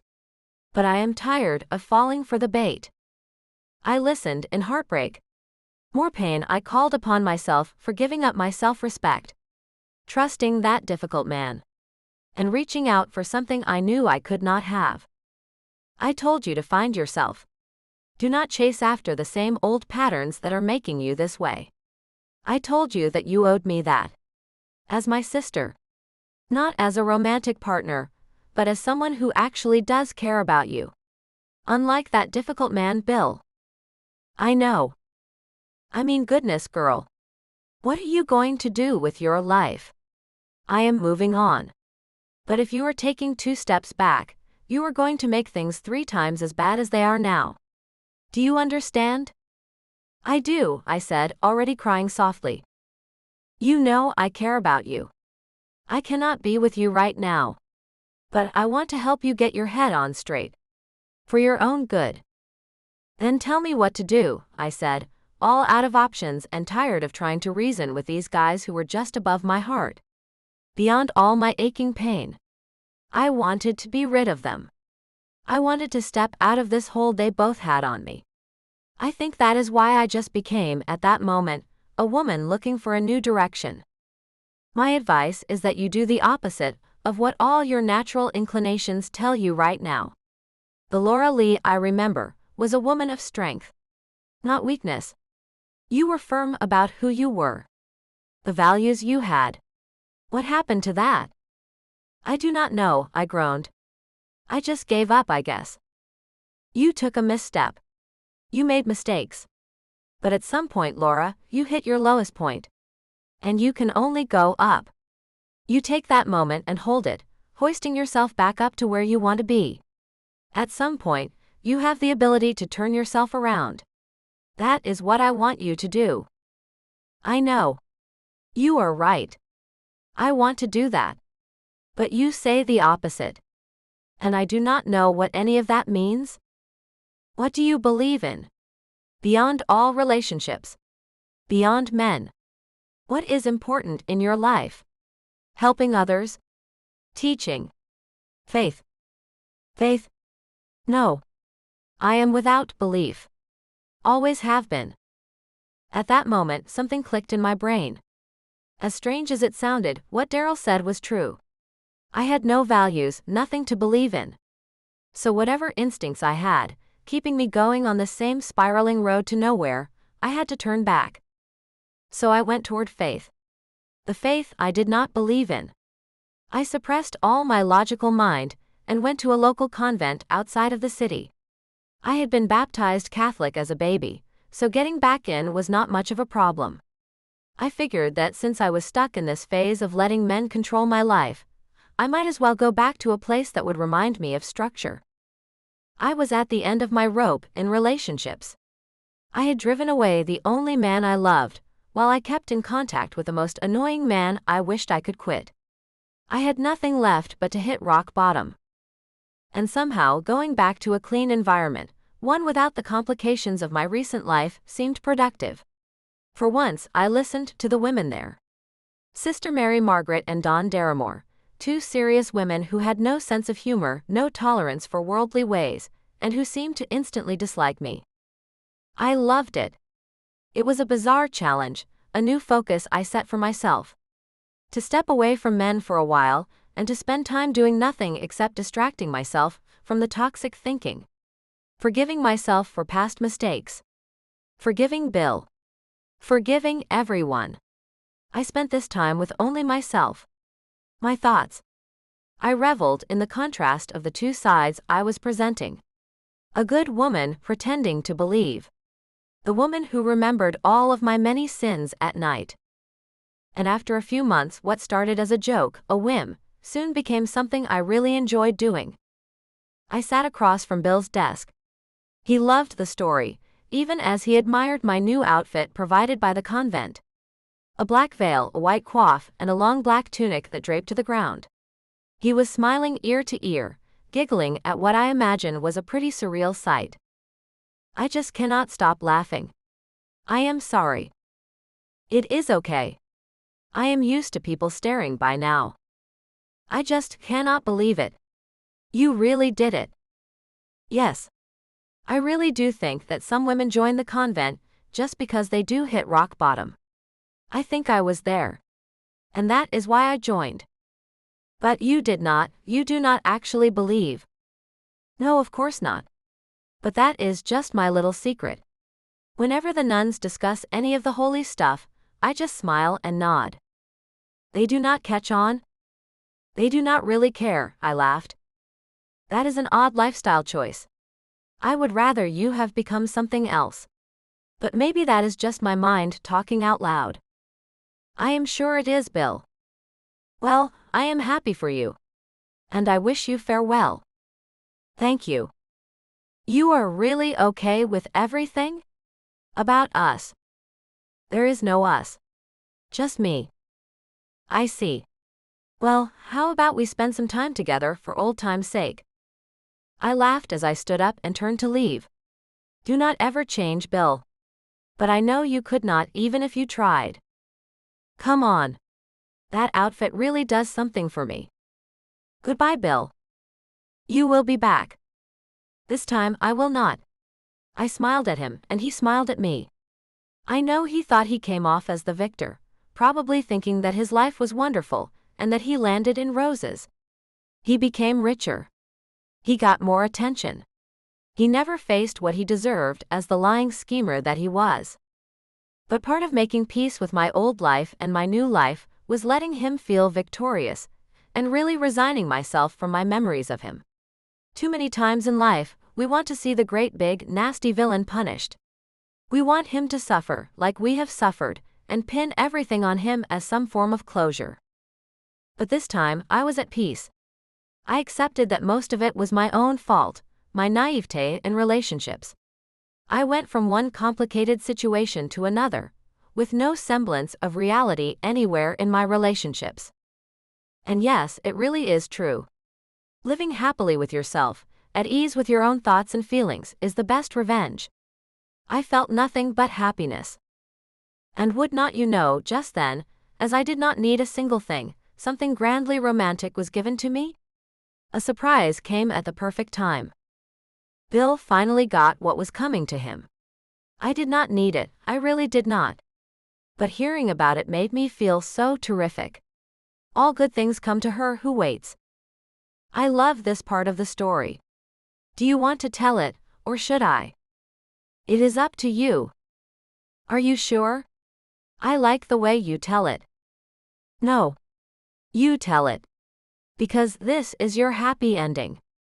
All right. Bill's life actually got a lot better before it got worse. He made vice president, got a salary increase, and even became a reality television star, which of course meant increasing his number of easy encounters per week. All the while, poor Daryl was still feeling the burn of his old relationships. Despite tough talking me out of a difficult place about letting go of the past, at night, the memories of our time together seemed to haunt him. Even out in the wilderness, lying on a truck bed, staring up at the cloudless night sky, my name was always on his lips. I was still the forbidden sister he had, lost and thrown away for good.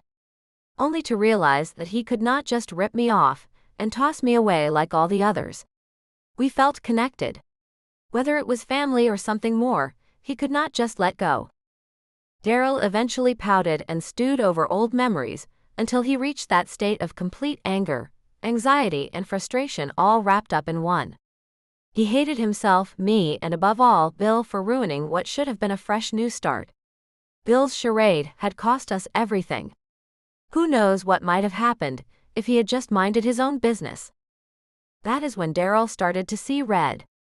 He even blamed his 3-day insomnia on Bill, figuring Bill was still controlling his mind, depriving him of sleep by whispering my name, stealing the woman he did not need, ruining lives just because he could. Daryl flew back and looked up Bill's name in a directory. Watching a few minutes of that reality television show also burned his bridges good, and he realized just how badly he wanted to confront Bill. "Hello. Are you my 3 o'clock?" Bill said, walking inside his office and barely noticing the big man wearing jeans, a jacket, and a fisherman's cap sitting in the chair opposite him and frowning. Oh, there you are. I did not see you." "Well, I see you." Daryl stood up and threw the chair out of his way, walking forward. "Beverly?" Bill said nervously, clicking his phone. "You remember me, do you not?" Should I?" "I am Daryl. The real Daryl. Not your fake version, you difficult man. I assure you, this is all a misunderstanding. So you are the master seducer guy, huh? Well, I have to say, boy, you sure are looking good to me." Bill was dancing around the desk, avoiding Daryl, who seemed to be circling him. Please. Bill laughed nervously. "You do not want to do this. I am worth a lot of money. We can do this the right way. Yeah, I am sure we can come to some kind of agreement." "All right," Bill screeched, losing his confidence for once. "Beverly." "Where the heck are you? What are you afraid of? Work some of that magic on me. Did Laura send you?" She is living happily ever after in her own way. I guess that makes you proud of yourself, right? That you affected her self-esteem so badly. That was not my intention." Daryl suddenly slammed his arms on Bill's desk and cleared off his monitor, files, and a dozen other objects, sending them crashing to the floor. "Please," Bill started pleading. "Do not make me involve the authorities." "What is that?" Daryl snarled, shoving the desk a few feet back and walking closer. "That is not a threat. I am just saying you do not have to do this. You do not have to make this physical. Look at me. I am a lover. I am not a fighter." Daryl said. "I saw a few minutes of that reality show your face is on. Did not you tell some person you were skilled in martial arts?" Bill nodded and smiled desperately. "It is a lie. The producers just told me to say that. I cannot fight worth anything. Really. Please do not hurt me." Bill grabbed the phone on the floor and clicked it madly. "Beverly, where the heck is security?" "Beverly?" Daryl said in a rage. "You want to see Beverly? Come on." Daryl grabbed Bill by the shirt collar and dragged him outside to the waiting area, where Beverly and Melissa, Bill's employees, were waiting and dropping their jaws in surprise. "Hey ladies," Daryl said with a smirk. "I think Bill here had something to tell you. He keeps saying the name Beverly. That is me. Please do not hurt him." "Bill, honey," cried Melissa. "Use your skills." "Shut up, Melissa. Call the police," Bill screamed. "Unless you all want Bill to regret this moment, I suggest you not move a muscle." Daryl grabbed Bill and squeezed. "Whoa. Okay. Do not call the police." "You cowardly man," Daryl finally laughed. "You come across all tough, like you are untouchable. Power over women and all. But when someone challenges you, you crumble." Daryl shoved Bill onto his desk. "Ladies," Daryl said with a smile. "By all means, go to your big strong man. He is too scrawny to take much." Bill recovered from the shock and watched Daryl walk away from him. Sensing that the women were eyeing him with doubt, he began taunting Daryl as he left. "It is just like a country person to resort to force instead of using your brains," Bill whined. "The bottom line, big boy, is that you have no idea how to win a woman. All you are is capable of simple things. But not a beauty queen." Not a model or a movie star like me. Daryl turned around and smiled, measuring the distance. Tell you what, rich boy, Daryl said. I am not going to hit you. You can keep your money and your pride. But what I am about to give you is something much worse. What? Bill said, his eyes in panic. Here. Daryl took an item out of his shirt and threw it to the floor, right at Bill's feet. It was a rabbit's foot. A rabbit's foot? Bill slowly changed his expression from fear to loud laughter. Are you joking? What, you really think I am that superstitious? Bill laughed hard and looked at his ladies in jest. What the heck? Is this some joke? It is a reminder. An old talisman. So, as long as you are in possession of it, you will remember this moment. From now until the day you change. Oh, that is rich. That is richer than I am. He laughed. Can you believe this, girls? A rabbit's foot. How foolish are you, Daryl? Happy hunting. Daryl left with a calm and collected smile, leaving Bill and his girls in a long and uncomfortable silence. Get this ugly thing out of my office, Bill ordered his secretary. Yes, sir. Say, you and Melissa want to take a dip in the spa tub after work? Sorry. We have plans. Oh, I see. Bad news. Gee, I guess I am blaming the rabbit's foot, he said in sarcasm. But much to his chagrin, that little foot did affect him in ways that seemed to defy all rational thought. The next day, he found the rabbit's foot back inside his desk with no logical explanation. The same day, his stock plummeted. Bill, being the highly superstitious guy that he was and still is, blamed it on the rabbit's foot. He even paid someone to remove the supposed hex. The person took one look at Bill's face and charged him a large amount, which the man paid. The person chanted a few sentences and took the next month off. But the effect continued. Bill's business began to suffer, and major losses were reported, and he was blamed. Among other things, shareholders started analyzing his extravagant spending. True, it may have all been a coincidence. But Bill's rampant paranoia made the situation 3 times as bad as it was. He began firing people randomly, whoever gave him a so-called bad look. He paid thousands of dollars a month, getting people to come to his house and remove the supposed influence. Nothing he did could cure it, nothing he could buy could stop his own paranoia from driving him to the edge. Goodness, I almost started to feel sorry for Bill. Then his personal life collapsed, and I was reminded of how funny it all was. His reality television show was canceled, and soon after that, women everywhere started to recognize him on the street as that difficult guy. It wrecked his reputation, only worsening his paranoid thoughts. And every time he tried to defend himself against all these allegations, it only sounded bizarre. I am telling you, it is the rabbit's foot, not me. I am not the guy who uses tricks. I promise I am not going to manipulate you. Everything you heard about me is a lie. I am not a bad person. I have never been convicted of anything. The poor guy. He was losing his mind fast. And no matter what anyone else tried to tell him, he kept blaming that rabbit's foot on everything. His personal troubles. His company going under. Even when his shareholders decided to let him go, his only defense was that outside forces were trying to bring him down. That line of defense got him a stay in a facility for help. It had not been but 7 months since Daryl confronted him, but Bill had endured enough. He paid what was left of his rapidly vanishing savings to a private investigator to locate Daryl and beg him to remove the supposed influence. Bill, is that you? Daryl said, eyeing Bill in pity. A broken man, looking more and more deranged, wearing weak old clothes and shaven and with wild eyes. Daryl.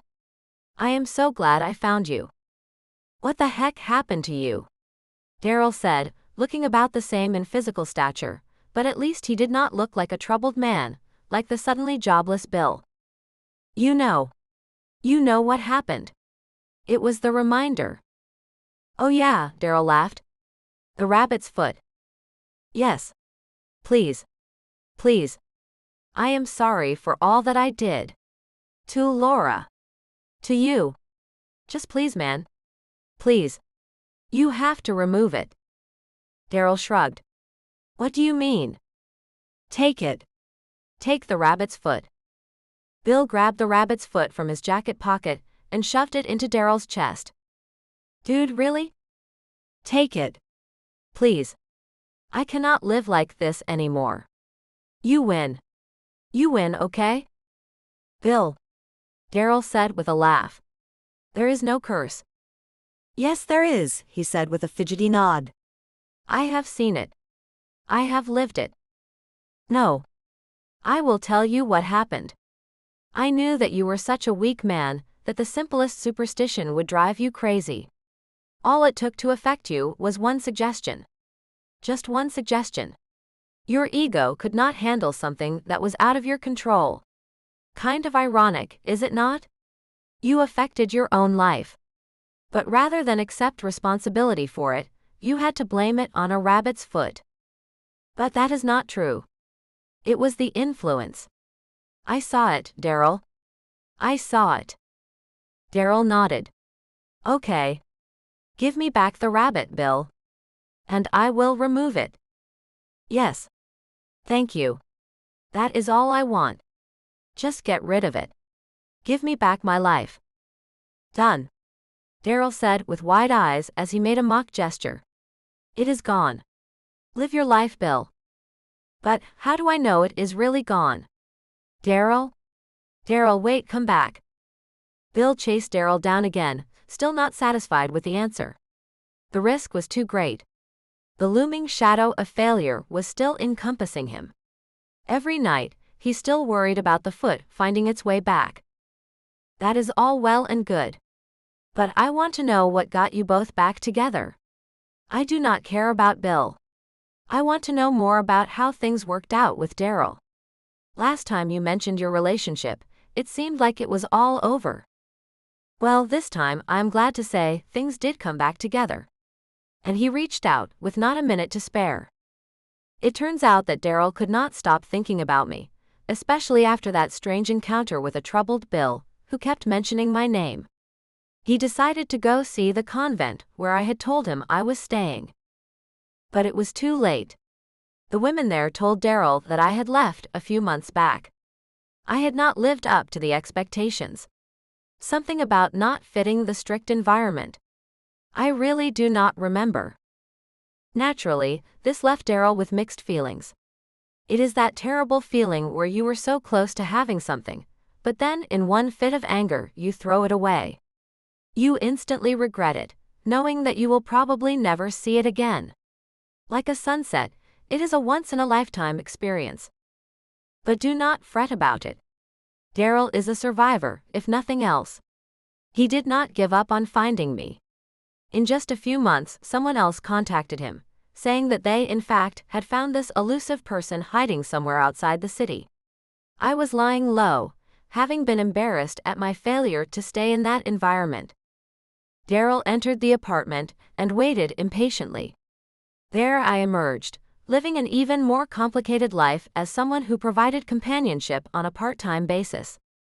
I really could not face him knowing what I knew of the past, not to mention my embarrassing present. Daryl wisely suspected meeting me as a visitor was the only way to get my attention and keep it.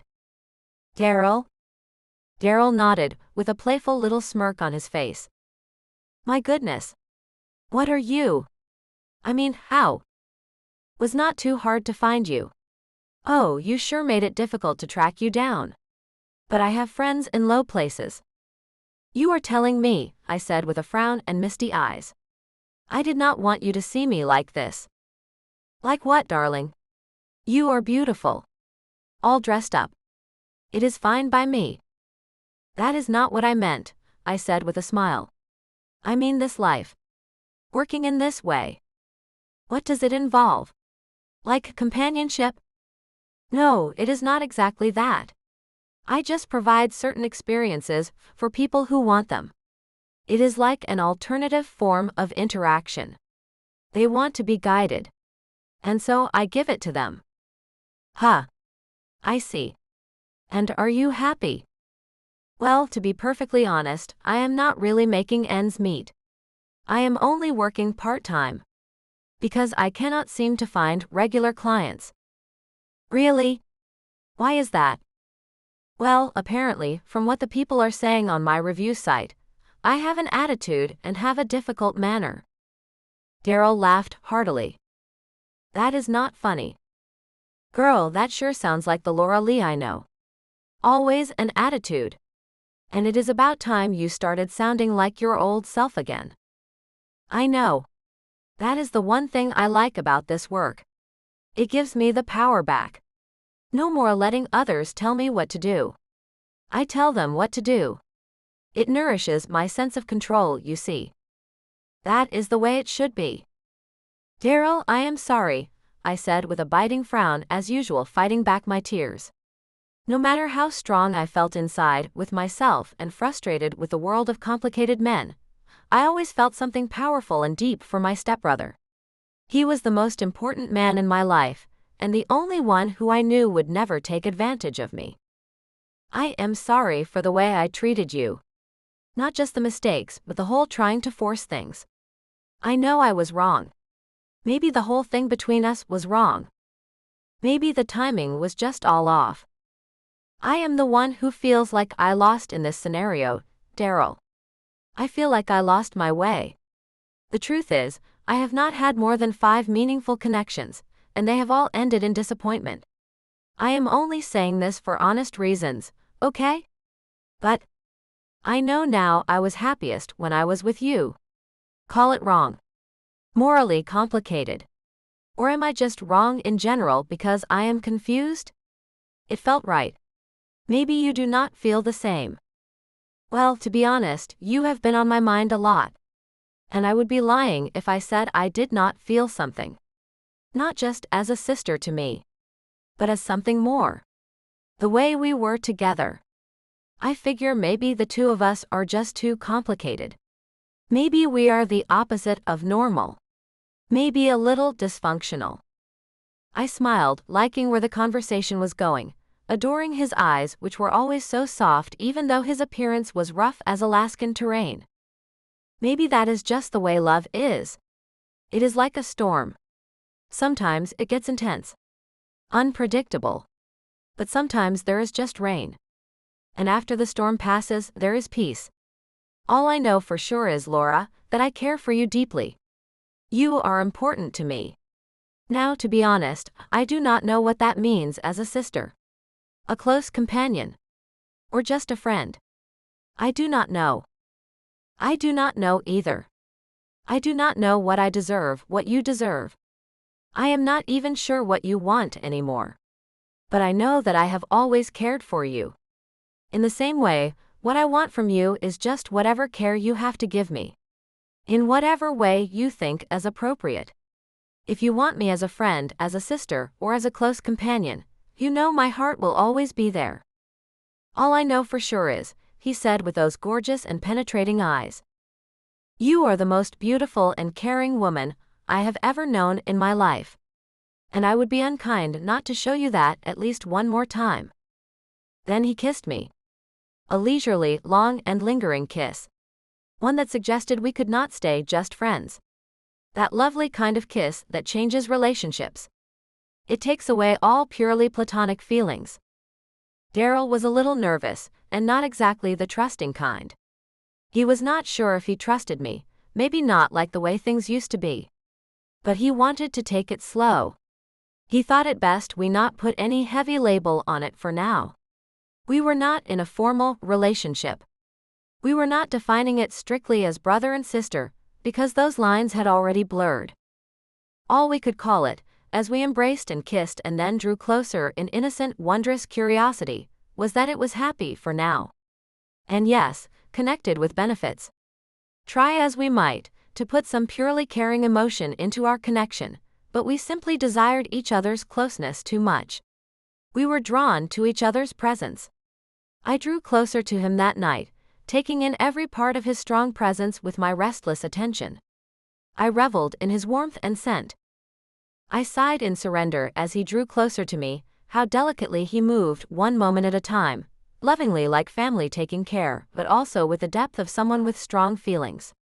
It was confusing, complicated, and goodness. It was the most intense sensation I had ever felt in my life. I loved this touch of his hands, his lips, and the way he explored with a firm grip, but the softest attention I have ever felt. Then, just as I was calling for his name, falling deeply for him, he gave himself to me fully. He let me feel his passion, his strength, and his innermost desire. Every moment was reassurance that anything was possible in this ride called life. Nothing was ever lost if only we dreamed. As we connected, so hopefully, I called out the name of my stepbrother and the one who mattered most. The only one who cared for me more than I deserved, but who stood strong and fearless. He was my rock, as rugged as the wilderness itself, but when he spoke, the winds of loving, soothing nature were all I could hear. Happy for now is all I could ever want for the rest of my days. The end. Sneak peek of Dr. Feelgood. Chapter 1. The Arrangement. When Michael looked down at the phone buzzing incessantly in his pocket, he sighed, shaking his head. It had already been an extraordinarily long day, and he could only think of one person who would be calling him at 11 in the evening, and he was too tired to deal with her. When the light before him turned green, he put his phone aside and continued on his way home. The streets were deserted at this hour on the edge of the city, but he did not want to take any chances. He had seen so many people in the emergency ward because they thought they were situationally aware while driving, and he knew better. If he was going to call his mother back, he would do it only when he got back to his flat. Unlike many physicians he knew, Michael liked working the late shift. The long drive home gave him time to mull over things his otherwise hectic life would not allow, such as the surgeries he had planned for the coming week, and how many hours he was going to spend at the hospital. How on earth was he going to survive another summer at his parents' estate when his mother was determined to bend him to her will? If he had thought his obligation to please his parents had ended with his earning a medical degree and becoming a successful doctor in his own right, he had been wrong. His mother was still intent on him being true to his noble English roots when Michael had far more important things on his mind. Saving lives, for instance. Or making sure that his best friend, and one of the United Kingdom's greatest sources of interest, world-renowned architect Elias Johnson, was not doing something that he would regret. Though Michael had to admit that since Elias had married, he had mellowed out somewhat. He did not jump into decisions so quickly, and on some occasions, he could even be enticed into pretending that he cared about people, a detail he had had trouble with before. Overall, in the past year he had become much more personable. At least, in Michael's opinion. He had known Elias before all the pomp and circumstance, and the man had always been a bit narcissistic and slightly neurotic. But then again, Michael was a surgeon, not a psychiatrist. That job now fell on Elias's wife, Kat, and Michael could only pray for her. That being said, he liked Kat. She was an architect, like her husband, and a very good one. In fact, with what he was teaching her, she might be on the way to surpassing her husband in the next 5 years or so, which would be an interesting thing to see. Kat and Elias made quite the couple, and whenever Michael argued with his mother that he was not particularly interested in marrying, Elias's case was the first she brought up. Elias did not think he would marry either, and look what happened to him. He found a nice girl, exactly his match, and you see how happy they are, Michael. The memory alone was enough to make the doctor groan as he pulled into the gated drive of his apartment complex. When he flashed his card, the guard let him in, and for the first time since he had left the hospital, a small smile formed on his face. At least he would be free in his flat. He could set his phone to silent, have a glass of scotch, and shut out the world around him. It would not be difficult, at this hour of the night. When he eased onto his leather sofa and turned the news on the television, he was not esteemed Earl and Dr. Michael W. Tate III. He was just a man. An exhausted man who wanted a few hours to himself, until he had to deal with life all over again the following morning. Michael slipped from his Tesla, a car his father berated him for choosing over a Rolls-Royce, and locked it before heading into the posh building behind the parking lot. His flat was on the 6th floor, and he was relieved not to run into any of his neighbors on the way. Despite the fact that he had lived here for a good 5 years, he still found himself approached by his neighbors on a daily basis. They wanted to be friends. They wanted to hobnob with nobility when, in all honesty, Michael wanted little more than to escape his title. It was why he had chosen to become a doctor, rather than to go into the military or politics or some other such ridiculousness. There were plenty of modern-day nobles in England to sling their titles around carelessly without his adding to the fray. If it were up to him, he would live a quiet life out of the media spotlight, doing what he loved, helping people. But so far, that had proved to be impossible. The paparazzi would hide in trash cans to get a glimpse of him, and that was outside of the functions that he had to attend every year because of his title. Exhaling slowly, Michael entered his apartment, locking the door behind him and tossing his coat onto the nearest armchair. Though he liked to spend his money as much as the next person, the fact was that he could match his best friend on almost any expenditure that he cared to make. The difference between them was that Elias liked to splurge, while Michael chose what he spent wisely. His flat was a perfect example. In a quiet, well-landscaped neighborhood in northern London, the two-bedroom flat was in a new building with mahogany floors throughout and a gorgeous view of the park across the street. Even Elias, who was reluctant to give compliments where architecture was involved, had to admit that the place was a very good fit for him. Of course, the price had been somewhat outlandish, but on this particular occasion, it was something that Michael was willing to pay. For his comfort, his solitude, and his peace of mind. After all, one day he would inherit the family manor, and would be forced to live in the monstrosity of a house by himself. It was not that he did not appreciate his family history, or that he took his noble name for granted. It was simply that Michael was a man of simple pleasures, and by definition, most nobles tended to go in the opposite direction. He was happiest while he was in surgery, saving lives. Not being seen as some singular function, meant to raise money for people in places no one had ever really been. With a low groan, Michael undid the first few buttons of his shirt before making his way to the expansive open kitchen. He always kept 2 or 3 bottles of his favorite scotch so he could have his nightcaps, but to his surprise, when Michael flicked on the kitchen light, there was no scotch on the counter. He immediately scowled. He wanted to be alone tonight. "Elias, where's my scotch?" Almost immediately, his friend Elias Johnson popped up from Michael's leather couch and smiled. "That is uncanny. How did you know it was me?" Michael rolled his eyes. "Only a few people have keys to my flat, and I assume my parents would not just pop in at midnight. That narrows the prospects quite a bit." He ran a hand through his thick auburn hair before fixing Elias with an accusatory stare. "I know you did not drink all 3 bottles of scotch, so what have you done with it?" Elias stood with a sigh. At just over 6 feet with dark hair, vivid blue eyes, and a devil-may-care attitude, he had been quite the ladies' man before he got married. Now Kat kept him on a short leash, one he willingly adhered to.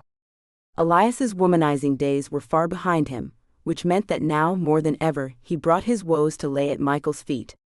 "I put them in the cabinet, where they belong. Do you know how many people might be tempted to steal your liquor?" The doctor merely smirked. "People like you." Elias made a face. "I have only had a single sip, and I am convinced you are off your rocker. That stuff is foul." Michael chuckled at his assessment. "All the better for you not to drink it then." With that, he crossed the room to the simple, elegantly carved liquor cabinet that his sister had bought him for his 30th birthday, and retrieved a bottle of scotch. When he offered Elias a glass, the architect merely made a face, and Michael proceeded to pour himself a generous measure on the rocks. That done, he settled down on the sofa that Elias had so recently vacated. "To what do I owe the pleasure of your visit, Elias?" Elias leaned over the kitchen counter, exhaling slowly against the marble before he turned back to face his longtime friend. "Kat is pregnant." Michael immediately bolted upright, choking on his scotch. She is what? Pregnant, Elias repeated almost immediately. As in, we are going to have a baby. I am a doctor. I know what pregnant means. Michael returned before the burning in his throat soothed, and he took another more cautious sip of scotch. As he did so, he tried to read Elias's face. After years of friendship, he was well aware that Elias wore his emotions on his sleeve, but just now he could not quite discern what his friend was feeling. Elias would not have come to see him at midnight if he was overjoyed that Kat was pregnant, so there had to be something else behind his impromptu visit. And you are upset? Not upset. Elias snapped back almost defensively. Michael let it slide. Elias was not known to be the most courteous of men, especially when his wife was not around. I am going to be a father. Right, Michael replied succinctly. Raising another architecture prodigy. What do you have to worry about? He took another sip of his drink, trusting the liquor to help him deal with Elias at such a crucial juncture in his life. Catherine is amazing. She will be a wonderful mother. Not worried about Kat. Elias grunted, shaking his head slowly. She is not the problem. And there it hung between them, unspoken out of fear. Elias was scared that he was going to be a poor father, and it was up to Michael to convince him otherwise. The doctor sighed, rising only reluctantly from his position on the couch to retrieve another glass from the kitchen. He poured a second glass of scotch, and this time when he offered it to Elias, his friend did not refuse. Elias took the glass, downing half the scotch in one gulp before wincing. Yuck, did I say that was foul? Terrible. And yet you still drink it. Michael shook his head, leaning against the counter. Ridiculous. Almost as ridiculous as worrying about your child. Elias's head jerked up as he eyed his friend skeptically. Michael shrugged. The way I see it, the little one will have your drive and stubbornness, Kat's heart of gold, and the innate talent of both its parents, which is to say far too much. I cannot see you having too much difficulty with a little one that is basically just a combination of you and the woman you adore. Elias's expression turned contemplative. He drank the rest of his scotch more slowly, and by the time his glass was empty, his body was markedly more relaxed. He pushed the glass away with a single finger, before finally looking at Michael again. You make it sound so easy. Easier than you think, or so I am told.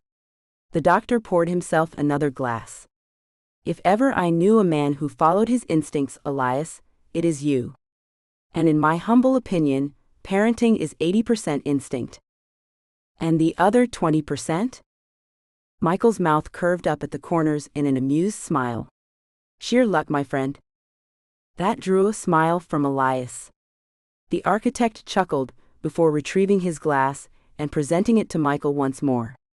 Maybe drinking more of this will give me your outlook on all of this. Hey, Michael said in warning. This is 300 pounds a bottle, so do not go drinking it like the heavy drinker we both know you are. Takes one to know one, my friend. Once Michael presented Elias with his second drink, they both retired to the living room once more, drinking in companionable silence.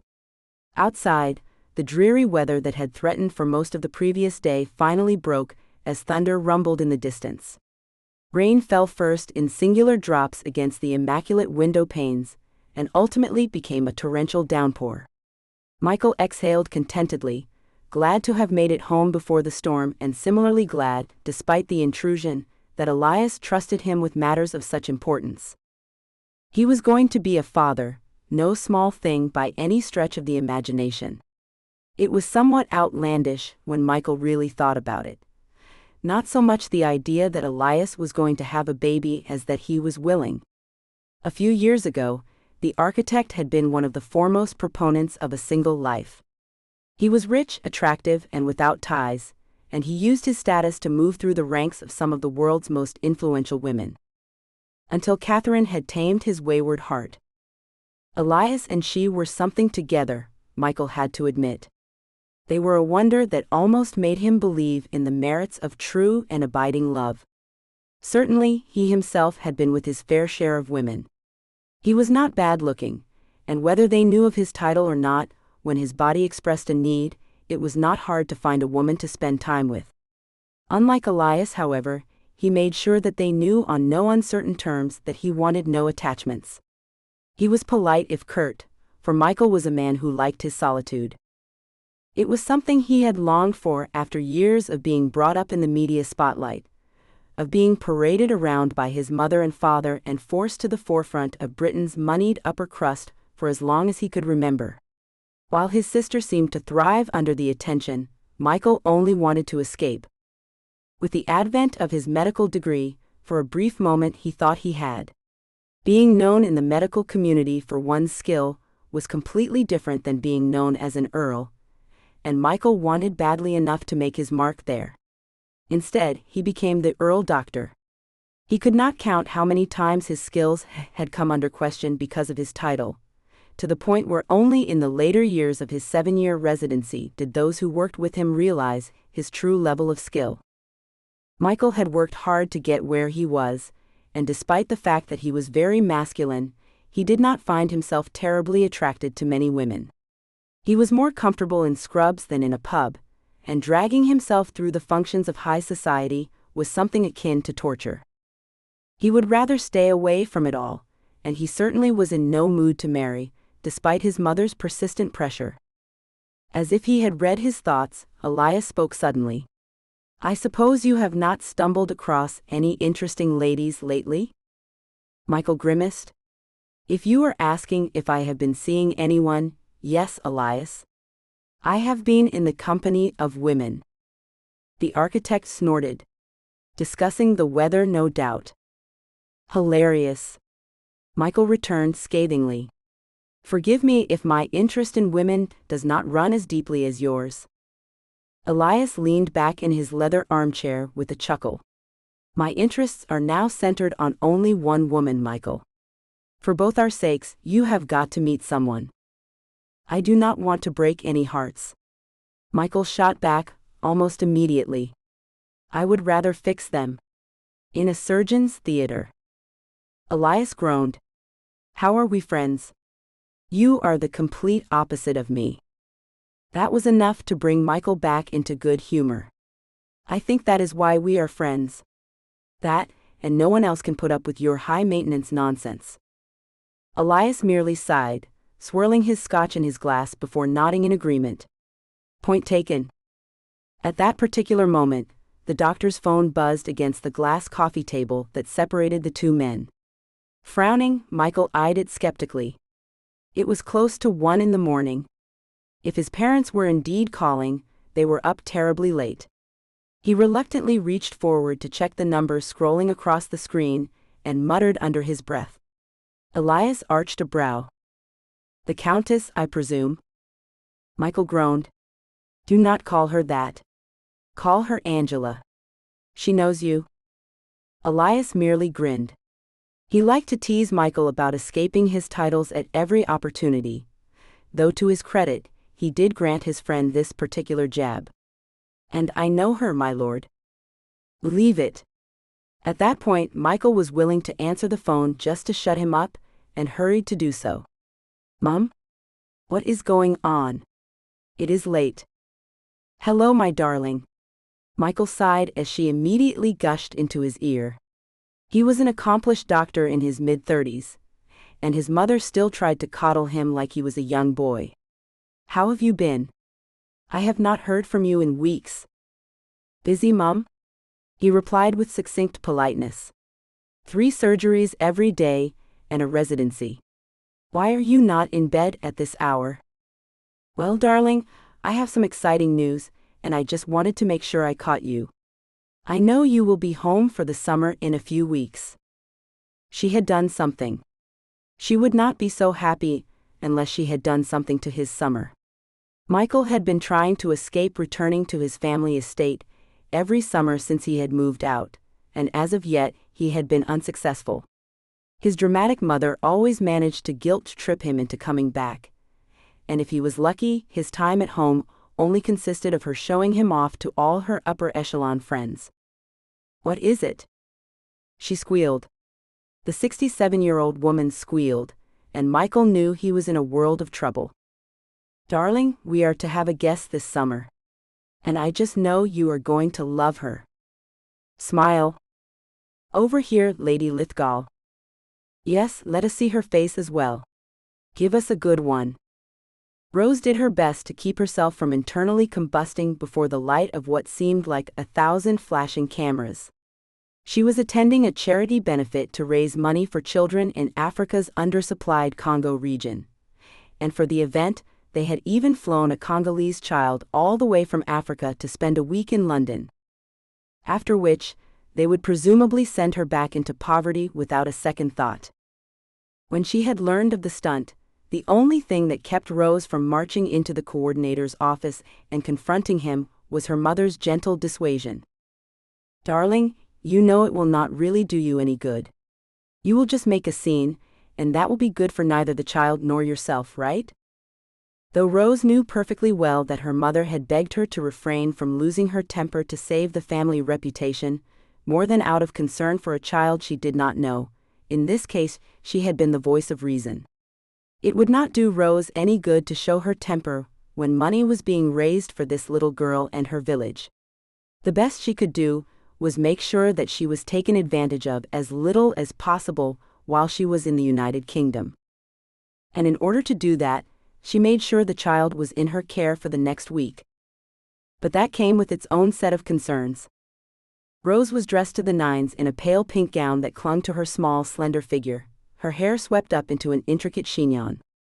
She had spent half the day on her hair and makeup at her family's insistence, knowing full well that she was meant to be seen as much as heard at the charity event. Unfortunately, she was used to being in the spotlight. As the daughter of a duke, even in modern-day Britain, pomp and circumstance reigned supreme. She was forced to make appearances at tea functions and parties that bored her to tears when she would much rather be doing work that really mattered. And then there was poor Elise. The dark-skinned little girl was a beautiful 7-year-old with large brown eyes and a thatch of raven curly hair.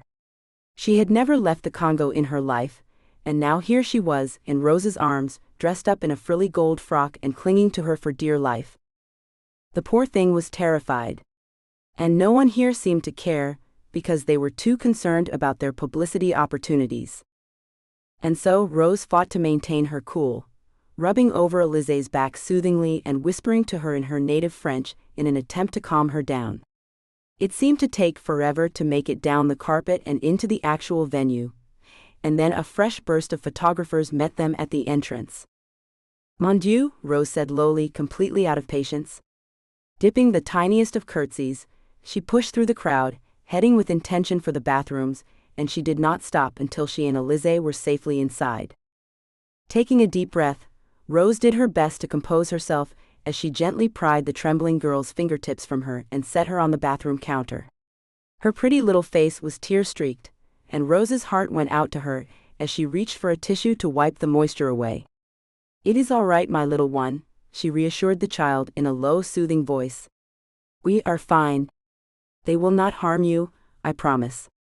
They just want to help you." And themselves? She could not help the bitter thought that popped into her mind as soon as the statement left her lips. "I miss Mama and Papa," Elise replied plaintively, sniffling even as Rose wiped her tears away. "I want to go home." "And you will, my darling. With lots of nice things to eat for Mum and Dad. Will that not be nice?" The child appeared skeptical, but her cheeks remained dry. Slowly she nodded her head in assent. Rose cast her a winning smile. "That is a good girl. You can be brave for your mummy, cannot you?"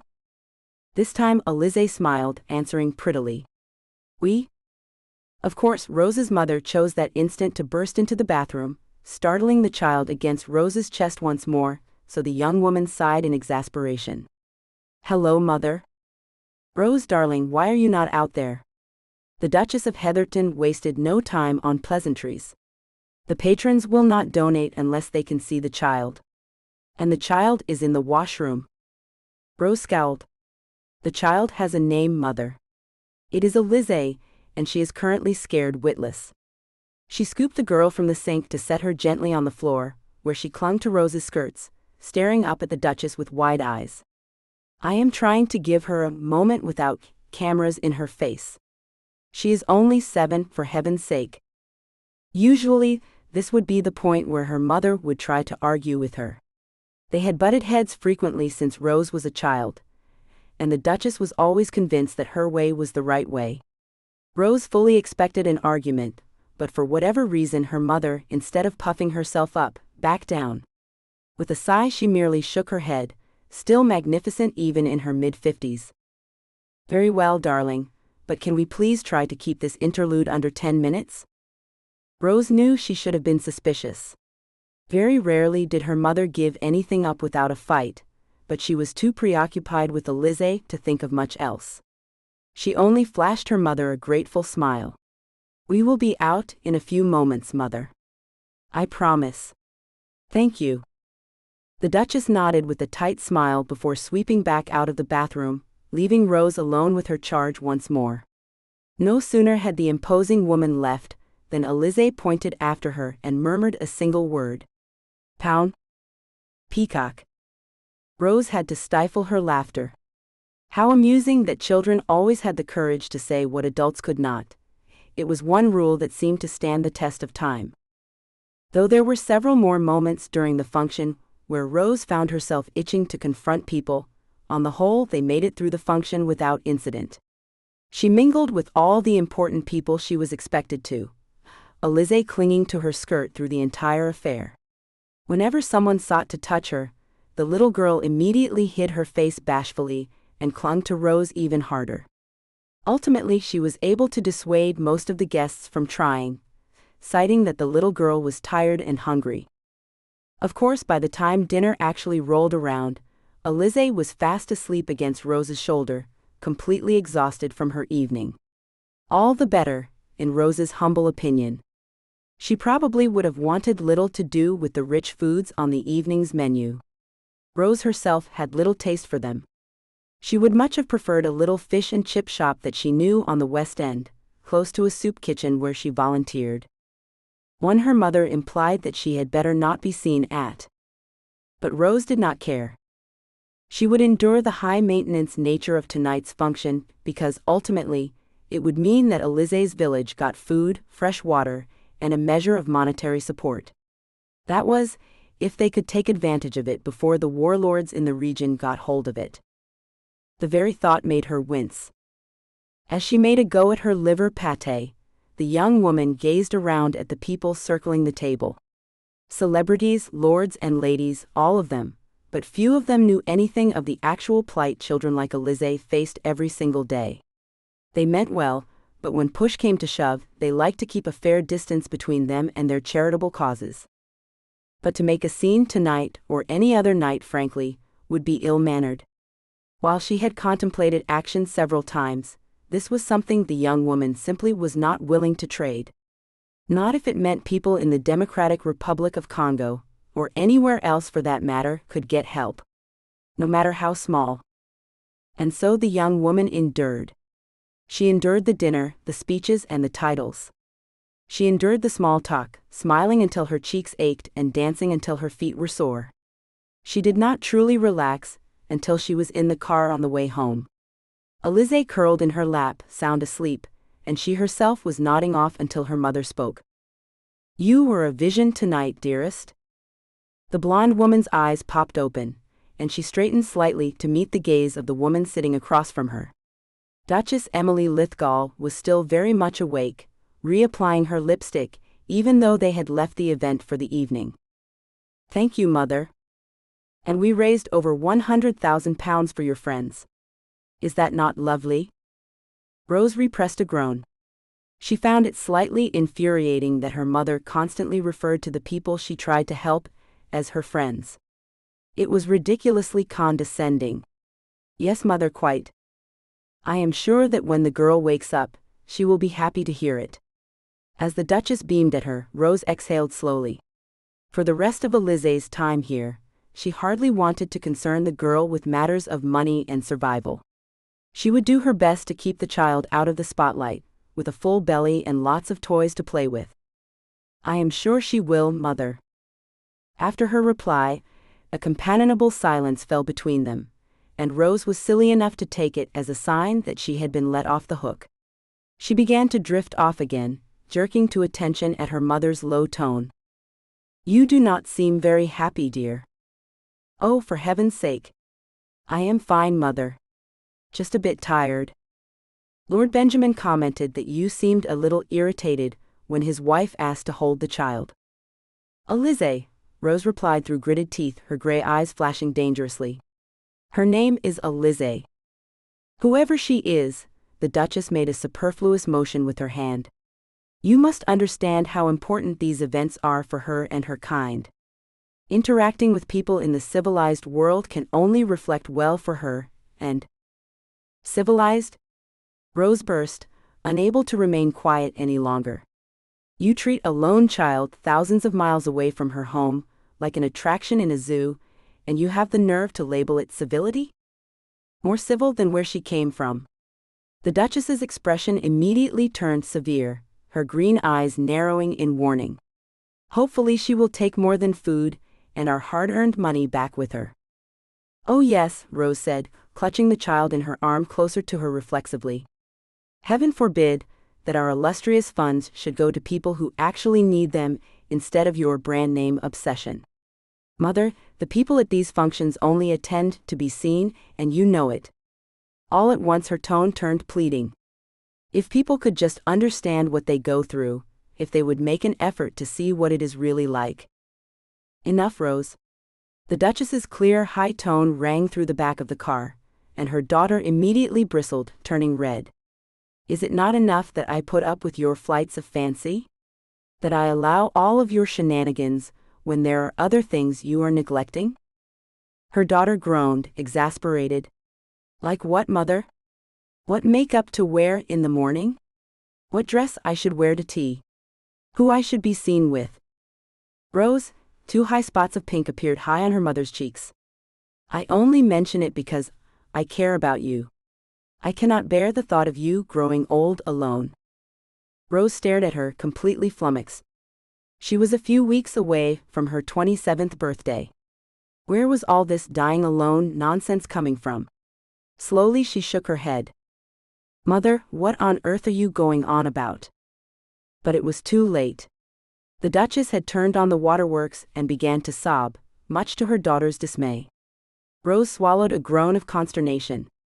If her mother could not get her way by demanding that something be done, the next stage was dissolving into hysterics. Darling, all you ever do is work for other people. People in places I have never gone, in cities I cannot even pronounce, and I just want to know you are happy. For you to be able to settle down with someone who understands you like I do. It was on the tip of Rose's tongue to tell her mother that she could pronounce Thailand and India perfectly well. And even closer to home, she could go visit the soup kitchen in the West End and make a difference there. But that clearly was not the course of conversation that her mother wanted to pursue. She was talking about something completely different. Mom? I am perfectly happy. Alone? The statement was mostly true. It was not as if Rose did not want a family someday, but right now settling down simply was not at the top of her list. She wanted to go places, see things, and most of all she wanted to help people. Very few men seemed to understand that passion. They looked at her and they saw the rich, privileged daughter of a duke. They wondered why she was not out buying up the high street and throwing extravagant parties. From the beginning, however, Rose had been different than most girls in her situation. She did not want extravagant birthday parties every year, and when her parents offered her trips abroad for good behavior, she used them to go to third-world countries and explore. She had always been obsessed with the idea of helping people, of making a difference in some small way. For Rose, material things had never mattered much.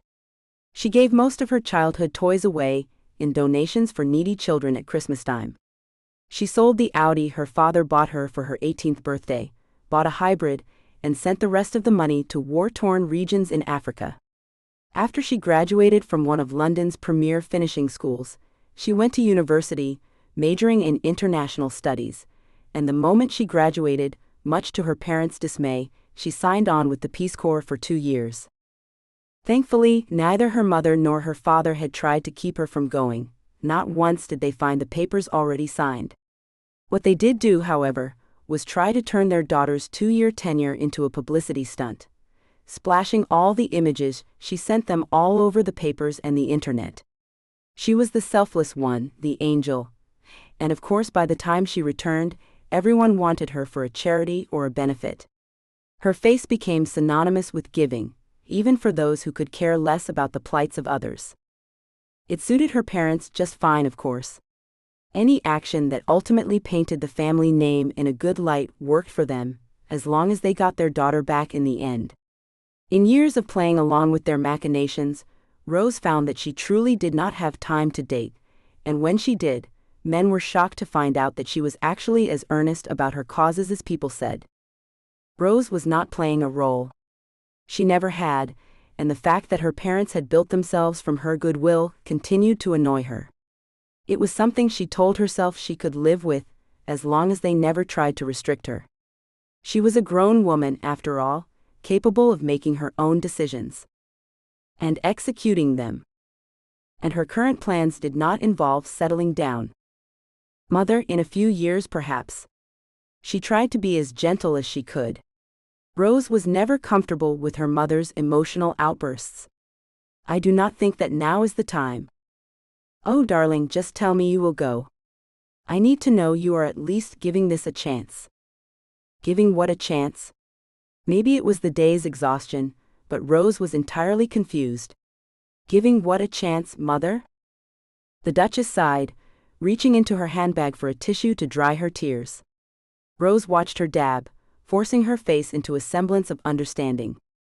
On her lap, Alize shifted slightly in her sleep, clutching her more tightly. Rose, I have arranged for you to spend the summer at the manor of some of our oldest family friends. The blonde woman immediately bristled. Her mother knew that she planned to leave for Thailand in a few weeks' time. She intended to spend a year there, helping educate children in remote villages.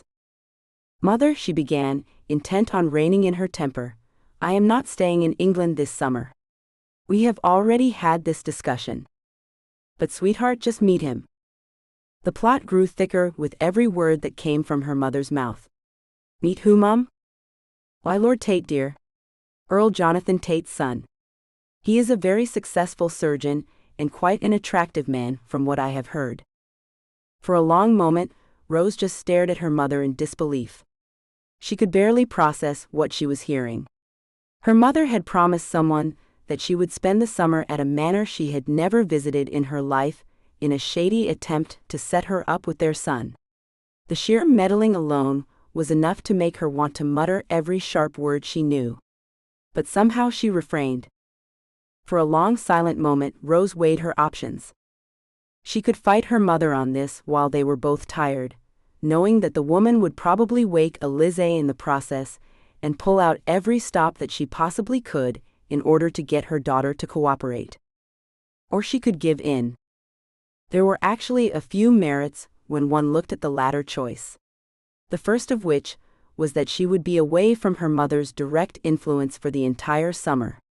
She would be giving in to her wishes certainly, but as far as Rose knew, the Tates' estate was a fair way outside of London, which lessened any chance of her parents intruding. Another good thing about the trip was that it would give her a break from the limelight. She assumed that when she was with the Tates, she would be expected to accompany their son on his social calls. If that were the case, she could easily beg off. She had had plenty of practice with her own parents. Thirdly, no one could make her like Lord Tate, whatever his name was. Rose doubted she would be impressed with any military time he had served, or hunting trips he had been on. This was the modern age, and she would not be played like a pawn. She might be going, but she was going under her own set of rules. Fine, Mother. I will go. The Duchess's shock showed on her face, and Rose hid a crafty smile. On one condition. What is that, dear? The elder woman answered almost immediately, and Rose knew she had her on the hook. She shifted the child in her arms into a more comfortable position before meeting her mother's gaze directly. Should Lord Tate and I not get along as famously as you anticipate, at the end of the summer you allow me to go to Thailand. For 2 years. No questions asked. The Duchess's face paled. She swallowed visibly, her gaze still meeting her daughter's, a moment before her smile turned saccharine sweet. Very well, my darling. If that is really what you want. It is. Rose returned succinctly, her expression softening as she gazed down at the sleeping girl in her arms with a fond expression. It is. End of sneak peek. If you enjoyed this preview of Dr. Feelgood, you can continue the story by searching for Dr. Feelgood, a billionaire romance on Google Play Audiobooks.